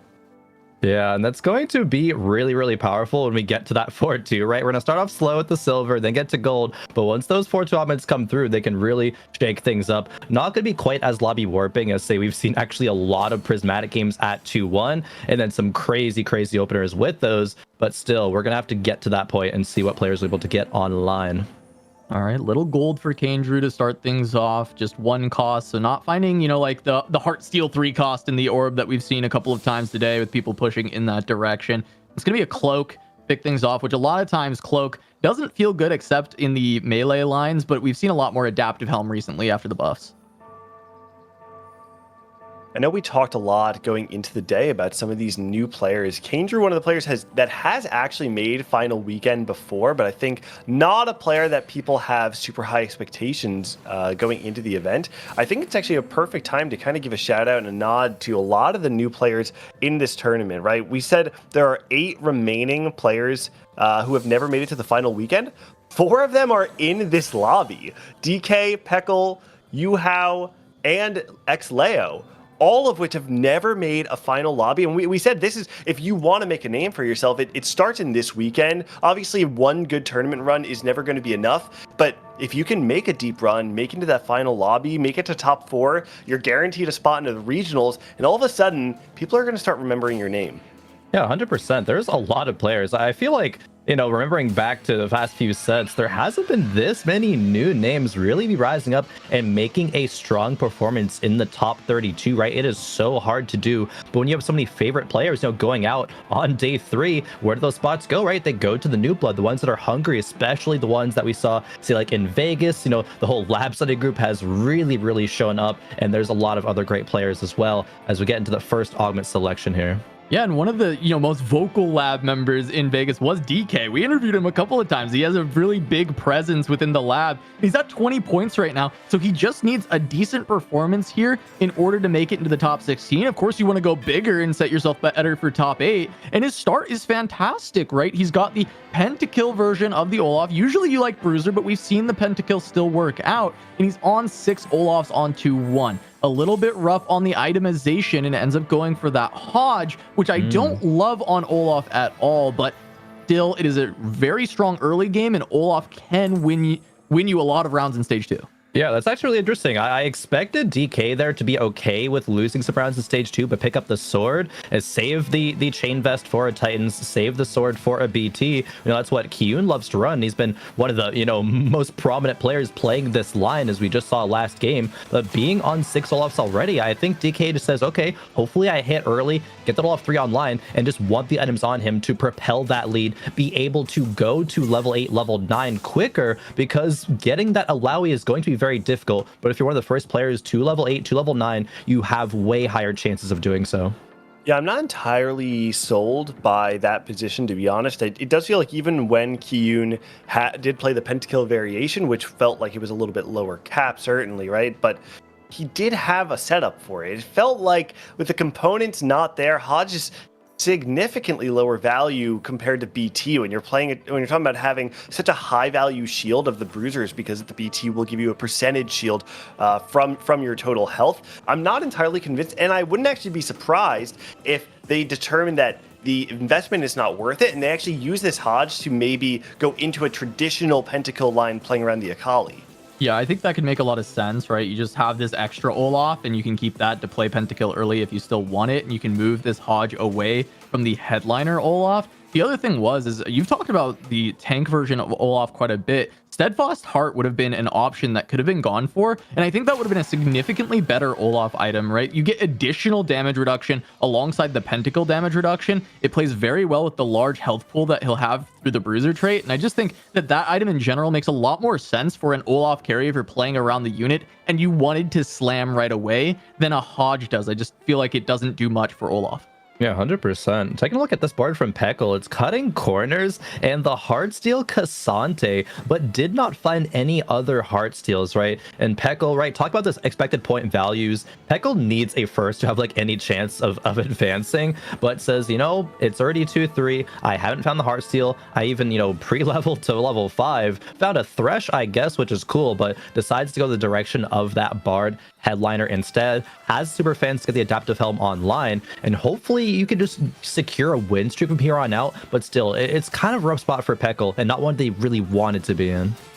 It's a play, though, to kind of cut your losses and say, you know what, this isn't working and I'm not just going to gamble on Carousel. I think the other thing to consider is, Peckle is probably not going to make it in the top 16, but like we said before, you still are playing for the qualifier points, right? And if you can get a 17th place finish and 18th place finish at the KDA Cup and then going into the Heartsteel Cup, you're in a strong position where you have a slightly better run. With only 10 qualifier points, every single one of those qualifier points is going to matter as well. And looking at this carousel, we do see a spatula right off the start. We see, I don't know what, I actually, in my mind, I see like Solus on carousel. I assume that a spatula is being picked up.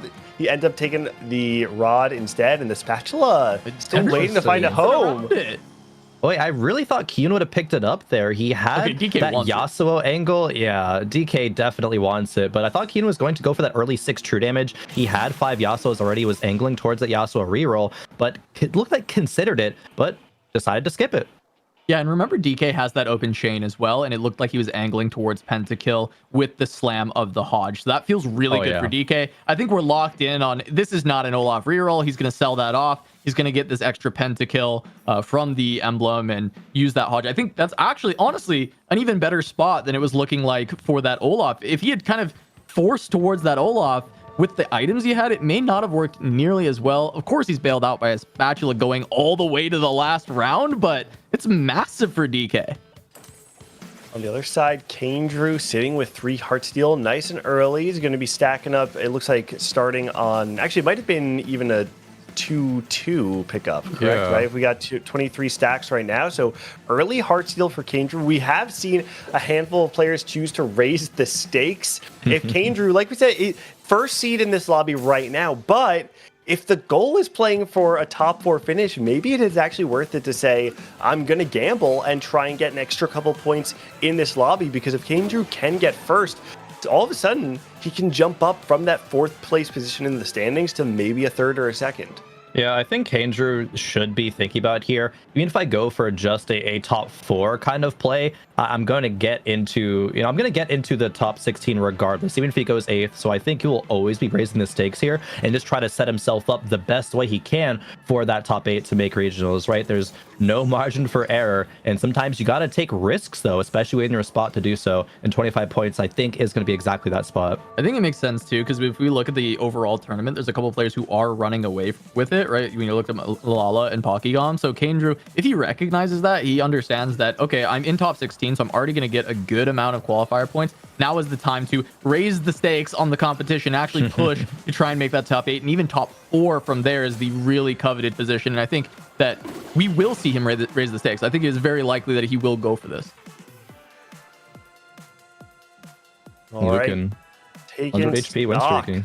That's right. Lucan, the only player to streak. On the other side, Kendrew does have the 5 loss streak. And now we're going to be able to see whether or not he's actually going to raise the stakes. We've seen it so many times today, even just today alone. Spicy Appy's able to take a first with it. Soju able to take a first with it. And he decides. He's thinking. Oh, he cashes out. He cashes out. He's got a lot of gold here, right? He's already at 59 coming into Krugs. He's got the loss streak. He's going to be very rich going into stage 3. And he has the potential to just try and do a 3-2 roll down instead, heavily stabilize and play around potentially Yone reroll. It could play around the melees, right? Because he's got cloak, sword, bow. Fantastic setup to just try and play around Riven or Yone. Definitely agree there. I think it's a very nice spot. The gold itself, it does feel like, you're probably losing. Like, you have the vampirism. The shape of his setup right now feels like losing up to 3-5 would be quite strong. So I'm not exactly sure if I agree with it, but I think that it's certainly strong. And now you have the Titans and the BT as well. There's a lot of setup. You can do an even shroud setup as well. And finding the Corki does mean that because you're not raising the stakes, if you just want to start getting the 8-bit stacks online, it is a small optimization. Obviously, it does stack up pretty quick once you get the Riven online, but you do have the option all of a sudden to play around that Corki and set up for Riven. Yeah, I do actually think about that spot a lot. I think both routes are viable. Personally, still would have gone towards the direction of the raising the stakes. But Kyun, meanwhile, does hit the Yasuo 3. Had to roll fairly deep to do it. Is on level 5 now and plays that 4 true damage. Has the even shroud on the Echo, and Yasuo going to farm up a lot of stacks here with the Hodge and Edge of Night already being slammed. Itemization's kind of insane for Kyun too. Can we just acknowledge that? Coming out of Krugs, and you literally have everything that you want: the Even Shroud, the Hodge, the Edge of Night. These are items that are going to allow Yasuo to get online so early. And I mean, Chroma talked about it before. It's the importance of getting those stacks, right? Because you want to be able to snowball through stage 3. The best way to do that is to get the additional 80 stacks on Yasuo every time he kills a unit. And if Kyun's able to do that for the rest of stage 3, all of a sudden his economy is going to be in a place where he can actually look to cap out quite high. Yeah, he's actually not even that poor. And oh my god, he hits not today. That's phenomenal. Pretty good. I imagine that's just going to be a snap pick, but we'll see the rerolls, see if he gets anything better. Hear me out. Hear me out. Twin Terror Yasuo. I'm down. All right, no, but this is, this is like one of the best augments. It's so incredibly strong. He even had a Vex on his bench. I just see the pivot. That's all I see.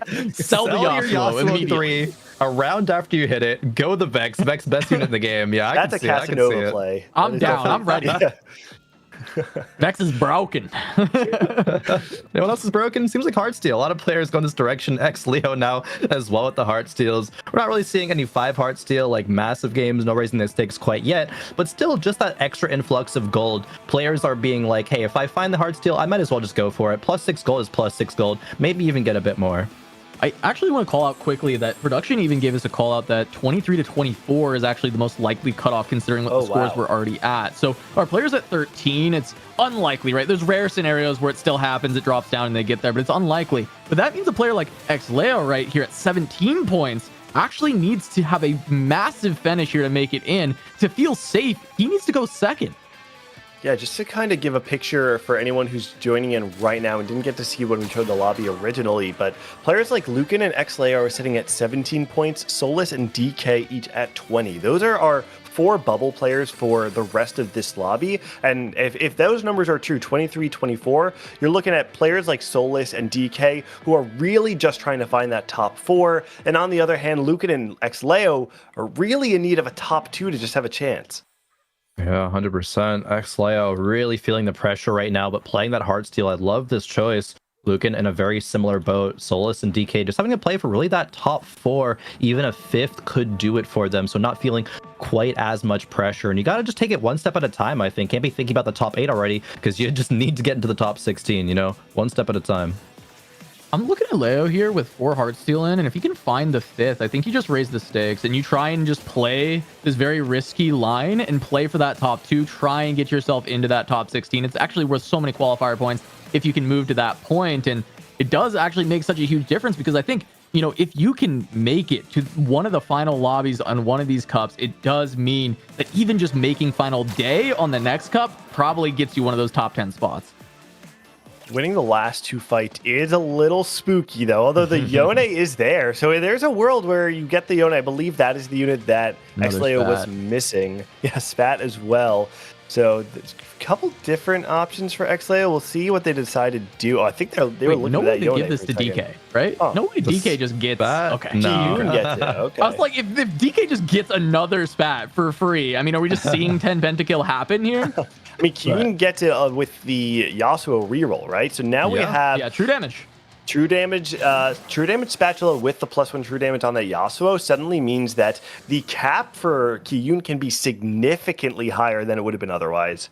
Yeah, I don't want to say like never punished for Kyun. He did skip out on the spatula on the stage 2 carousel, but he says, okay, I have all my items. I guess if I get gifted one now, I might as well go for it. And we're gonna see a probably super capped 6 true damage board from Kyun here soon. He's stabilizing HP, but finds the edgelord for Kandrew here. Has 4 Yones, but again, just having that in stage 3, especially with that BT and the Titans already there, IE as well for the last item slam. This is a beautiful hit, not a moment too soon. Really nice spot. All you're missing right now is the Kale is actually in. So the only thing you're missing is what? The Mordekaiser, I believe, to get the pentakill online. I think he already had the Viego on his board. So very close to that actual true stabilization point that you traditionally see on stage 4. But Kandrew is in a spot to do that kind of perfect power curve where you lose streak through stage 2 in the beginning of stage 3, and then from 3-5 onwards, you're strong enough to streak to bring your economy back up so that you can roll down once more, try and get that Yone online as soon as possible. So Kandrew's got to be feeling pretty good about the spot. Yep, neither of them raising the stakes. Of course, Kandrew, that was pretty obvious, right? We did not expect that to happen, but looking at Leo, ending up just taking the cash out, finds a sword, I believe was the item that came off of that. So yeah, see if Leo can make something happen from here, because we look at these items and, you know, Morello, blue buff, and then there's a sword, 2 swords, a bow, and a chain vest. Yeah. I mean, what are we looking at here? I mean, I have seen in the last game I was watching, I saw Pocky playing around some blue buff Zed kind of stuff, but it does feel a little bit like I don't really see the Pokygom Disco Zed board coming to life once more on XLeo here. To be honest, this feels like a very confusing spot to me. I'm not sure if this is some sort of like pentakill line. The units he's even holding, I feel like is not giving super clear direction on where he's headed. So I'm curious to see if XLeo is actually able to dig himself out of this, because he certainly needs as many points as possible if he wants to try and compete for the top 16. This does not feel like the setup required to do so. I think theoretically you could go for a Pentakali, but have the blue buff maybe on the Viego. It's not amazing, but as long as you get other items onto the Akali or the Karthus, you can make it happen. DK on this board, has the Olaf 3, has the Pentakill emblem as well. I feel like this Olaf is not staying there. Oh, I want to remove her. That's all. Like, he can stay. Time. I just want to remove her. Honestly, do you just Warmog Sunfire this thing right now and just like let her rip? Let her ride. No. I'm down. Why Warmog's this set? Like, actually, Warmog's on this this Olaf would be pretty solid. Warmog's on the set does actually make me feel like maybe DK is considering keeping this Olaf through the rest of the game. I think he is. Right? Like, why did you get rid of the 3-star Olaf when you got heavy hitters? Oh, that's like, true. You can cap your board so high with the pentakills. I don't know if DK actually wanted this, or if he just like found a really random like 2 Olaf shop when he was already so close and decided, you know what, I guess Hodge isn't that bad, and just stayed with it. Yeah, I think he did, because we see his spot right now. He's level 7, 40 gold. He's pretty on pace with the rest of the lobby, or not too far behind. So I think it was kind of a high rolling in his way into that Olaf. And maybe we can think about something like, 7, maybe even 10 pentakill later on. If he high rolls 1 more emblem, then can think about that. Again, he has the gold to go level 8, level 9, pretty quickly on par with the rest of the lobby, and perhaps find it. Just needs 1 more spat to do so. Going into the prismatic augment again, this was crescendo, which means we get to see the silver into gold into prismatic. Kandrew does reroll stationary support, a augment that is quite powerful, but it does open you up to a little bit of variance. Instead, takes the new recruit, a little bit safer of an option. It also does allow you to play both EDM and the 6 crowd diver on 8 eventually, so it does have quite a nice cap and fits very well into this board. Unfortunately, though, has the edgelord variation of the Yone, which certainly is not weak, but obviously the Yone version has a little bit higher of a cap. But Kandrew's board feels pretty good. Yeah, Kandrew feels confident about the spot. Otherwise, Infernal Contract was there in case he felt like he needed to be bailed out. But being on 5 Yones and having the Viego, right, even though most of the board is 1-star, I guess he thinks that even if he loses these fights in stage 4, they're not going to be by too many units. Essentially, he's on 6 Yones, right, with that champion duplicator that comes from the new recruit. So Kandrew going to sack maybe 1 or 2 more rounds, look for that Yone 3, and then bounce back from there. And we get to see kind of a litmus test right now. How does it fare into that Olaf 3? It's now a Hodge and an Infinity Force. Is anyone else upset by these Olaf items? He has so much mana. There's so much mana on this Olaf. It's like, it's frustrating. It's like he's about to cast. He's so close to casting. It's the hidden mechanic. Yeah, the hidden mana bar on Olaf. He needs 999 mana to cast. Ooh, wait, he'll get there soon. Pretty interesting from you, How. Okay, so oftentimes we don't really get to see the Executioner reroll variation of Vex. Without having the Twin Terror, this kind of looks like it's set up for the country board, but this time around, because you have the AP items, you choose to itemize the Vex instead. This is a pretty interesting spot from you, How. Far from hitting, though. I really like this from you, How, though, because one of the big things with the Executioner board is its front line is kind of weak because you're playing a bunch of Executioners, and so 3-star Amumu is really important. So Infernal Contract actually lets you roll so much that you should theoretically find 3-star Amumu, 3-star Vex, and actually really put together what makes this board so strong. It's a great way to play for top 4. Now, the issue is, you, How, of course, being on 13 points, top 4 is not going to get you into the top 16, but top 16 might be out of reach. So just playing for a good game and get as many points as possible, this can be a really good spot for you, How, to do so. Yeah, X-Lay we saw was still on that Heartsteel, had 150 heart stacks, and I don't believe was cashing out next turn. Another spot. DK? Don't No give one it to let DK have DK. it. Do not let DK have it. Oh, Solus is going for it. Is this the time? No, he skips it. Not sure what Solus is on, but he has skipped every spatula. This time does get the Ziggs. If he is playing something around that Disco, though, that's obviously... Disco. Yeah, that feels like a huge hit if that is the case. Oh my god. It's still there in DK. He just hits it. It's on his side because Keaton's the only other person who would want it. Oh my goodness. Oh, 10 Penta on the way. We'll see. We'll see. It's the 2 players who wanted that spatula most, right? Kiyun and DK to be able to open up true damage vertical versus the pentakill vertical. And all of a sudden, this feels like the floodgates have opened for DK, who now opens up the potential 10 pentakill onto their board.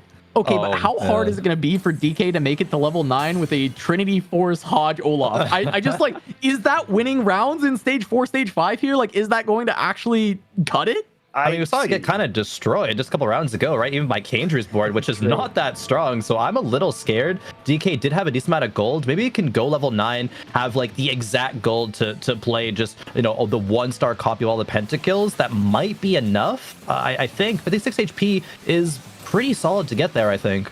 All right, it's time to talk about the thing that's on Kiyun's bench right now. My man's got Golden Egg. And here's the thing. Here's the nice thing about playing the 1-cost reroll. Kiyun has 70 HP, has a very strong board up to this point in time, and he was able to go 8, roll down all of his gold, make his board as powerful as possible, and all of a sudden he actually has won a couple rounds being down an entire prismatic augment. It's a pretty good spot for Kiyun, and honestly he's certainly going to cash out from this position. Yeah, and just winning any rounds is massive, right? Because he's reducing that timer on the egg. So even if he starts going full loss from here, he should still cash out his egg. And if he can, build an insanely strong board off of that to help, supplement the Yasuo who will fall off as this game drags on, Kiyun's in a great spot to just go first potentially from this spot. And with that, he would be in striking distance of, the top 8, top 4. Yeah, Solus defaulting towards that disco line yet again. He's favored this all weekend long. Is on a Blitzcrank 2 and a TF1. That's where a lot of players will try to stabilize and go to level 9. But Yone is a pretty good counter. Once he gets into the back line, he heals back up, even with that red buff on the TF. Still going to be a round win for Kangrew, and just props to Kangrew for recognizing this spot and not over rolling, right? A lot of less disciplined players would have rolled down pretty heavily, tried to hit that Yone 3, but Kangrew with great spot recognition to realize he did not have to. On the other end, Lucan's got his board online, playing around the KDA variation of Ahri. Obviously, we saw a lot of Ahri last patch. This time, not going to be the Sentinel version that we've seen previously, but also Spear Sojin Ahri, not the ideal item. Obviously, the mana generation item you traditionally want is the blue buff, and sitting at 32 HP in this lobby. Here's the thing. Playing around suboptimal Ahri items is not a problem in of itself. The problem you're going to face is that there's a golden egg cash out waiting to be had. You're at 32 HP, and with non-BIS items on your forecast, all of a sudden it makes it very hard for Lucan to find that top 2 finish that he needs, to be honest, in order to get into that top 16. Kangrew uses the duplicator, gets to that Yone 3, does have the upgrade on to this Viego as well. And the items for Viego are fantastic, right? You've got your anti-heal, you've got your shred, and a little bit of that sustain through the Hodge. So we'll see how much this spike just destroys the other side. It's Peckle on a disco board, and we know that Yone usually just can smash this board. Positioning definitely making a difference in this fight, though. The Yone not able to get on the backline immediately, but yeah, the matchup is just really hard. We've seen it time and time again. Some of the strength that comes in the melee matchups right now is because of the loss of he's got 2. He's got 2. He is about to wait. Do you think that when Olaf casts, you get the level up? That actually might be it. You get to go level 9. Mana that he casts his non-existent mana ability. That's right. Just level up. Yeah, so anyway, Yone messes up TF. We got to see that. Typically, it also loses to Ahri. And so maybe Lucan can find a way back into the game if we have the matchup. But without the Sentinel version of Ahri, I'm not entirely convinced that the front line will hold up against Yone the same way that we've seen in the past. But there are a lot of defenses with the Randuin's Omen as well. So we'll see. Radiant Virtue on the Thresh as well for Guardian. It's not quite going to cap out as high as the 6 Sentinel, but it still does have a lot of staying power and buying time for the Ahri, especially when that Akali 2 comes through. That's a lot of extra damage. Yeah, this board looks really, really tanky. We're going to see some of these casts come through for the TF, and it looks like he is struggling to push through this board so far. Everything healing up from the Radiant Virtue, and the staying power is there for this front line, right? We just now are getting to these Guardian procs for the 4 Guardian, and the board's already gone for the side of Peckle. So Lucan, I think, has found a really good way to play towards a top 4, and he's at 17 points. So really, that's what he needs to try and make that top 16. Not sure how far we are from cashing out this egg. I am desperately interested. It's cracking. Wait, is that crack? Are those cracks actually showing that it's closer? I did not know that. I'm gonna be honest, I have no idea. Let's just say it's cracking. Yeah, I'm down. It's cracking. It's almost there. But Kiyun obviously in a very good spot still, right? 50 HP means that he must have won. Where? When? How? Peckle? Okay, I saw Peckle with 6 Zacks a couple rounds ago, but I was like, okay, we don't need to talk about that yet. He's probably not going to roll a Zac 3, but he just hits it. Like, what? High rolling. Hello. So that's what happens when Olaf casts. I get it now. Somebody else gets Zach 3. You hit the tipping point in how much mana you're giving Olaf, and you just instantly lose the game. That makes more sense. And Yuhao just runs into it immediately, taking a big hit. Leo goes down in 8th, and that's actually just going to knock him out, right? He was one of our bubble players at 17. Jeez. An 8th here means he will not make that top 16. That's a heartbreaking moment for Leo there, playing the Heartsteel, deciding not to raise the stakes and saying, no, I just need to play, more consistently here. But no, it didn't end up working out, unfortunately. Now we're looking at our other bubble players, right? Solus at 20 points, 5 HP. If he goes 7th, he's likely out as well. Wow. And he didn't have as big of a battle to get through, right? He had 20 points already, needing to get to 23 or 24. Solus fighting for his life.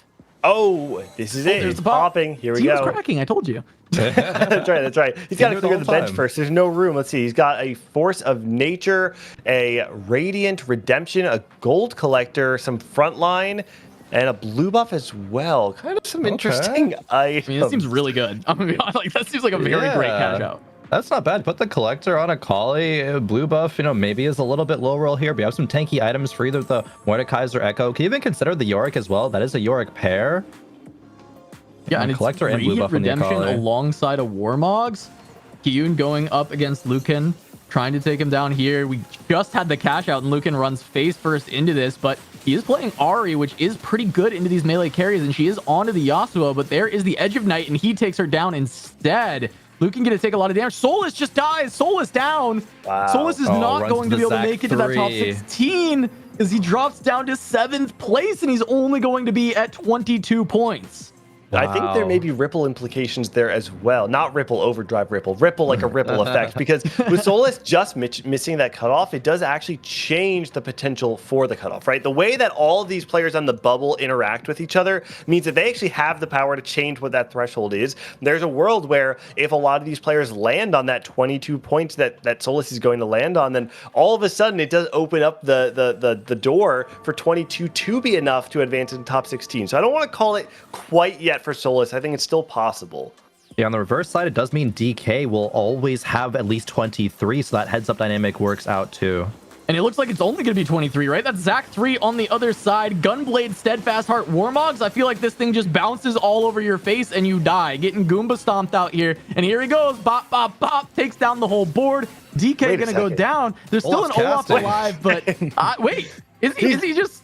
Is this Olaf? Is he can heal infinite. No, I don't think no, he can't kill the Zac. The Zac just won't die. And there we go. It's a double elimination here as DK falls, as well as Lucan and DK. It is going to be a 6, so it is just that 23.6 HP, or -6 for each of them. But Lucan had more HP at the start of that round. We talked about Lucan's spot having that Ahri, right? And it is good enough for a 5th, but unfortunately 5th is just not good enough, right?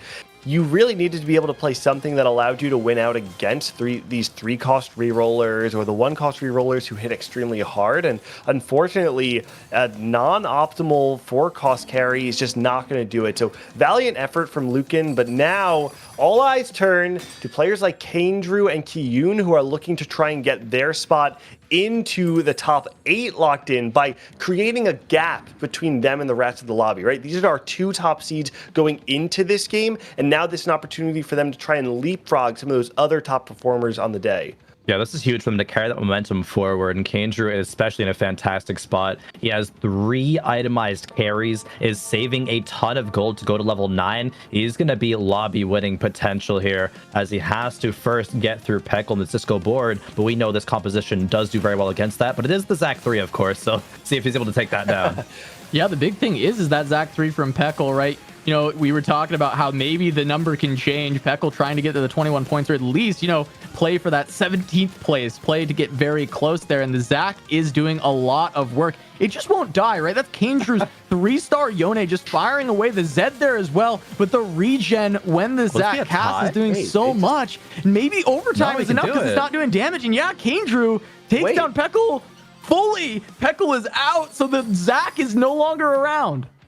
Wow, the Zach was good enough for a top 4, but no more. When you're left up against Yone 3, Zed 2, Viego 2 as well, you can't heal through all that. It's just way too much damage. Oh my goodness. And on the other side, I feel like we haven't really given him too much attention, but it's worth talking about Yuhao, who is playing this non-Twin Terror variation of the Executioner Vex, this time around with the traditional kind of country Samira that you would normally see, but kind of reprioritized it in the Casanova way. Vex first, figure out the rest later, and now Yuhao in the spot where they can potentially try and run over this Yone board for maybe even a top 2. Yeah, I mean, Vex is pretty insane. Very good against the melees. We see the CC, right? Stun from Amumu. Now Vex is going to go for a cast. Stuns the Yone once again, and now he's going to go down to the cast from Samira, and that's a win with the Last Stand. Last Stand doing great. Help beef up this front line. It's not even fully ideal setup yet because Amumu's on a blue buff and a Warmogs. You really want that front line beefed up.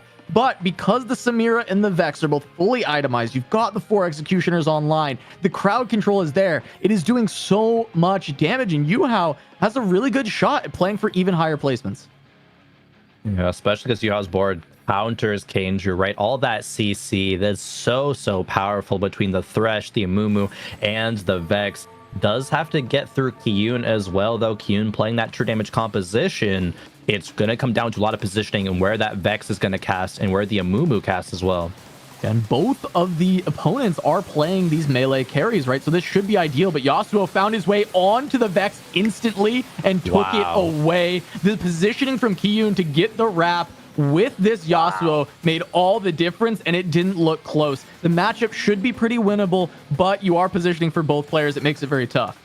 And now all of a sudden, the top 2 in this lobby were the top 2 seeds going into the game, right? Kandrew and Kiyun, each at 25 points, are in a position now where they can make a very deep run. And, you know, kind of setting the stage a little bit for each of these players. Kiyun in set 9, we alluded to it earlier, was kind of a player who snatched defeat from the jaws of victory towards the end of that set, right? He was almost certainly making it to the regional finals, fumbles the ball in the Noxus Cup, goes, 61st, and just barely misses out on qualifier points. On the other hand, Kandrew, we've talked all about the strength of the study groups, the tier 1 study groups of Setsuko and Soju and Dishsoap and Goobums. And the lab is kind of known as kind of a for fun tier 2 study group, not taken seriously in the same way that others are. But now we have 4 different lab members making it to day number 4, and Kandrew potentially making his way into top 8. Yeah, Kandrew trying to fight for that top 8, and that first place here will help so much. Even just that single point extra is so big. And we see the 2 brothers facing off, Yone versus Yasuo. But this Yasuo is going to get slapped down by his 3-cost brother as Kiyun's going to take a big hit. And Kandrew definitely in the lead here as far as power, but Kiyun still has 50 gold. Exactly. The question was, what can Kiyun do to improve the board? It's going to be sacrifice 1 more turn, get into neutrals, go level 9, and perhaps find these upgrades like a Kayn 2, Yorick 2, Viego 2 still hasn't even been found as well. So he's unlikely to close out the game right now, but he has time. He's given himself so much. There's 3 Edge of Knights with that augment as well. The potential for Kiyun's cap can just get so much higher.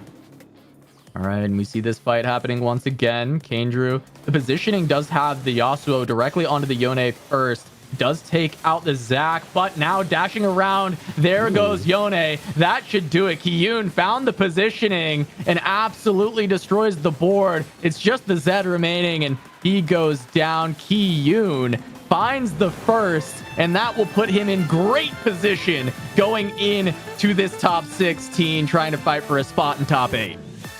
Yoon and both Kiyun and the lab member, I forgot his name immediately. Kandrew, thank you. And Kandrew, each had their hidden 4th augment of Rich Gets Richer, right? Because they're both making a huge gap between themselves and the rest of the field. So we'll have to see how the lobbies actually stand out from here on out. But I imagine that between them and Malala and Pokygum and Setsuko having such a strong day, that there may be a huge gap going into this top 16 where we may find some players unable to even make it into that final lobby. Yeah, I really want to see how it shakes out, what the points ended up being to make our top 16. So we're going to go to a quick break. When we come back, we'll have the analyst desk to break down that game and let us know who's going to be in that top 16. Don't go anywhere.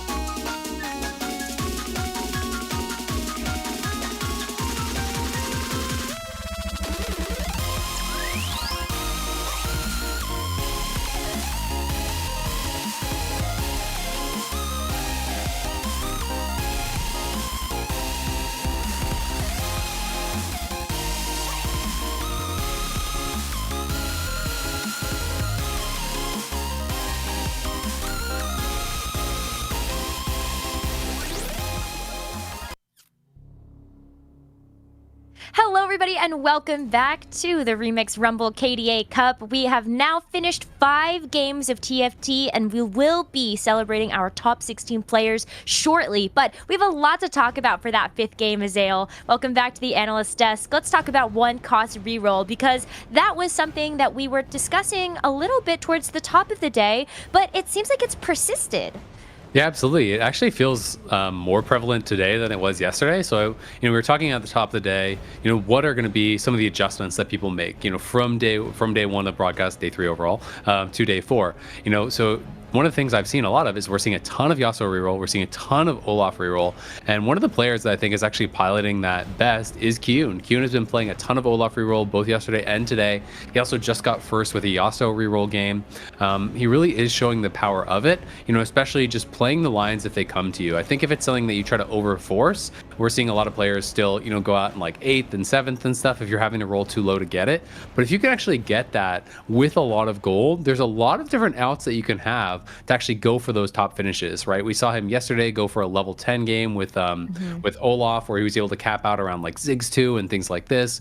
For this, he was able to cap out with the true damage Yasuo, getting a spat with true damage, and then was able to go golden egg because he was so strong to even push his board that much forward, getting a rated item, getting a fawn. So there's all these different ways that you can kind of be able to cap out these boards and get really high placements. And in this case, he finished the game at level 8 with 60 gold left, didn't even have to roll down, and was able to get that first place finish. So has been really, really strong. But we are also seeing some people fall into kind of the pitfalls of it on the other side, where we've seen games like from Solus where he had to roll to 0 on Krugs to try to get the Yasuo 3, didn't even hit it, ended in 8th that game. We saw DK in this game going for Olaf reroll, but it was the pentakill variant and he didn't really have good items for it. So it's maybe not a line that he should have committed to. Hodge was the only item slam he had for his Olaf until his last augment, which was Freaky Friday. So he didn't even have items on it until, basically stage 4, stage 5, and ended up going out in like 5th, 6th, so it's one of those things where it's really interesting because we're kind of seeing both sides of it, right? We're seeing how you can really succeed with it and how you can really fail with it. And I think it's going to be kind of critical for a lot of these players, how they integrate that into their game. I agree with that. And I think like along the same vein, while we see a lot of these players tend towards like these 1, 2, 3 cost rerolls, we're also seeing a lot of players maybe shy away from emblem usage. Even one carousel in this game, there was a spatula up for grabs and nobody wanted it. It was there until the very end. And you kind of sit there and look at that and go, but so many amazing emblems to craft. We're even seeing some really creative usage with like an 8-bit emblem. I've seen emo emblems running around. And so just kind of unique ways to sort of play to the meta, but it's going to be these 16 players sadly not making it forward after 5 games, and I think there's some surprises on this list for me for sure. Yeah, absolutely. I mean, Humbug finishing in dead last, had a really good day 2 where I think he was top of the table in day 2. Goobums did great yesterday, was in the bonus points, and he finished 2nd last, would have been tied for last because he had that 1 bonus point. We're seeing Solus not make it through with 3 bonus points. He had some really tough reroll games. A lot of our bonus point players didn't actually advance. Yuhao, Toronto Tokyo, Lil Top, all not moving on despite having great games yesterday. But there was some really close calls. It got very, very close for these players. We see 4 players sneaking through at 23 points, including Soju, Wage and Iverson, as well as DK, who all just barely edged out the competition here. And for a lot of them, it was thanks to, a big first place win. For Wage and Iverson, we saw him do a full open into a first place. For Sojo, we saw him go level 10 one game, get like a full legendary, disco comp with the Alawi 2, with the Yorick 2, with Zona 2 and everything in there. So we saw some really big games that I think kind of like carried these players through and were able to get them those extra points they needed. Yeah, and this was after like even seeing a couple of rough games at the end of the day. Like I'm so happy to see like K3 Soju and Wage and Iverson there, because they did not have the best end to their 5th game, but they're still able to make it into that top 16. But something else we got to point out here, Zale, is that these points stay for these next 2 games. So we get to play a 6th game with our top 16, and then it cuts again. And look how big that gap is between that top 8 in the top 16 and the bottom 8 in the top 16. Yeah, I mean, you're going to need to go for some first places, right? Like there's not really anything else about it. We might be seeing open forts. We might be seeing, people heavily committing to Heartsteel steal if they can get it, trying to do raise the stakes a few times. We saw Solus get a first place with an 1100 cash out, which obviously was crazy. It's hard to replicate that, but these are the kind of things that people are going to have to go for, because the comps that are actually winning are crazy high roll type comps, you know, with emblems, with Heartsteel cash outs, with, you know, really, really luxury boards. So you can't just play like a standard game and go, I'm just going to go like a standard disco board and see how I do. You know, if you're down in those bottom spots, people like Wage and Iverson and Soju, it's time to risk it. It's time to go for first place or nothing, because otherwise, you know, you're probably not going to get enough points to catch up. Yeah, and then there's poor Robin Songs who lost to Crab Rave. We did get the Crab Rave for one of our TFT lobbies. It was not on mainstream, but the clip of Robin Songs losing to the Mega Crab and getting 5th place, even with the board that he had, honestly blows my mind. I mean, it is crazy. When you play that portal, you literally need to have lifesteal on your carries or you just automatically lose. Like, it doesn't actually matter how good your board is. It's not like he had some trash board. He had Yorick 2, he had you know, a Karthus 2, an Executioner, Ari 2, he had 4 Executioner, upgraded frontline. Your backline just dies. If there is not lifesteal on it, there's nothing you can do to actually beat it. So it's pretty wacky to see that eliminating a player in a tournament. But do we have the clip? We have the clip. So, I mean, look at his board. Like, his board is actually good. Like, Yorick 2, he's got 3 items on his Nico 2 in the front line as well. You know, he has 4 Executioner with the Executioner spat. Like, that is a real board, but he just can't actually survive through. It's a little bit difficult once the round starts, I feel like, to see the HP on the Crab. I don't know why it kind of goes so dark like that, but it really wasn't even that close. Like, as the AoE starts to ramp up, his backline just dies, and the Crab, I think, doesn't really even get below like half health. It's a little hard to see, but down around maybe half health. Yeah, he gets a couple of items and then it's just game over. And I remember watching his board progress throughout the game. He got to pick up that Executioner spat from a carousel and then he slammed it onto the Ari, and I'm like, amazing, you've got 4 Executioner. This is going to be a great game for you. And then he runs into the Crab and he gets 5th. So, you know, Robin, it happens to everybody. We're so happy for our entertainment that it happened to you for this game and you still made it into the top 16. Yeah. Oh man, it's tough. I mean, Upset Max also lost the Crab, but he just didn't die because he had a lot more health. So like, it is tough to beat. It's kind of one of those weird portals where you have to actually think about the PvP phase and how to beat it. Maybe they won't have to think about it again as we get ready for the 6th game. It is top 16 now, and these players only have one more game before we head into our top 8 for our final game of the day. 4 spots at the NA Regional Finals on the line, so let's send it back over to our TriCasters, Casanova, Crowan, and Gangly. All right, thank you so much, Necra and Azael. The Crab Rave, we missed it. Come on, all I wanted was an invite to the Crab Rave, and you know, I guess from the look on Robin's face, it was a little disappointing. Yeah, I would say so. Someone who's not disappointed, though, is my man from Tri-State, looking like a chic man going 2-2-2-2-2. It's Pokygom currently in first place right now. But right now, it looks like we're going to be looking at Lobby 2, Lobby B, where we have Malala, Setsuko, Ripple, Degree, Noster 11, Spicy Appies, DK, and Wajan Iverson. Yeah, wow, these players kind of sneaking into the top 16 with DK and Wage and Iverson.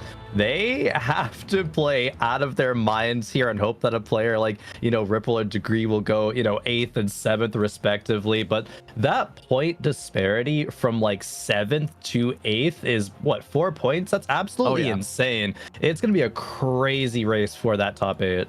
So yeah, the big thing to look at is like 7th, tied for 7th is the 30 points. And then at 8th, it goes down to 26 points. So currently that's the spot that pretty much everyone is fighting for, is that 8th spot there, right? You're looking at Appies, Noster, DK, and Wajan in this lobby. They're all really trying to play to jump above the person in 8th currently. So here's an interesting thing to think about, though, right? We have Ripple and Degree, who are the 6th and 7th place point scorers on the day, right? At 30 points. With both of them in the same lobby, it's actually a little bit more likely that one of them goes 8th. And if one of them does go 8th, it suddenly opens up a door for more of those 25 and 26 point players to swoop in instead of the top 7 already being locked. So we have to keep an eye on how Degree and Ripple Overdrive both perform in this game. All right, well, we are jumping in. Golden Symphony, Radiant Blessing, and item payout as our options. Lab member, once again, trying to one guy a portal, but it is going to be item payout going to Abby. I do love that. It is like this cute little charm of them where they just go stand on another portal, beating to their own drum, and it's working out so far for lab members in this tournament. It's like the mental advantage we talked about, like start of day, like Malala, you know, once he gets the emote, he's gonna be flashing that every time. Once you win the portal, one-manning it, it's always that mental advantage. Yeah, I'm convinced they don't even want it though, right? But it's just like, I'm going to hurt you more than it's going to hurt me. And so that technically gives me an edge, even if I don't like it either. All right, Heartsteel potential for Malala as we see the set grabbed immediately from one of these orbs.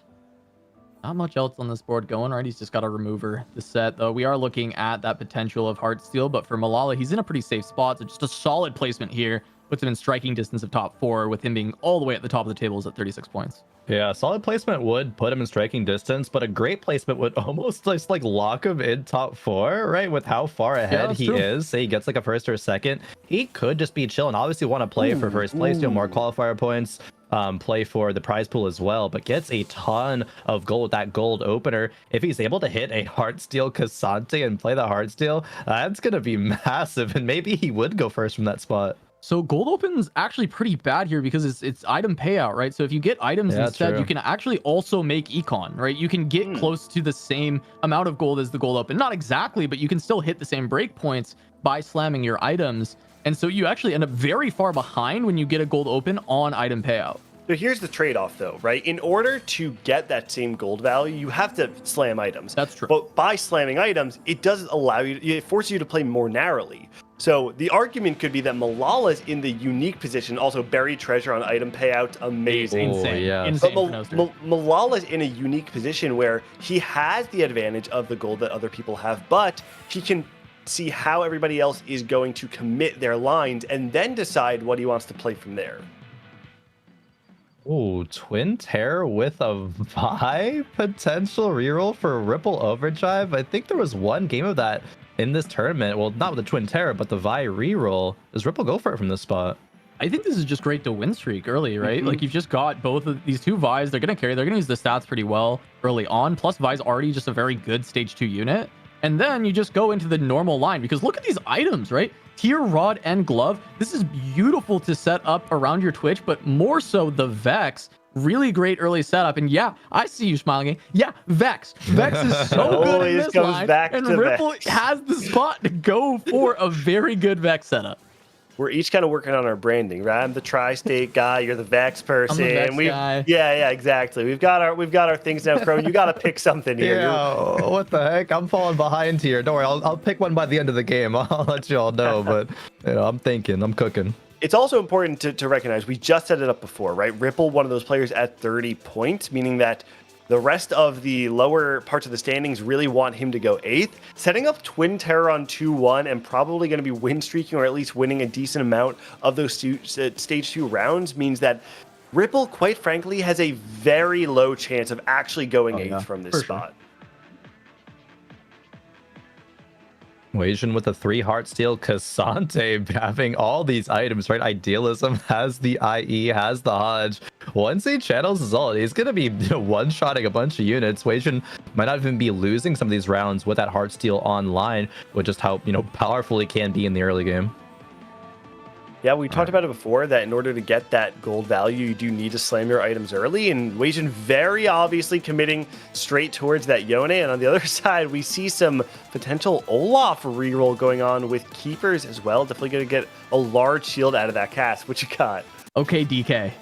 I need you to not put this tier on Olaf in any way, shape, or form. This tier cannot go there. That's not where it goes. No Hodge Olafs, no 6 Olafs again. He's got a sword. He's got a vest. Like, hey, another spot. Keepers, maybe not the best, but it's good for your early game, right? Yeah. So I'm okay with Keepers. Don't put the tier anywhere near the Olaf. We'll see if he learned his lesson. Definitely feels pretty good, though, for Weijin, because obviously you get to make your clear direction, tell the entire lobby that you're playing around that Yone on level 7. You also have the Heartsteel in, right? And so because you slammed your items, you have the additional gold. He should be able to actually make interest right now, even though he hadn't already done that. But he'll also have the additional influx of gold through Heartsteel, and he doesn't even need to sack his board. He can play around a win-loss sort of stage 2, and still be relatively rich enough to play around either a 3-5 or 4-1 roll down for that Yone, and I think feel pretty decent about his spot. You know, Ripple has to make a similar decision here in slamming items. The tier goes on to the Corki. If he wins, he could just sell the bench, make 10. But if not, you'd have to slam a Hodge or an Archangels to try to just make that econ breakpoint. The early Twin Terror is so strong, but the Gnar with BT and red buff is a bit stronger. Looks like he's just going to not slam, going to buy out the shop and pre-level to 5 as well. So indeed is not thinking about rerolling Fi, is going to of course go that stereotypical or more common Twin Terror direction between the Twitch and the Vexes, of course. It makes sense for him to not want to slam because you kind of in this position could slam items for either Twitch or Vex, but you could only slam JG there as a commitment. I don't think Archangels is very good. You actually want upfront damage, more preferably with that composition because of the executioners, because of all that crit. Scaling up the cast actually doesn't matter that much because if you just get like death cap instead, that gives you a lot of the upfront damage where you will just delete backliners regardless of any ramp from the Archangels.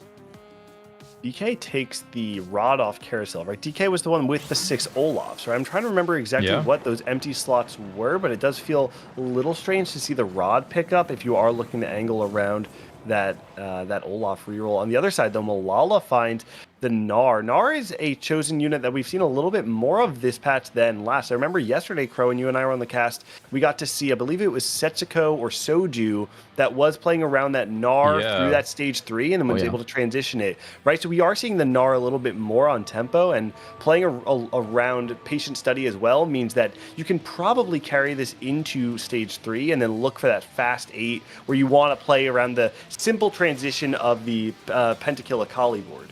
Yeah, the big difference is that Malala doesn't really have items to work with, though. Soju had taken Idealism and had a double Hodge IE on the Gnar, and it was dealing a lot of damage. Malala's Gnar is just kind of there. Doesn't have Super Fan online, doesn't have any items, just has a Rod and a Chain. You don't want to really slam a Crown Guard on that unit as well, so it's going to be less powerful. Only takes down 1 unit from Wei Iverson, and is still going to be continuing his loss streak. If Krugs are kind to Malala and he's able to slam 1 or 2 items, then maybe it'll be able to do a lot of damage and have a lot of value. But moving back over to Wei Iverson, yeah, this Cassante was strong enough to streak at least 4 rounds in a row. I was thinking, like, is he strong enough for it? It could win some rounds, but no, it's won 4 in a row. Looking to make it 5 here as 4 Sentinel is online with this Cassante doing a kind of Yone impression here. We're kind of seeing 2 sides of the same coin right now, right? We have Wei Iverson, who is playing this truly rich version of stage 2. You have the Heartsteel online, you have 4 Sentinel as well. Malala, on the other hand, says, I don't need a combat augment because I can't really contest these strong boards. Is taking the Patient Study alongside the Econ Opener and hoping to scale later on into the game and spike at a point where he can get himself ahead of the curve. Wei Iverson right now, though, does look like this 3-item Cassante is going to be enough to streak all the way through stage 2.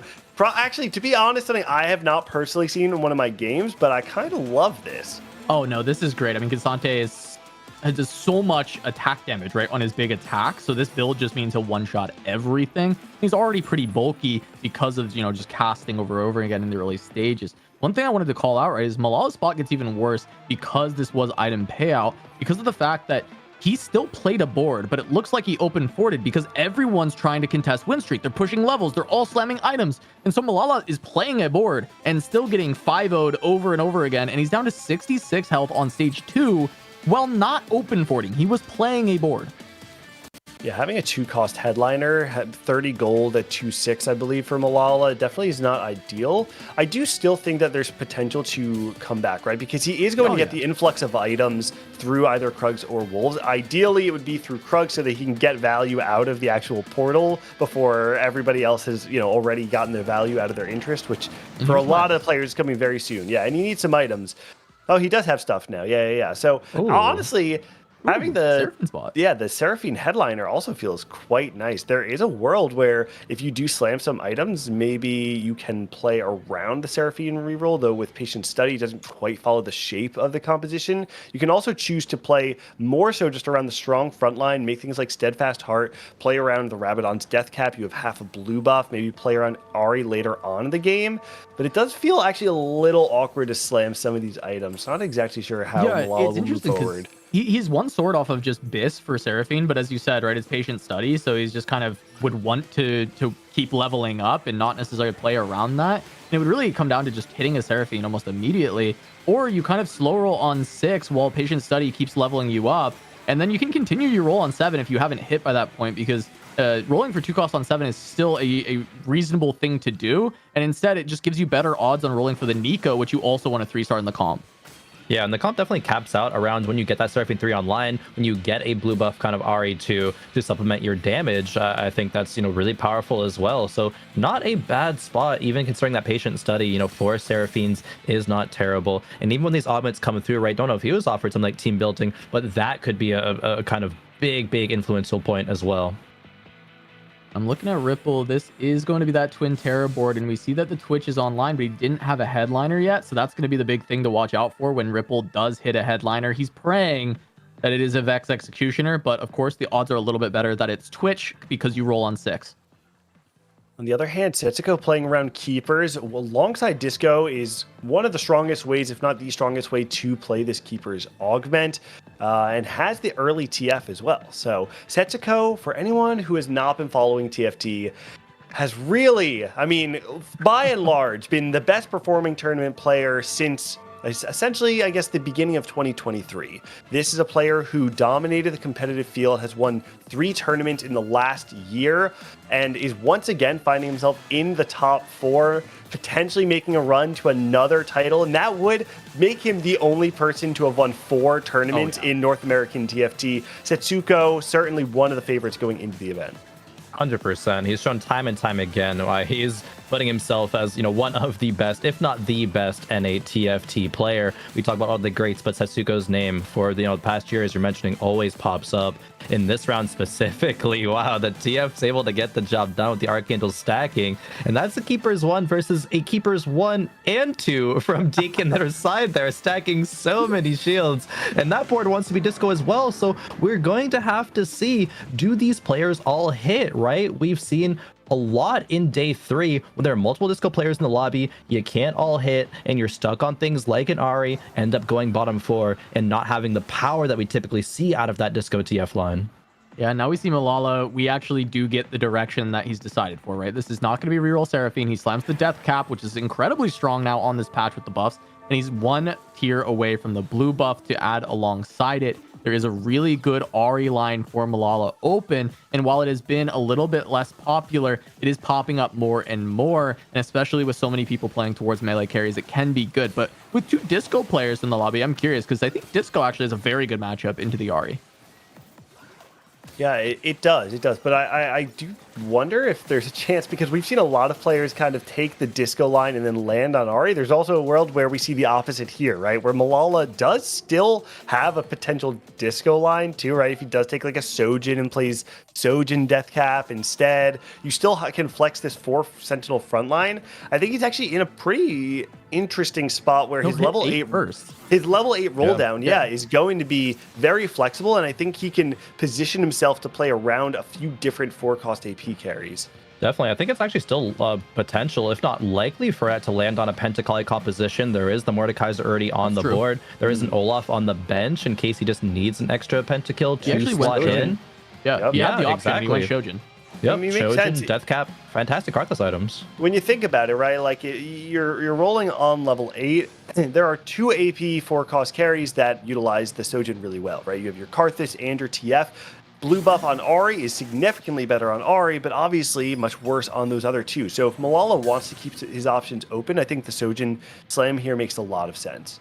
Yeah, no, I like it. I think he's in a really good spot off of that. Really turning it around from the gold spot, the gold opener, because he's at 72 HP now, right? Like it was looking a little bit dire early, And now I think he took Tiny Titans, right? And that's how he's able to get back up. But I think Tiny Titans is a great pick because you needed to salvage the spot, but you were pretty rich from it. So having that extra HP is going to help. You get to 8 first, you get to roll down first. And as long as he finds some kind of board to land on, it's going to be in a really good spot. Now, looking at Noster, who is our biggest winner right now, 94 HP on a 6 win streak, going up against Appies, who's near the bottom of the table, still playing around an Evelyn headliner. Yeah, the Evelyn headliner is just not going to get the job done at this point, but Noster well above the rest of the pack, and this is multiple times now where we've seen a headliner Gnar do so much work and stabilize boards so efficiently, right? You look at the rest of the board, it's not great. It's a lot of 1-star units. It's a Kennen with a Shojin death cap, right? But it really is all Gnar and setting himself up so nicely for those 4-cost headliners. And with that HP differential, right? All that econ, gonna be able to go level 8, have so much gold to roll with. It's unlikely that Noster misses. See a quick Weijin cash out. He does get a vest alongside just some gold, and now he's going to potentially go out of Heartsteel. We saw him take it out, put it back in, so we'll see like when he actually goes. I mean, probably 3-7-4-1. Weijin actually goes for the big level up in the roll down. Yeah, it seems like the 2 primary 3-cost rerollers we're seeing, Appies clearly angling towards the Riven Yone, kind of flexing between. He does have the Giant Slayer Slam, which is significantly better when you're playing the Riven line. On the other hand, Weijin's been angling from 2-1, right, to be playing around this Yone. So I think 4-1 is going to be a very important round for these 2 players to see which one of them hits what and how the other one has to respond. We'll see if it's just those 2 roll downs. I'm sure there's a couple other players looking for it, but realistically, I'm most interested in those 2, right? Weijin versus Appies rolling for the same units. Who gets to go first? Does anyone even start rolling on 3-7 if they've got the gold, right? Weijin's already going to be 7 with like 70 plus gold. He could actually just start looking on Wolves.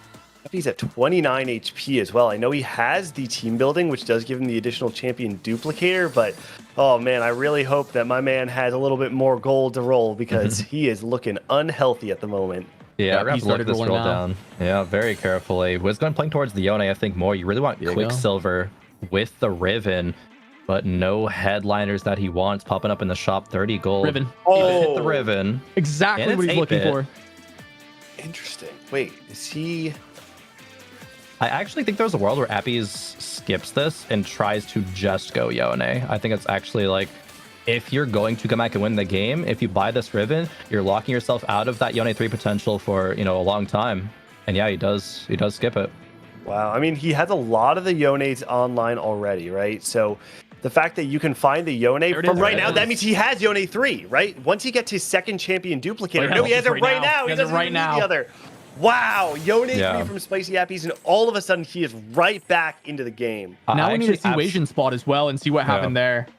Absolutely love this decision from Appies. I think it's exactly what he needed. The Riven would not be enough. He had to high roll to be able to have a chance to get into that top 8, and he did. And oh, it's going against the other Yone right now, and that's 6 copies of Yone versus the Yone 3 from Appies. Yep, Weijin tried to race him and did not get there first. Appies going to be able to take him down. And I think Weijin probably in the same spot, right? He had 23 points. He has to race Appies here for the Yone. They both recognize they're going to roll down on Wolves, try and beat the other person to it. They both race for it, and Appies finds it. What a brilliant roll down by both players there. And I'm so glad we actually got to watch that happen in real time, because for both of those players, their tournament basically ends if they do not hit, right? For Weijin Iverson right now, he's going to have to pull the rabbit out of the hat because he rolled down for that Yone. But as soon as the Spicy Appies finds the 3-star Yone, there's no way that Weijin can also find it. He's going to have to pivot massively in order to find a new way into the top 4. Now, for Appies, he's not quite out of the woods yet, right? He doesn't have the Crowd Diver online, and he also needs a first or a second. The fact that he's on 29 HP does mean that if he takes just a few losses, he could find himself in the bottom 4. Noster just saw a TF finish off with the items he has, and he's like, you know what? I can do better. Rolls once, Karthus, and does better. I would say is better. Yeah, it was a better pickup. But I mean, Noster's spot is just disgusting, and at 25 points, going for a first or second here, that's kind of the way that Noster gets to sneak in to this top 8. Yeah, that was fantastic. I think Nosa recognized that, yeah, that TF was good, so he thought about it, but there's no other disco units, you know, that he had at the point, and he really, really wanted that angle to be Karthus Akali. Does make it happen. Ripple on their side has a very, very strong twin terror composition, but still gets ran over by Appies with that new Yone 3.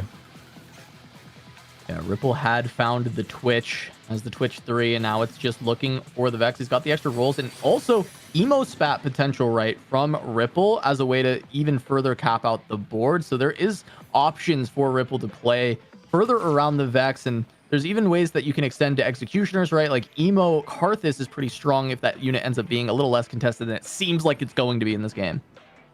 Appies is choosing to play around Heartsteel on his board right now. I wonder if he's thinking to himself that he needs to find a new way to cap out higher, and just having the Yone 3 itself is not going to get him there. So potentially looking for 1 or 2 more cash outs just to give a few more resources probably feels pretty good, even though it's an upgraded board up against that TF board, as Yone does typically stomp that matchup. Very hard for TF to actually get through. So the Yone on the other side of the board, everything dashing now. Nami does bubble the Yone, but Yone's in the back line now. A few more swipes should do it, and Spicy Appies does find himself another win. There's a couple open spatulas right now, Degree, and also, well, it doesn't matter because Degree is just going to go take this. He's going to end up with Attack Crown. Immediately, it's on a Yorick. Wow. That's beautiful for Degree.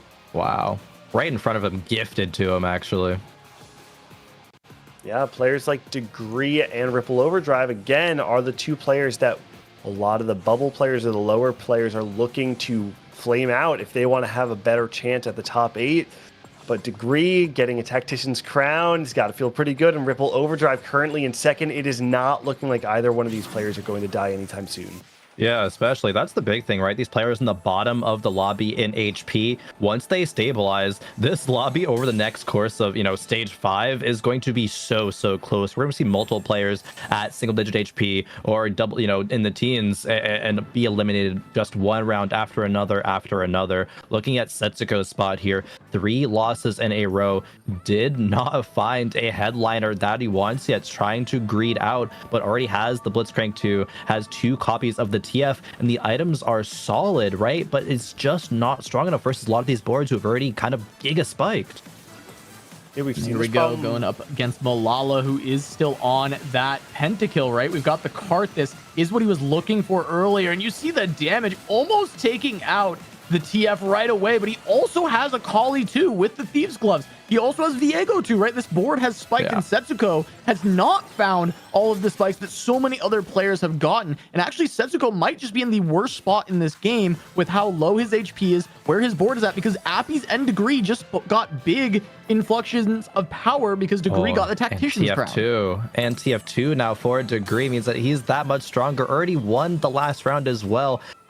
Oh man, this is really good spot, especially when you're contested. Hitting that TF2 is no guarantee. Has the Ziggs online as well.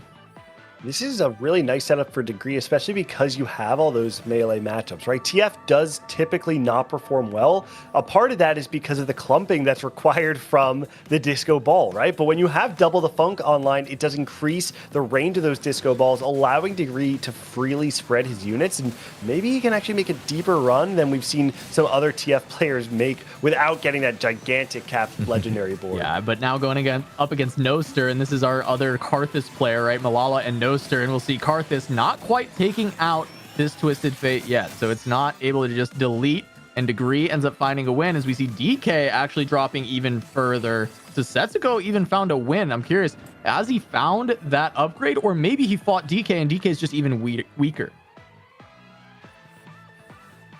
Yeah, not quite sure. Gonna see her soon, but Degree at least able to stabilize once again. Has the Yorick in there as well, right? And that's not a typical add in the disco composition. Usually it's gonna be, you know, Ziggs, Sona, you put an Echo in there for 3 Spellweaver, but it does give some nice traits right now. We have the set in for Masha, right? Have the Taric in for the Guardian. None of them are itemized quite yet. Maybe we have some leftover items, but really does want to get more of that frontline online.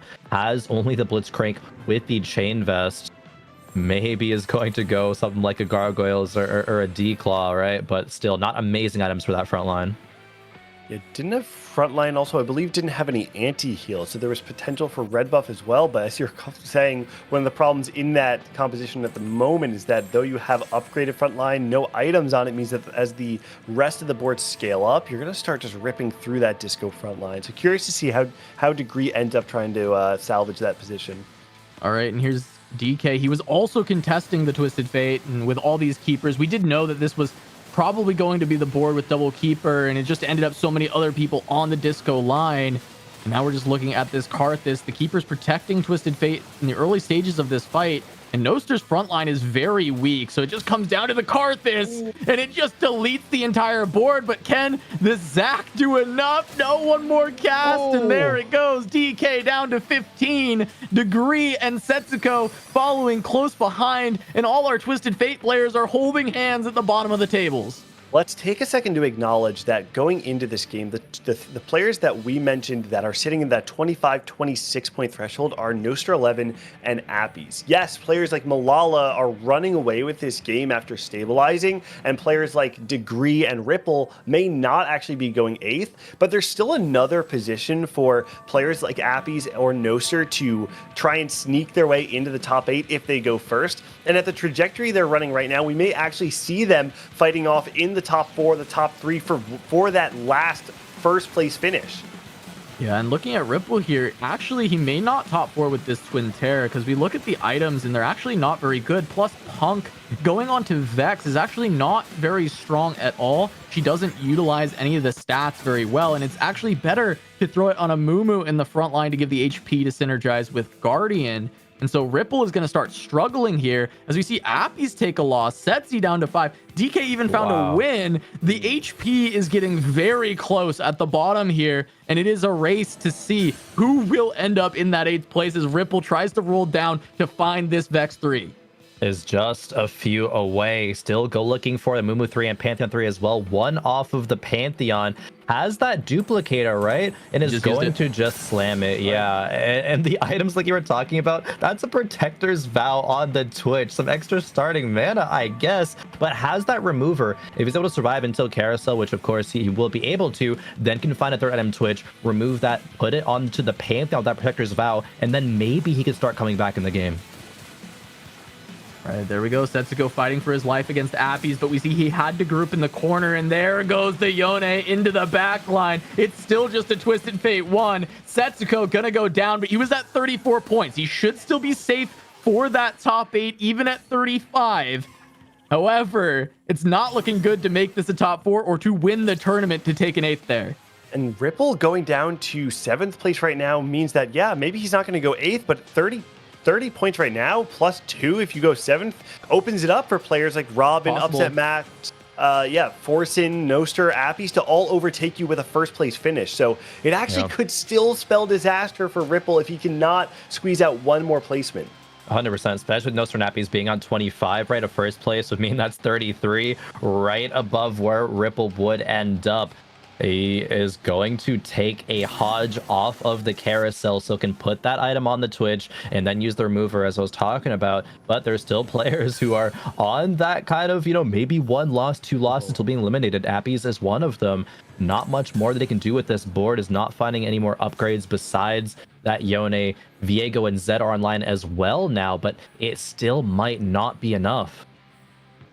Oh, it's a scary position. It was also 1 round away from the Heartsteel cash out and says, you know what, I cannot afford to greed any more Heartsteel cash outs. I need 4 Crowd Diver in right now. Puts the Evelyn on, and now hopefully this is enough for Spicy Appies to win out, find himself into the top 8. Fighting for his life here against Nostr. Just grabbed the emo emblem and it went on to that Akali. She will get more cast, but both of the carries are on Karthus. Karthus is down, and that Yone is still kicking full HP. Appy should be able to stay alive a little bit longer here as Ripple able to take down a Ghost on the other side. So both of our low HP players staying strong as DK drops to 1 and Wasian down to 17. Look at Degree to DK. There is not much HP separating all of these players in the middle. This is such an important round. If DK can hang on, if Ripple dies, it opens the door for potentially Nostr and Appies to both make in the top 8. Nostr still in a very healthy spot despite losing to Appies. The entire lobby dynamic is starting to open up entirely right now.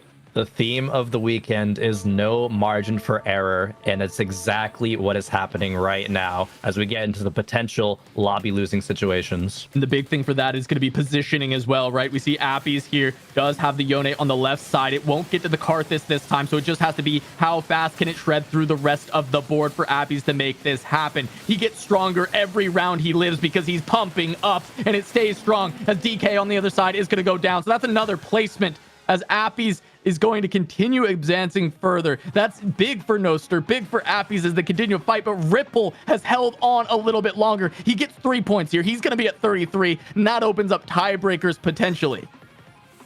Tiebreakers can make all the difference, especially we have to see it. It could be something like top 4 rate. It could be number of wins, which could mean that if Noster or Appy take the first place here, that could be the tipping point. It's going to come down, honestly, to who wins this lobby. We could see the top 16 change entirely with just 1 or 2 placements. Well, Degree was in a very precarious position, but again, after that Tat Crown, after getting that, won most of his rounds. Now the Blitzcrank, has that 3rd tank item with the Warmogs. Degree has enough gold now to go level 9, and that is where we see this Disco TF composition really thrive. Still might have 2 lives remaining. 18 HP is likely to be 2 lives, and he's going to sell his headliner and trying to roll for another one. Yep, LG's starting to roll down. Just gonna go an upgrade on the Blitzcrank. Finds a Sona. Does Degree want here? Maybe want a high roll legendary one. I mean, isn't hitting it though. Odds. Oh, wait, finds Disco. Wow, finds the Disco Blitzcrank last second. Very strong. On the other hand, we do have Wajan Iverson, who salvaged his game, has the Crowd Diver Zed online alongside a 2-star Yone. He's up against Appy's board right now, though. Appy staying alive. Degree going up against Malala, and Malala's board is just absolutely crushing. There's the Karthus cast, and it's just a Blitzcrank left. Degree going to take a massive hit here. Goes very low. Wajan on 1. Degree is dead. Down. Wait a second. Now it's gone. Degree, that is now just situation. 33 points. So the players on 26 can actually overtake Degree, and Degree has potential for tiebreakers. And Ripple overdrive on 1 HP. Ripple now has gained enough points to go 34. He should be pretty safe.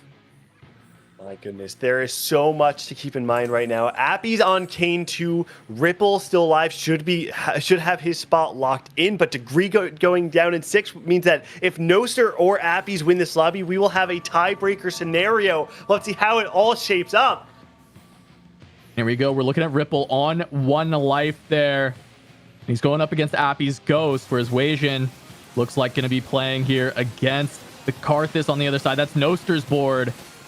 Ripple trying to take down the Yone. He's got the stuns from the Vex, but it's too much damage. The stun's not going to come out in time, and it looks like Ripple is going to go down, but will Wajan fall as well? No, Wajan gonna hold on, just playing around the Yone 2. He pushed to 9. Even though contested, Wajan stays strong, makes it into the top 4 as Ripple goes out in 5th. Ripple, though, 1 point over Degree, and they were the head-to-head matchup, 30 points apiece. Bodes really, really well for Ripple. Now reach our top 4. Wajan Iverson hanging on by a thread, playing the contested Yone, but is still able to get into the top 4 with the 6 Crowd Diver, has hit the Kiana too, and now it is all about positioning. How do you wrap onto the backliners? What items does Kiana farm, especially with that, best buddies? There's a lot of, not much room to make these positioning changes happen. All right, Appy swaps, fighting Noster, has the Yone on the same side as the Karthus. We'll see if the dash through can make all the difference, but so far, Yone is not getting there. He's getting stunned up by the Vex. One more cast from the Karthus maybe can come out. There's the fear, the Vex, it's too much. Does Appy's live? No, he doesn't. Appy's is down. Appy's is down. He may not make it in to that top 8. It's out in 3rd, and so Appy's just going to be at the 31 points, and we know there's one spot that could be enough, but it's going to be so tough with Noster still alive here, fighting for that 1st place finish.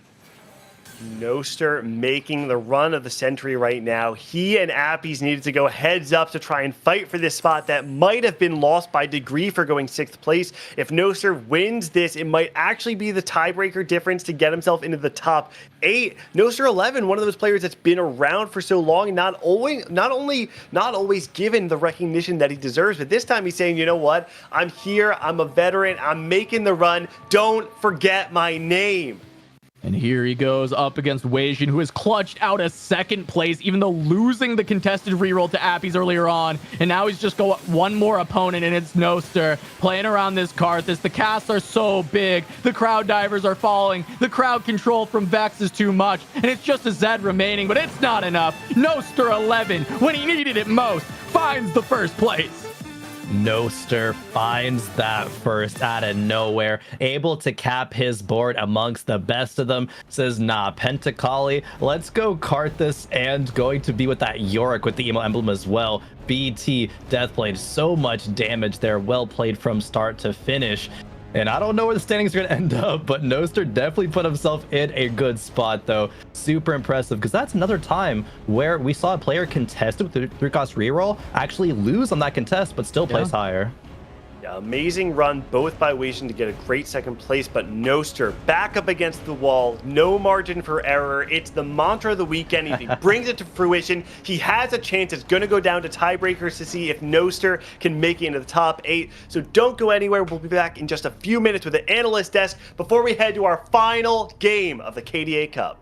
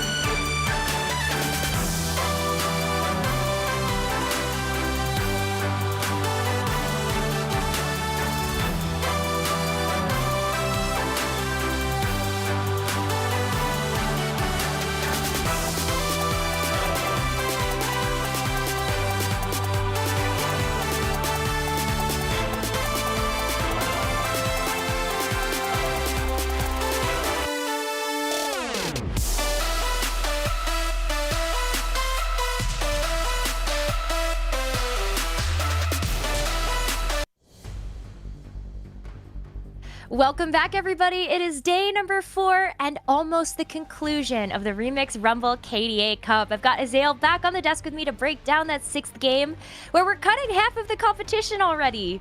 Oh my goodness. It was absolutely crazy. Coming into this weekend, I think people were talking so much about TF and how there was going to be so many TF games, and we really hadn't seen that much of it. We haven't seen it do that well. And then this game, we have 3 people committing to TF and going 8th, 7th, 6th. So just brutal. I mean, we had Degree committing with double the Funk. We had, a player going with double keepers as well. Setsuko also went for it. So we had so many players that were actually committing to this line and all kind of just contesting each other and ending up just like holding hands at the bottom, right? And Setsuko, who had been in such a good spot coming into this game, he was in 3rd overall in the points, goes 8th.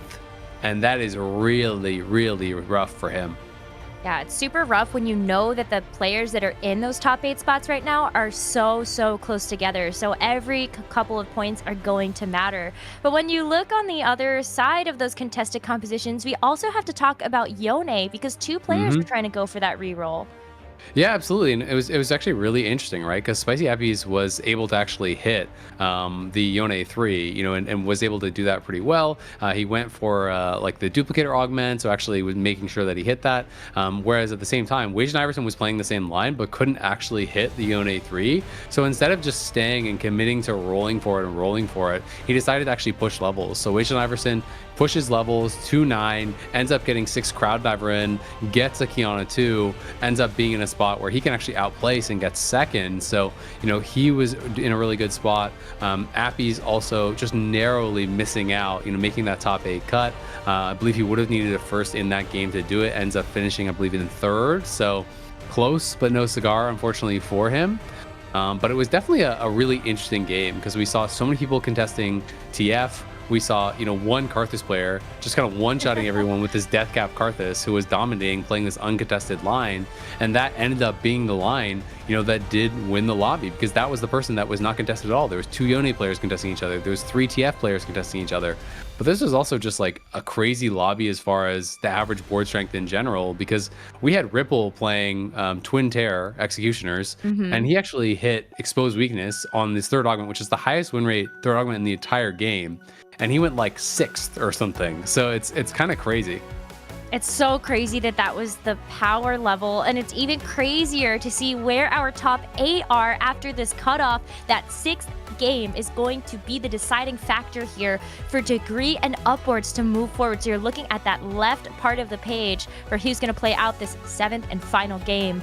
But I can't believe it. Upset Max is going to lose out on that tiebreaker. Yeah, that's tough. Loses out on the tiebreaker. Really disappointing result for him. Didn't have any 1st place to kind of push him through. The extra point that he could use. Had a lot of those 2nd place finishes. Soju and Spicy Appies also missing out by only 2 points. Wage and Iverson missing out by 3 points. Then we have obviously Keen's, Robinsong, Weird, and Lab DK also getting eliminated. And then you're looking up towards the top of the table here. Those top 4 are going to go straight through to regionals. Pokkigom, Malala, Kyun, all out of the head of the pack. Utilizing those bonus points that they got yesterday, such a big deal now in these final games. You can see out of the top 8, 6 of those players have bonus points, and those bonus points really were coming in clutch. It's only Setsuko and Kanedrew who haven't had those bonus points, but that could be the difference between getting that free spot straight to regionals and not getting it. Absolutely. Those bonus points are definitely going to come in handy for those players, but it still looks like there are a couple spots up for grabs when it does come down to who is going to get those top 4 spots. Remember also, 12th place and upwards does get a piece of that $12,500 prize pool, and there are still a ton of qualifier points on the line. So while you might not be going home with some money, if you're in 13th to 16th, you still get a nice chunk of qualifier points to make your own journey towards that NA regional finals. Yeah, absolutely. And every little bit of points you can get is actually going to make such a big difference, right? And getting you all the way there. So these players are obviously trying to scrape for every little placement that they can get. Setsuko was in such a good spot to actually be looking like he was going to get that top 4, even without bonus points from yesterday. Before that last game, he was really looking good to be able to actually push forward, get that top 4. With the 8th now, he has put himself in a lot harder of a position. Was 3-way contested on the TF, didn't actually, find a way to pivot out of that line. And now as a result, it is going to be so many people, it feels like, competing for that 4th spot. The top 3 have such a leg up on the competition that it feels like their spots are almost guaranteed unless they go like, 8th, 7th, things like that. So I think it's going to be so many players really fighting for that 4th, and it's going to make for such an exciting game because, when you go into these final lobbies, everyone is going to know the standings. Everyone is going to know how many points they need, how many points their opponents need. And you're going to be having to really keep that in mind because, hey, maybe all the people above you are going out at the bottom and you can play a more conservative game. Maybe all the people above you are up near the top and you need to just risk it all to go for first place. So I think it's going to be really fun to see what people come up with in this final one.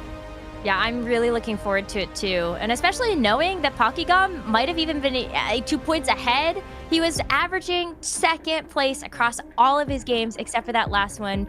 I'm going to chalk it up to losing to a Crab. Maybe we get Crab Brave to finish out our final lobby of KDA Cup, but only one way to find out who's going to be getting those top 4 spots to go straight to the NA Regional Finals. Let's send it back over to our casters, Casanova, Gangly, and Crowan, to find out.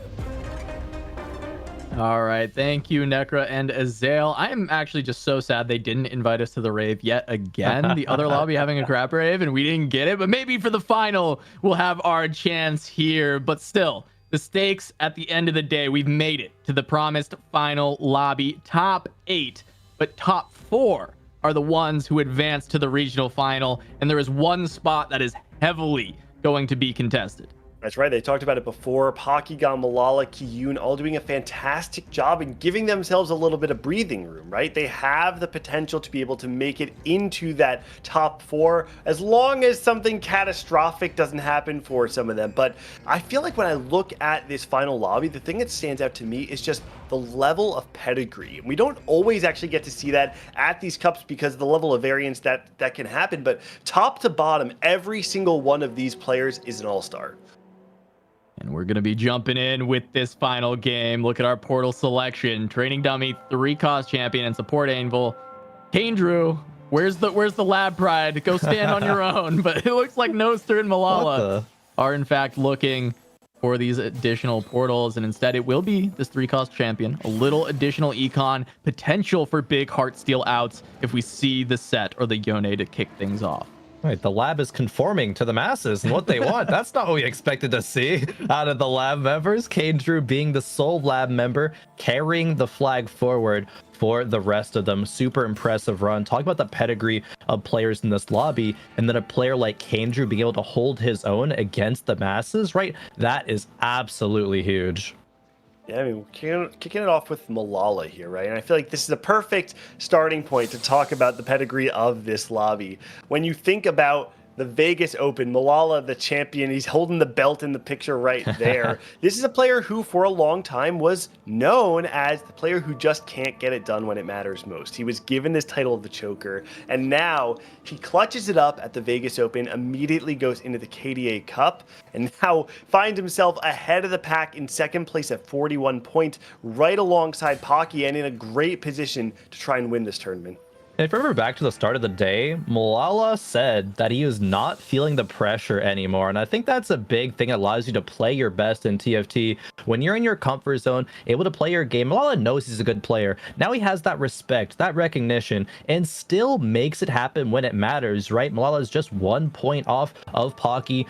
Definitely could be seeing him be a champion yet again and cement himself as kind of the king of set 10. Oh, absolutely. It would be back-to-back set 10 wins, Vegas Open into the very first cup. And, I said at the top of the show, after we talked to him, I'm so ready for this new era of Malala, the Malala with no pressure on his shoulders, no weight there. And we're seeing it here. 41 points. He's essentially locked to go to regionals at this point, which is incredible already. And he's still fighting for that first place. Right alongside Pokygum, the only player with more points than Malala, right? And we talk about the top 2. Number 3 is pretty good, Kiyun. And Kiyun is a player that we've talked a lot, quite frankly, about his failures on this broadcast. Set 9 coming in, fumbling the ball, just barely not making it to regionals. And Kiyun, one of those players that has been in the scene for so long, but to be frank about his tournament performance, has not always actually lived up to his expectations or his reputation when he's entered a tournament. This time around, we've got Set 9 Kiyun, who shows up and says, I can do it, I can perform well, and immediately finds himself at the KDA Cup trying to repeat that performance. Yeah, I think seeing Kiyun's progression, especially in set 9, right, where he had that fumble at the end, most of it was still really solid, right? Didn't have like any breakout performances, but that's the level of consistency they love seeing out of Kiyun. And able to make it to the final lobby here at the first cup of set 10, right? That's why we're saying his name so much. And, you know, not really focusing on the failure so much, but just, I think, praising him for that consistency, at least personally. How great would it feel for Kiyun after just narrowly missing regionals last set to lock it in the first cup, right? Oh, yeah. He's put himself in a great position to do so. He just has to tap it in this last game. He's in the, you know, worst position of the best positions to make it, right? If that makes sense, right? He's at 39 points. It's possible if he does take an 8th tier or 7th tier that he could lose his spot. So Kiyun just needs to play consistent. He's been playing great TFT all weekend. He just has to keep that up, and he's there. I mean, Pocky and Malala both have not bought forward this tournament, which means, you know, they're due. So you can definitely take advantage of that. There's a world. One of them has a little bit of a slip up at the end. It's a 3-point difference for Kiyun to swipe his way into a first place. And I believe it would actually be the first time Kiyun has ever won a North American tournament in the history of TFT. Yeah, no, I think so. But Game, I know you're new to the casting desk, but caster curses are real, okay? Well, you watch out. These are gonna come after you. The power, I can feel it. I know, you hold so much power now. You got to be careful with it. Use it responsibly. All right. Well, looking at Setsuko's board just from the start here, this is another player. You know, you're talking about pedigree. Setsuko is, you know, he is the best of the best in North America. And while he did take that 8th in that last game, it does not lock him out of making it to a regionals with just this cup. And he's starting with a very strong stage 2 board, playing around the Vi headliner. He's got 4 Mosher, 3 Pentacle, 2 Bruiser. We've seen this streak all of stage 2. We've seen a very similar board do this already, and using Silver Spoon to have that extra early level up is helping quite a bit. Yeah, exactly. Silver Spoon's going to be really, really nice at kind of increasing the tempo of the lobby. Even if Setsuko doesn't remain with this Vi, right? It could, after Carousel or maybe towards, you know, that Krug round, hit a 2-cost headliner and then use that to streak forward. But still, the Vi is very powerful. It's a unit that we hadn't seen too much of in the past, but after the buffs coming into this patch, she can definitely hold her own and is very, very solid to streak throughout all of stage 2. Akiyama as well, leveling to 5. The tempo of this lobby is already really, really nuts. Makes sense when you think about it, right? Pocky and Malala and Setsuko, these players who are a little bit on top, right? Setsuko just under that at the 5th place position right now. But if they can increase the tempo early on in this game, what it does is that it punishes the low rollers. We've seen it time and time again today. There are a lot of players that going into that middle of stage 4, if they cannot stabilize and they've taken additional damage early on in stage 2 and 3, sometimes that extra 2 or 4 or 6 HP damage that you take early on in the game is the difference between you having one more turn to roll and not. Spatula on the carousel, and Ripple is the first pick. Does he want it? And he does. Ton of Vex. We'll see what the Spatula ends up wanting to be, right? Because Pentakill tends to be one of them. Country tends to be one of the other popular ones. But 8-Bit has been the one that's really come out I don't want to say come out on top. It's just when we see it, it comes from a very good spot and it tends to have very good results. So I want to see Ripple's board, see where this Spatula feels like it's going to go. Had the Emo York come out as well, right? That is the potential. Hadn't seen it quite maybe as much as the 8-Bit that we saw a couple of times, but the potential is still there. Even things like an Emo Thresh, right? That can just cast so many times. So a lot of potential. Ripple, though, 63 HP, rather low at this point. Maybe with that spat can start to turn it around once the Krugs does hit. See, on Degree's board, contesting, actually potentially not contesting Lost Streak. We're not exactly sure what Noster's board looks like. Ripple, I'm assuming at 63 means that he has taken Risky moves. Yep, risky moves. There it is. Yeah, so he is going to be trading that early HP and is going to be playing a strong board so that on stage 3 he gets a large influx of gold, able to stabilize there. So he's actually going to be trying to match the tempo of some of these other players. You can see just barely making the 10 gold interest right at the end there, but willing to kind of risk it all and play these strong 2-cost headliners despite the fact that it costs a lot, because he knows he's going to be able to retaliate some of that gold later on in the game. I'm actually curious about Degree's spot here, because he had the 8-bit on the bench, but if he's considering Riven, he's not stacking the 8-bit yet. Yeah, wouldn't be stacking it yet, and that's definitely something that we'd want to see him doing if he wants to play Riven. But I'm looking at Malala and Pokygom at the top of the tables here, the two fighting for first place, but also fighting to streak through stage 2. And we know how big of an advantage it is when you can streak all the way through. So if they fight each other, it can make a huge wave throughout this game. Wondering if they are in each other's pool. We're seeing Setsuko right now just looking to lost streak with the Heartsteel. Since he got the early wins, he's salvaged some HP, which is going to be very nice as he goes up against Kiyun, who we've seen play the Yasuo line plenty of times, and he's on 5 once again with army building, so it does seem like Kiyun wants to go for that once more. Yeah, Yasuo 3 almost certainly locked in for Kiyun at this point. Just needs to hit 2 Yasuos, and surely he finds 2 Yasuos on his roll down, right? Surely. Yeah, I think we might be dipping into that Castigar's territory a little bit again. No, but Kiyun is in such a good spot. He is playing Heartsteel as well with having 5 Yasuos, having army building. He is in a super, super good spot, being able to recover that economy as well. Definitely want to see if Kiyun hits that Yasuo 3 after Krugs. Malala even take out these 3 Yasuos. If he sells them, it's 3 back in the pool. Gonna make it easier for Kiyun. Malala should recognize that spot and hold them. It's a little, niche, micro improvement that you can make to your play, but still is something that you should be looking out for. Yeah, and we actually saw that both of our 100 HP players kept their streaks into Krugs. They did not run into each other. So Malala and Pocky really swinging at each other for this final game. Full streaks through stage 2, fighting for the top spot of this tournament. Pocky playing around the Tahm Kench headliner as well, to something that we don't always see, right? Because a lot of times you see the bruisers come online when someone finds the Olaf early. Instead, Pocky says that this Tahm Kench is good enough, and when he finds the additional bruisers to enable that, is actually in a position, because it did look like on 2-3 before he did double level to put that Gragas, like he was not in a position to streak. Instead, is able to get the 3 pentakill, 4 bruiser online, and suddenly he's in a really good spot. Not entirely convinced that this will continue to streak through stage 3, as we see Malala go 6, and Pocky says, you know what, I don't think it's worth it. I'm going to stay 5. I don't think I can beat Malala's board if he levels up, and they are going to match up. Yeah, streak will end here, and the bruisers are going to have to try and deal with this, but Malala finding a 2-star Lulu with the Morello, I don't think this is even close. Malala is significantly stronger, especially with leveling to 6 on top of that. So Malala investing in keeping this streak, whereas Pocky going to try and econ a little bit, was making 40. Now we actually see he's only making 30. We buy a Unity pre-level. We'll see. I'm assuming he can still make 40 here after this loss. I think he might have accidentally pumped XP in. Yeah, or potentially pre-leveled. I'm not exactly sure, but he didn't just hit 6, right? So it wasn't a pre-level.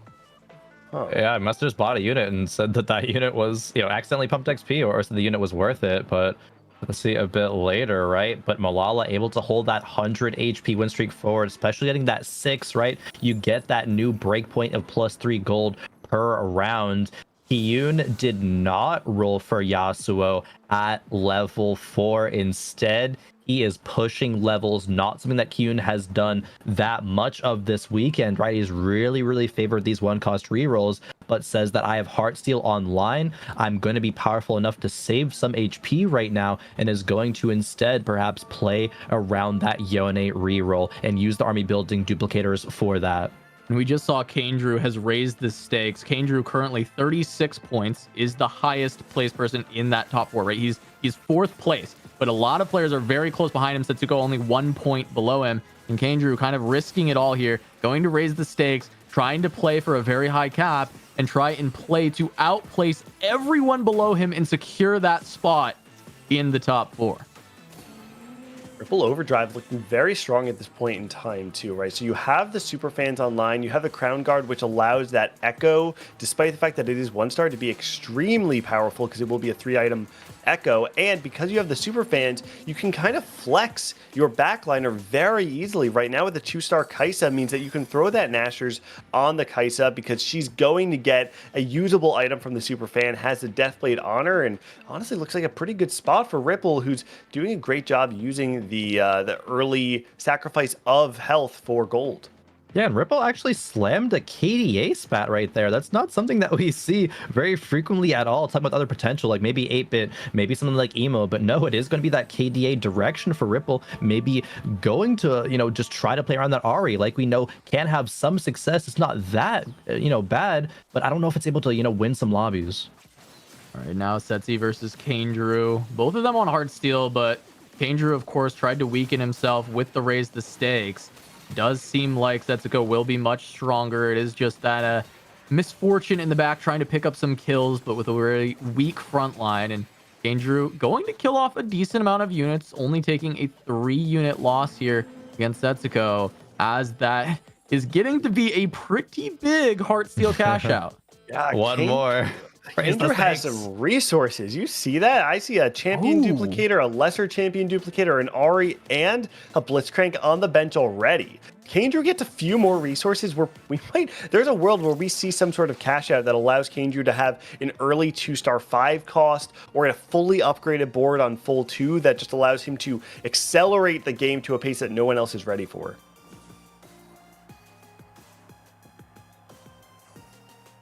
Ripple taking the Caitlyn. People looking for those 4 costs potentially. Ripple is going for that KDA, right? Had slammed that spatula, so perhaps just getting this tier for the potential blue buff, right? That's where Ari excels the most. But taking a look at some HP, right? Degree is falling really low, but Setsuko is going to be cashing out. Kangaroo is the other player with that Heartsteel. Curious to see if he goes further or cashes out. Probably just the cash out though. It's like 270 hearts. He has a lot of HP. I'm really curious how deep Kangaroo wants to go. Yeah. Because how big does he feel like he has to go to lock in his top 4? I mean, that's the thing that Kangaroo is asking himself right now, right? Because he wants to lock this regional spot. I'm pretty sure this is the first time Kangaroo would make it to regionals. It's so big for him. And it's a way that he could just go big or go home here by continuing it. 60 HP, this is the last fight before he gets the option once again.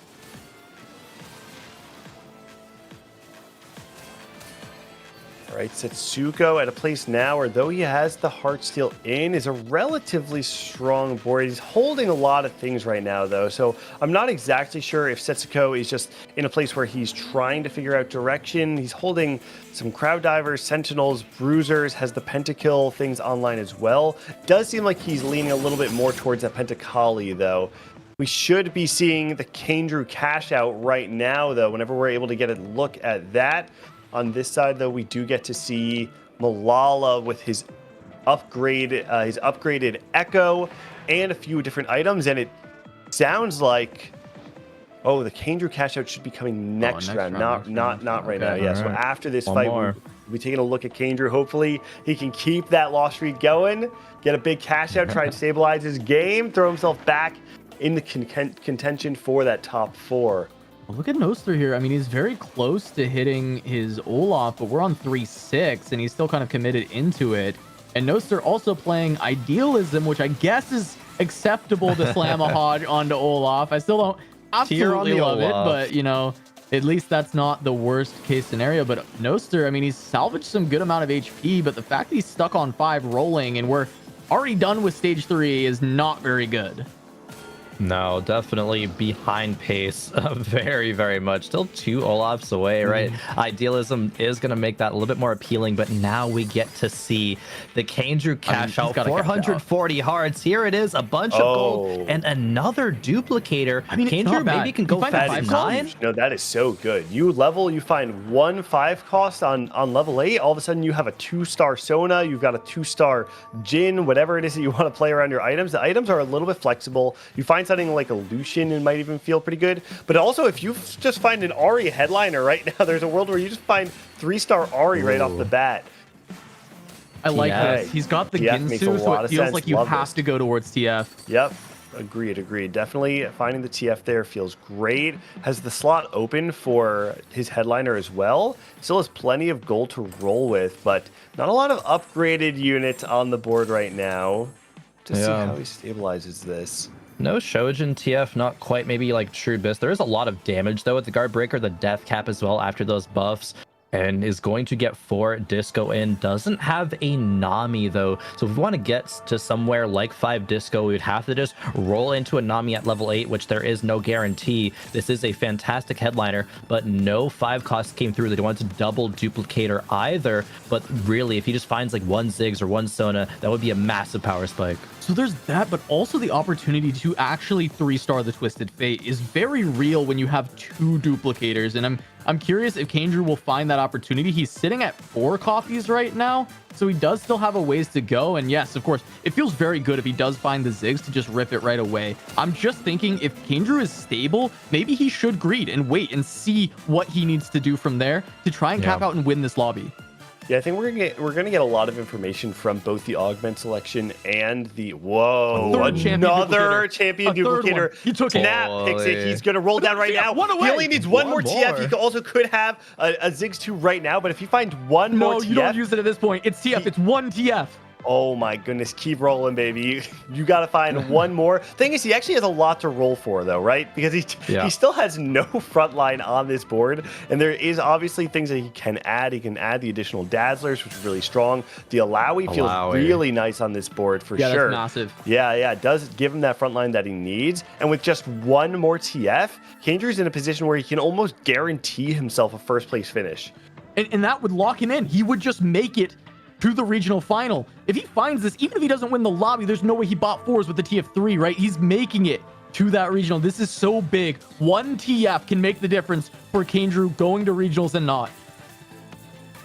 Is he going to be contested? Although our player's going to recognize this and try to hold all the TFs, right? Kandrew just needs one more, and then he has to get through Pokygom first, though, and it looks like that will be easy to do. The TF cast, the Karthus not able to target the TF. Kandrew hangs on, gets the Terra 2 upgrade as well. Kiyun drops very, very low. Wow. Remember, Kiyun is the one who really just can't go 8th. He's at 39 points. Going 8th opens the door for so many other players to actually pass him into this top 4.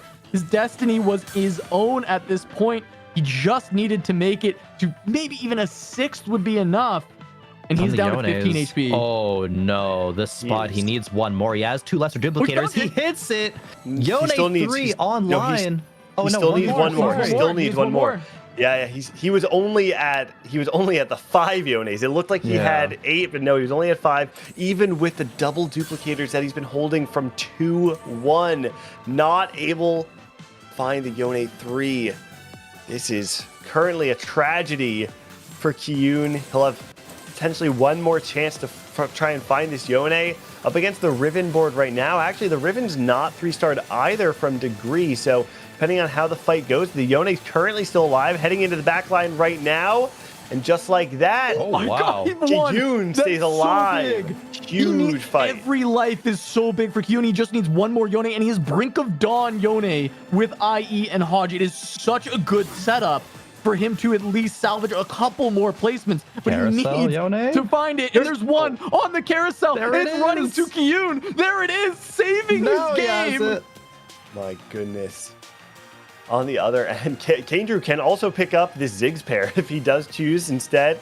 Does take the rod. Lots of different ways for him to stabilize, most notably the TF3. Probably still going to be looking for that. Ripple Overdrive still streaking right now going into stage 4. One of the players that's currently at 34 points on the bubble alongside Kandrew Setsuko to try and get that 4th spot. If there's any way they can deny Kandrew his TF3, these are all the players that are looking to go in, looking on from the outside right now. Every reroll is heart-wrenching watching Kandrew's board right now, because anytime a TF pops up, suddenly he gets to turn that into a 3 stars. Kiyun finishes up his Yone. It's going to be so powerful. Degree hit Riven 3 as well, so a lot of big power spikes from multiple players, especially the ones lower in the HP, trying to bounce back, right? These HP totals are going to get so close. Ripple up against Degree now. The Riven finally online. We also have the binary airdrop on the side of Ripple getting tons of value. However, does not have the upgraded Ahri, though the matchup is typically pretty good for Ahri. Actually, yeah, still is. Even at 1 star, the Ahri able to take out that Riven. Oh, Kiyun. one more life. Barely staying alive. The Yone 3 not enough to fight Pakigam, who's still looking to make a run alongside Malala. These two players in the top 3 right now. And while we've been talking about everyone vying for this top 4, there's this race at the top as well between Paki and Malala trying to get a first place finish here. Oh man, Setsuko as well, taking a big loss, dropping into 18 HP. And even with Kiyun and Degree both hitting the 3-star carries, they both take a loss. Now it is just one more fight. If they lose, they're gonna be out of here. And with Kiyun, of course, right, that's going to be a massive defeat if he's that close within the reaches of top 4 and it slips out of his grasp here for regionals yet again. You know, the last regionals, it was defeat from the jaws of victory. And once again, he's got the jaws of victory and he's sitting so close to this 8th. And we do have the Yone. He's fighting up against Setsuko, who's also very low, playing a Pentacle board. It's upgraded on Karthus, upgraded Viego. The board's really strong. It's just Yone left. Can he get the swipes through? The heals are there, but the cast from Karthus puts him so low. And Kiyun is gone. 40 points is all Kiyun has. And if 2 players pass it, he's gone. This opens the door for every single one of the players in this lobby because everyone would pass Kiyun with a first place finish. So even the players like Degree, who are currently not in a spot that looks amazing, you have players like Noster 11, Ripple Overdrive as well, Setsuko obviously. All of these players have a very clear path to passing Kiyun and finding themselves in the regional finals in just, honestly, we've got 10 minutes left. Yeah. This is a very, very close and stressful game, and if you have no margin for error, you have even less time now. The goalpost is moved for Kandrew. He only needs a 4th to pass Kiyun at this point and become essentially safe, quote unquote. It's not guaranteed, but it means that everyone else would be vying to beat Kiyun and not to beat Kandrew. Kandrew in a really good spot. There's still potential for him to fall as well, and then everyone's fighting for that 3rd and 4th spots. But Ripple Overdrive, one of the players that can be knocking one of them down, is in a solid spot, right? Is playing around this Spellweaver KDA that we haven't seen that much of. The success in terms of winning lobbies isn't there. He passes the Ahri headliner, ends up taking the Ezreal to play a kind of duo carry here. Interesting. Also, note that it was not just that Ripple passed the Ahri headliner, also chose to not sell, to buy and sell. So clearly not looking for the Ahri at all, not looking for KDA nor the Spellweaver. Finds the duo carry because of the items dropped from that last PvE. All of a sudden, though, the board does actually have multiple threats on it, and if you can upgrade this RE2, you now have multiple forecasts online with the binary airdrop value as well. So this fight extremely close, and Ezreal able to clutch it out against Noster. Wow, the Ezreal actually working out. Didn't even slam the KDA on the Ezreal trying to get it AD, but instead finding even more value out of a Giant Slayer. Just KDA onto the Sona instead. As we look at Kandrew still fishing for this Twisted Fate. Maybe this ended up being a bait with all of these sitting on the bench, but he is still not lost since he found the upgrade. So we can't say that yet, right? He can still find this. It's only once he starts losing that this becomes a problem. Yeah, but there was 2 paths to victory for Kandrew, right? It's finding that TF3 or saving a lot of gold and going to level 9. It's so tempting with 3 duplicators to go that TF3, but there's a world where he just never hits and does fall off and doesn't get that first place. Yeah, I mean, if you find a Ziggs and an Alawi in your shop, or a one or the other, to be honest, you all of a sudden have both 2-star Ziggs and 2-star Alawi on level 8, and that's probably enough to get you to level 9 and try and cap out another way. So I actually don't think that TF3 is the only out for Kandrew to win. He has a few different avenues he can go through. Yeah, and we just saw Degree live. Now Setsuko fighting for his life, going up against the Olaf from Noster. Both of them very low. Noster can take lethal damage here if he loses, and he does. Noster out in 7, so Noster will not be claiming one of those top 4 spots. And still a top 8 finish for Noster, getting that portion of the prize pool, getting qualifier points, but it does hurt being so close to locking in a regionals, especially when this set has very little to no margin for error for sure. Noster, he had a good run though to get to this point, but now we got to turn our attention to Degree on 1 life. Setsuko as well, also on 1 life. A third for Setsuko, passes up Kiyun at those 40 points.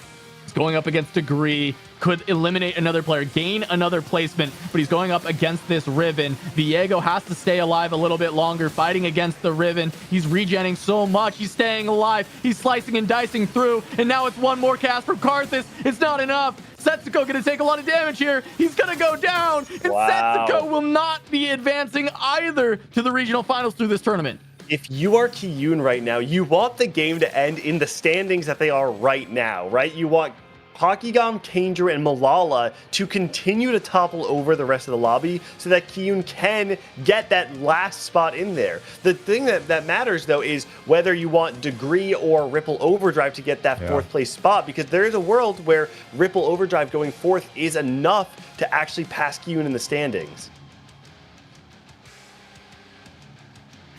Stage 5 carousel is over. Everybody looking to spike their boards as they can. Ripple flexing around another headliner, going level 9.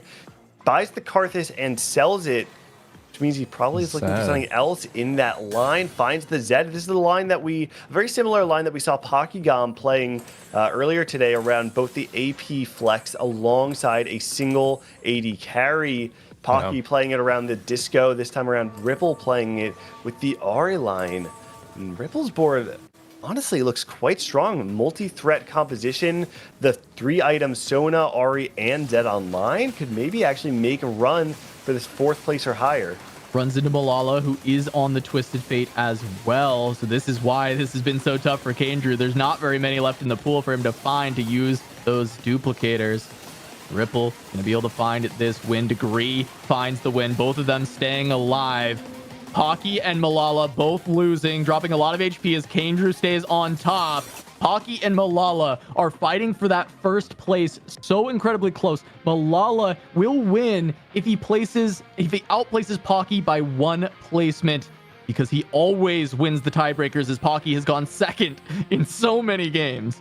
Kiyun is sweating right now, seeing the wins come through from Ripple and from Degree, hanging on for dear lives, hanging on for that regional spot. Pocky and Malala as well, both lost their last round, but trying to bring it back here. There's the fight. Pocky versus Malala. This can make a huge gap in the HP between the two, but there is Alawi in, soaking up a lot of the cast from the Karthus, buying a lot of space, and now it comes down to this cast from Twisted Fate. It takes down the Qiyana, but the Karthus is still full HP. However, same with this Blitzcrank holding on the fort in the front line, and that's going to be Malala taking a big chunk out of Pocky's HP. Kandrew gonna lose as well. Degree and Ripple still alive. Every fight is so close, and we have not eliminated anyone. Degree, keep in mind, at 33 points, so I'm not even sure if he's able to make it into that top 4 spot with a 1st place. He has only 1 choice, which is just go first and figure out the rest later. On the other hand, we have players like Ripple, who with just a top 4 should be able to outplace Kiyun.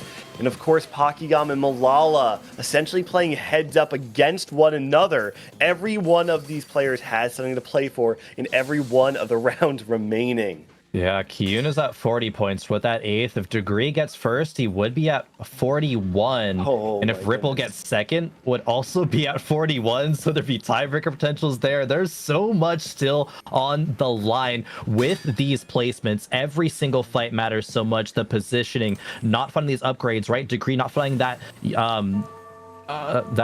two-star Viego might spell defeat for him. But this last second positioning, maybe he can do it. Yeah, jumping into the fight, Malala versus Kandrew. It looks like Ripple versus Degree.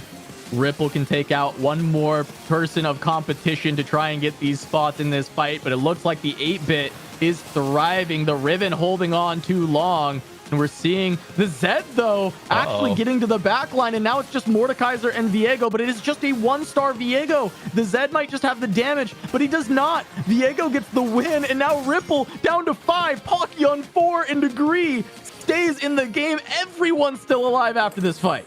Andrew most likely rolling down right now to try and find that TF3 or the Ziggs 3. Was sitting at 50 gold nearly during that last fight. Still has all of those duplicators, and we don't see any upgrades coming on the right-hand side, which to me says most likely TF has not been found, but also it means that the Ziggs or the Alawi have not been upgraded. So I'm not sure if Kandrew was holding on to those champion duplicators still. If he finds maybe maybe he thinks he has one more round that he can green, the losses won't be bad enough.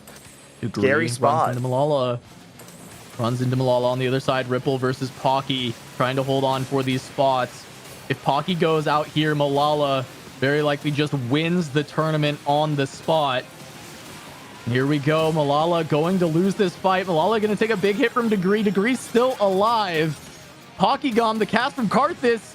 Is it enough? It's not. The Zed going to take him down. Pocky goes down. And that means Malala is our champion. First place in the KDA Cup. Malala back-to-back wins in set 10. Oh my goodness, the champion from the Vegas Open. He says, I'm not a choker. I don't know what any of you are talking about. He makes his mark and solidifies himself as one of the best players in TFT set. That's why he has the belt. Look at the picture. That's right. That's right. You think they hand those things out for free? Oh man, Malala solidifying himself as a set 10 king, but the victory march here to see if he can still win some rounds. All right, here it is. Degree versus Kandrew on this side here. Degree still potential to try and sneak in, I believe, right? If he wins this lobby, he can still win, and he just took down Kandrew. Kandrew's gone. Duplicator's on the bench. No. Out in fourth, maybe third, though. Fourth for Kandrew. Third for Kandrew as Malala falls. Okay, so with a third place finish, Kandrew should essentially be locked in, right? Passing over Kiyun, passing over Setsuko with his place from this game. But now Ripple and Degree are going to be heads up. And if Degree wins, he will be tied with Ripple Overdrive in points, which means we could be going to a tiebreaker for that fourth spot. Yeah, the final spot will be between Degree and Ripple, and this fight might just decide it, because if Degree wins the tiebreakers, it's off of this first place, and it's off of beating Ripple. 8-bit proving once again how strong it can be as we have this 3-star Riven and the itemized Caitlyn putting it together, going up against the KDA Spat binary risky moves game that Ripple has piloted to the top 2. And this is the final fight. Here we go. Degree, Ripple Overdrive, fighting for a spot in the regional final. There's going to be the Riven taking out the Kiana. Crowd Diver is baited over to the Kale. We're looking at that Ari trying to pump out the damage, but full health still on the Riven. The cast from the Caitlyn. This should be it. The Zed goes down. The stun comes out. Does the charm hit the Caitlyn in time? It does. And Degree goes down. Ripple wins, and that should lock him up a spot in the regional finals. If that cast Overdrive through on the Caitlyn, Degree certainly wins that fight, but instead the Ari takes out the Riven not a second too soon, and the rest of the team able to overwhelm the Caitlyn before she can get the game-winning cast off. Oh man, what a run there at the end. Neck and neck, just a fraction of a difference in that fight. But hey, Ripple wins out on yesterday and still makes it in, I believe, to that top 4, not succumbing to that day 3 curse. What an absolute beast. But Malala, though, champion back to back, coming from the Vegas Open, coming into the KDA Cup, and does it in style. What an absolute legend. You think Set about 10 is Malala's world, and we're just living in it, Gangly. That's right. That's right. And it's Malala, and it's Pokygum, and it's Ripple Overdrive, and it's Kandrew, right? It's the star of set 10 alongside these wild cards, right? That came out of nowhere. Pokygum, one of the players that took this break, and we've seen in so many different games that when you take a break from the game and you come back, you have to earn your spot back at the table. Ripple Overdrive, this player who to many people might have been this set wonder in set 8 comes back, finds himself back at the table. Players like Kane Drew and Kiyun and all these players that found themselves in top 8, it feels like every single one of them has a story to tell, and it's so exciting that we got to be a part of it. And we talk about study groups all the time, the tier 1 study groups, the tier 2 study groups, and then the lab, off, on the kiddie table, having a lot of fun back and forth. The coolest little group. They're so cute and so fun. But I think Kane Drew has helped earn them a seat at the table here, going into the top 4 of regionals. And I can't wait to see what happens more with this set. But what a great tournament we just had. We're going to go to a break and send it over to the analyst desk where they'll break everything down, hopefully get an interview with our winner. So don't go anywhere. We'll be right back.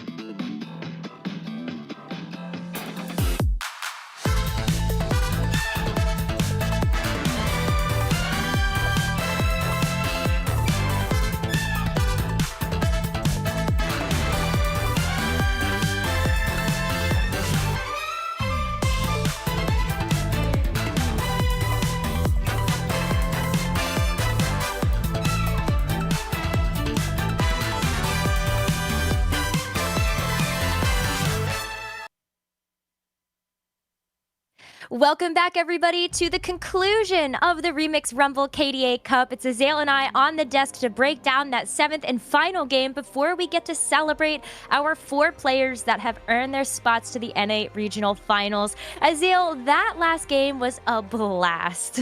Yeah, it was a really, really crazy game. A lot of interesting, openings. We saw Malala with this eco opening where he's in such a good spot, made so much gold early on. We saw Kane Drew on this massive cash out, allowing him to, get the raise the stakes, push forward. This is the cash out. Yeah. Look how much gold he hit. And he's on 106 gold there at Wolves. That was insane. And he had triple duplicator after he got new recruit. So he decided to just dig for TF for trying to go for this TF3. Malala also had a TF headliner. So there's only 2 left in the pool. So it was pretty difficult to actually, find. Wasn't ever able to do it. But I do think it was like he was playing very clearly for that first place. Also could have considered, just rolling more heavily, just duplicating legendaries because he had, he found that Ziggs, he found that Alawi and so on, and kind of just guaranteeing the top 4.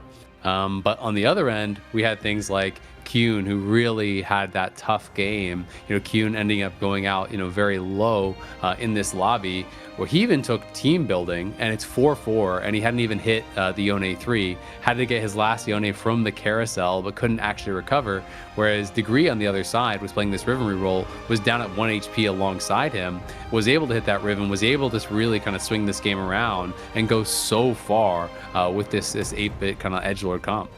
Yeah, and on the other side of things too, to round out the lobby, we had Setsuko and Pokigom that were both running their own variation of pentakill. You had Pokigom that was really trying to vibe with the 4 Executioner line, and then Setsuko had to go with the Edgelord Viego. And neither of them, falling in 5th and 6th respectively, felt like they actually hit the pieces that they wanted to. I feel like you're really looking at the Akali to round out that composition, and also just hit a pentakill headliner. So it kind of feels a little bit rough there, but Pokigom still got the points he needed to be able to make it into that top 4.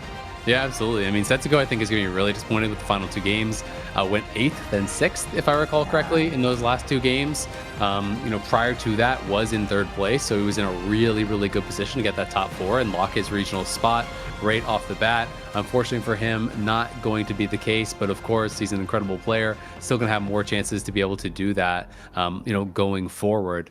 At the end of the day, it was Malala, Pokigom, Ripple, and Kane-Drew who were the top 4. They were 2 points ahead of Kuhn and Degree, who came in there in 5th and 6th at 40 points, and then Setsuko at 38, and Nostra 11 down at 35. So, those 4 players are going to be moving on. The bonus points obviously making a big difference here. Ripple with those 3 bonus points, that was able to push him up. But what a day from Kane-Drew, coming in with no bonus points whatsoever, able to still make that top 4 and claim his regional spot. It's amazing. Definitely coming up big there for the lab. All of the study groups really performing well today, and that knowledge sharing helping out to make sure that they can grab those top spots. Still very impressive across the board for this lobby. They are all going to be going home with some prizing, as well as a huge chunk of qualifier points to go towards the rest of their NA competitive journey. Yeah, absolutely. It's been a really fun couple days. Honestly, we've seen the meta evolve even just over this couple days. It felt like moving into day 2, people really started going more heavily towards a lot of these 1-cost reroll comps, which are really hit or miss. Like we saw 8s, it really is that risky style. You have to hit fast, but we saw people moving into that. We saw a lot of disco in these final lobbies. A lot of players were playing a ton of disco today. Yesterday in the broadcast games, we saw very little disco. And Malala, has to be said, just like what a beast, back to back, winning these massive events, right? He wins TVO, he comes here, he wins the KDA Cup. They talked about it a lot in TVO, having that kind of reputation as, when he gets to those final lobbies, he's going to choke. Well, it turns out not anymore. Comes up winning one of the biggest events ever in TFT in Vegas, now wins the KDA Cup. He has got to be really riding high. Exactly, and I think that's one of the things that I feel like is so great. After talking to Malala earlier today, we were saying, with Vegas Open, do you feel the pressure to have to follow up a big tournament result like that? And he's like, honestly, no. I knew that win was coming. I just didn't know when. And we pondered, does that mean you're unburdened now to just kind of play to your heart's content and not worry anymore about showing the haters or the naysayers that you are one of the best players in TFT? So just major congratulations to Malala, and I think Pokigom as well. Just going for those really, really powerful boards and lines to be able to even get that 2nd place. They were tied for points. Malala had to win on tiebreaker. Yeah, I mean, it's crazy, right? And Ripple Overdrive, he was our day 3, like, absolute monster, where he averaged the 1.5 across the games, and then comes in, gets into that final spot, doing incredibly well. But I believe we have the interview ready now. We're joined by Malala. Malala, congratulations, back-to-back champion here. You win Vegas, you win KDA Cup. It turns out once you win one, it's just that easy. You just show up to the next one, you win that one too. Yeah, I mean, to be honest, going into yesterday, I was actually pretty confident. I felt like all my friends and I had a really good read. I don't know if like I'm like just playing better this set or like what clicked for me, but yeah, I've been like super confident going into most of the tournaments. It's like a super insane feeling that I won back to back. I don't even know if it's been done, but like to win the first TFT LAN and to finally get an NA Cup win is insane. Like I can't believe it. I think you might have made history with the wins back to back for such a stacked competition at the Vegas Open and now winning the KDA Cup. I mean, Malala, I think like your play speaks for itself when you are saying you understand the patch, you know what to do, especially with the boards that you're given. But what was like the fun for you, like maybe your favorite board that you played today? Honestly, I didn't stray too far from what's good on the patch. I played a lot of TF. I guess what I had fun doing was just like making sure I don't, what I said before the broadcast was I didn't play too many contested lines. I was like trying to pivot between Karthus and TF back and forth in a couple of my games, and I just landed on the one that was less contested, so I could hit my upgraded board and stuff. Yeah. Also had fun getting first place again. Yeah. That sounds pretty fun. Beating out all the other players, claiming a regional spot, winning some more money, all pretty fun things. What's your take on some of the one cost reroll stuff? Because it felt like today we saw a lot of that. A lot of people committing to Olaf, a lot of people committing to Yasuo. Does feel like that really kind of high risk style. We saw some people hit it early without spending a lot of gold, and then they can go, even 9. We saw Kyun go level 10 and cap out and win a game with that. But we also, on the other hand, saw a lot of people, even going out 7th, 8th. Yeah.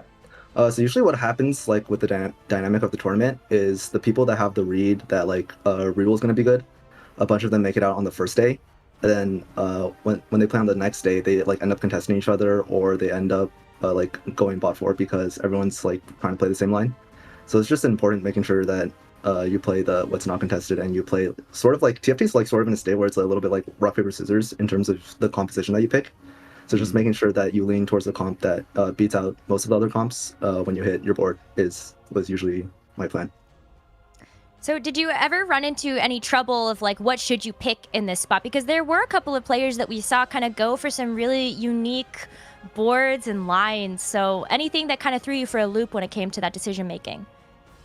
Yeah, honestly, in that last game, I thought I was in a really bad spot because I was laning TF pretty much the entire game, and Kane Drew had like 6 of them. I thought I was gonna have to play like Lulu 3-back line, but luckily I held, luckily I rolled down. And I hit a chosen TF in like one of my last shops, which sort of saved my game. Not too many people play like too many out of the meta stuff. I honestly wanted to play like more games of reroll Seraphine, but I was never really in the spot to play it. I think that was like a little bit of tech that not too many NA players were willing to pull out. But yeah.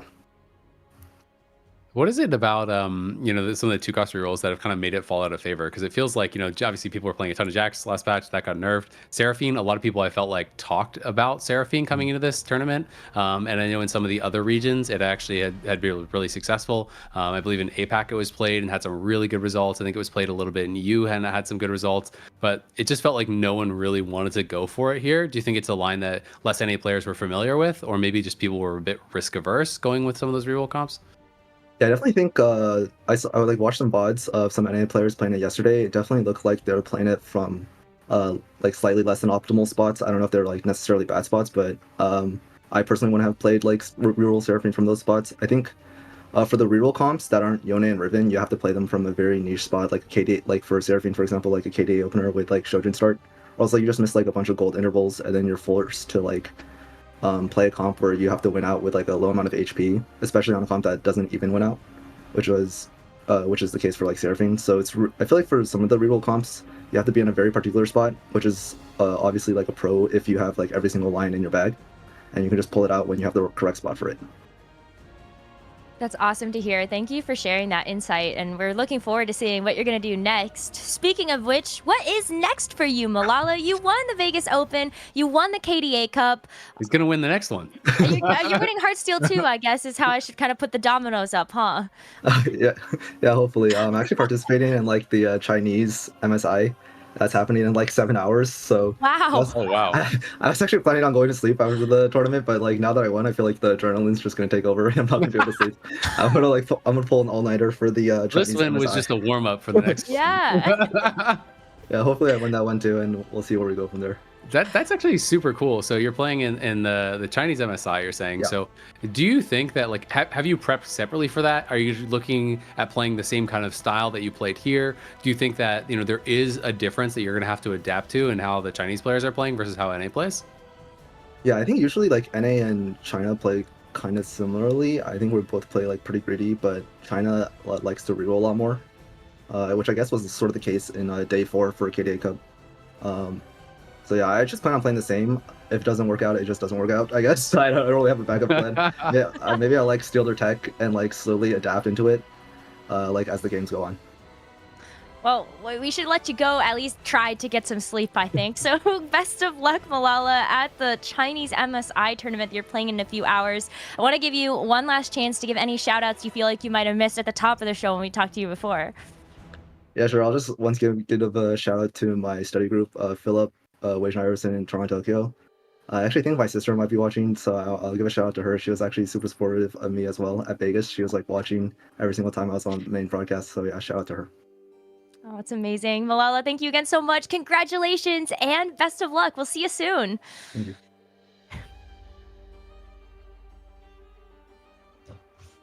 He's playing in another tournament. I can't believe it. Like, he just won one. He's gonna go play in another TFT tournament.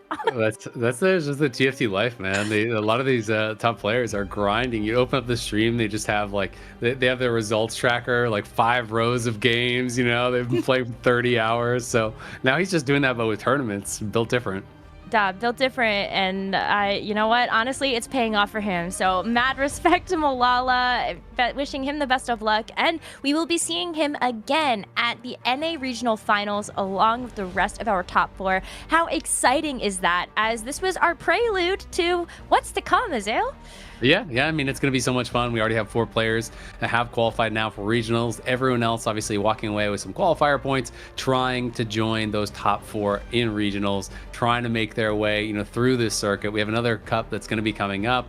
Obviously, all the online ladder snapshots are really important as well. So it's been a really fun way to kind of, you know, kick off the competitive season here in 2024 for TFT. It's been an amazing weekend. We had 4 incredible days of competition, 2 that played out last weekend, the mega patch 14.1 until now to play out days 3 and 4. We got treated to some amazing games by some amazing players. Thank you so much to everybody that competed in the KDA Cup these past 2 weekends. We are looking forward to seeing who's going to make the cut for the Heartsteel Cup that's coming up in just a few weeks' time. So make sure you're going to go hit that ladder, play those games, and we hope to see you on this broadcast very, very soon. That's going to do it, though, from us. Azael, thank you so much for joining us on the broadcast. I hope you had a ton of fun. I did. It was a blast. Hopefully, I will be back for some more TFT soon. Would be amazing. From all of us here, Crowan, Casanova, Gangly, myself, thank you all so much for watching, and we hope to see you all shortly at the Heartsteel Cup in a few weeks. Have a good night.